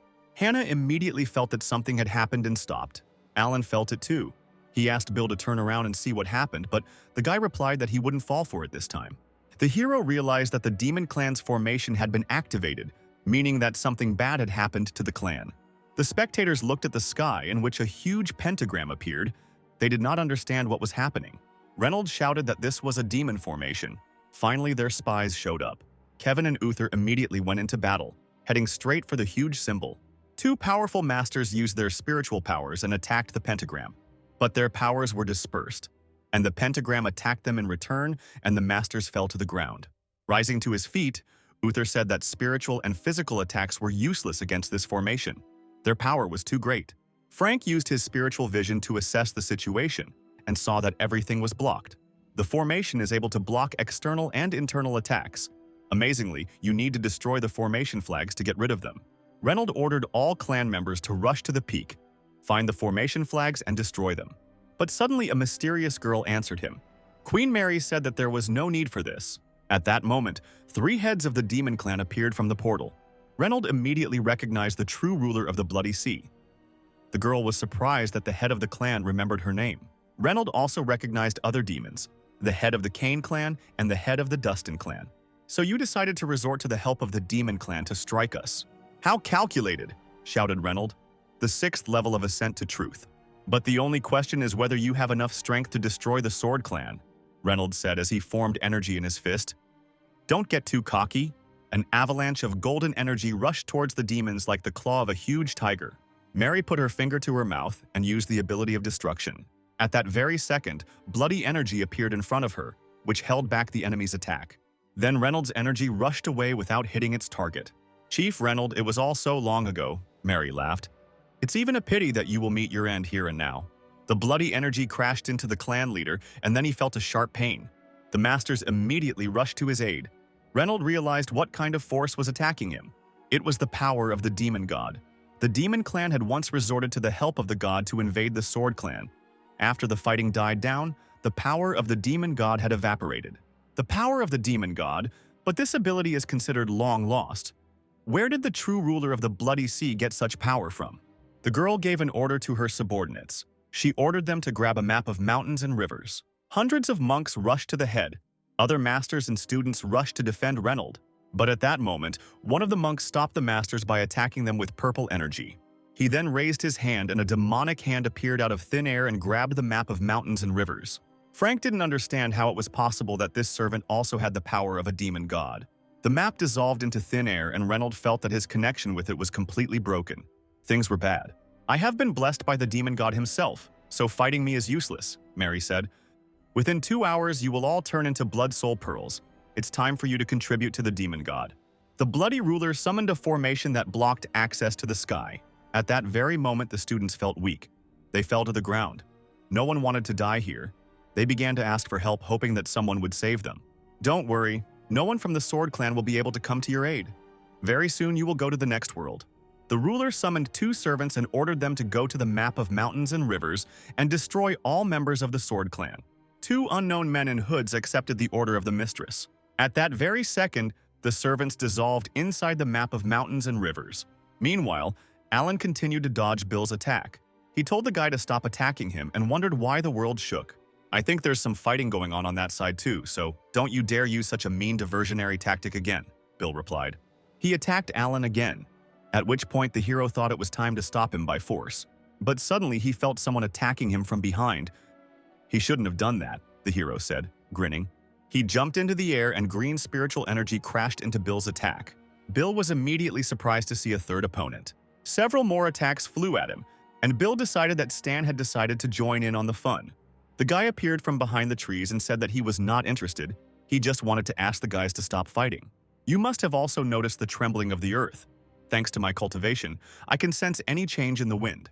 Just now, 2 strange spiritual powers from the 9th level of the Purple Palace entered the Peach Garden. When I saw their aura, I began to be tormented by doubts. Alan realized that their clan was under attack, and the enemy had already penetrated even here. How so? Bill was surprised. The leader has the 6th level of ascent to the truth. Who dared to attack us? I no longer sense the presence of the master in the jade crystal, Stan replied. Contact with the outside world has been interrupted. If you don't believe me, check it yourself. The jade crystal of teleportation allows the owner to break it in case of danger and move to the starting point. Now it all became clear to Bill. He thought that Stan was trying to trick him into dropping out of the competition. Alan yawned and said that there was no point in shouting over such a trifle. If they didn't try, they wouldn't know. The boy broke the crystal, which surprised the other students because it meant losing the competition. However, nothing happened and the guys realized that their clan had been invaded. At that moment, a huge purple flash appeared behind them. Someone's powerful energy, destroying everything in its path, was approaching the heroes. Bill immediately sensed the 9th level of the Purple Palace, but who could it be? The unknown man laughed because they had only just discovered him, but it was too late. After all, he, Roger, is the very man who will now take their lives.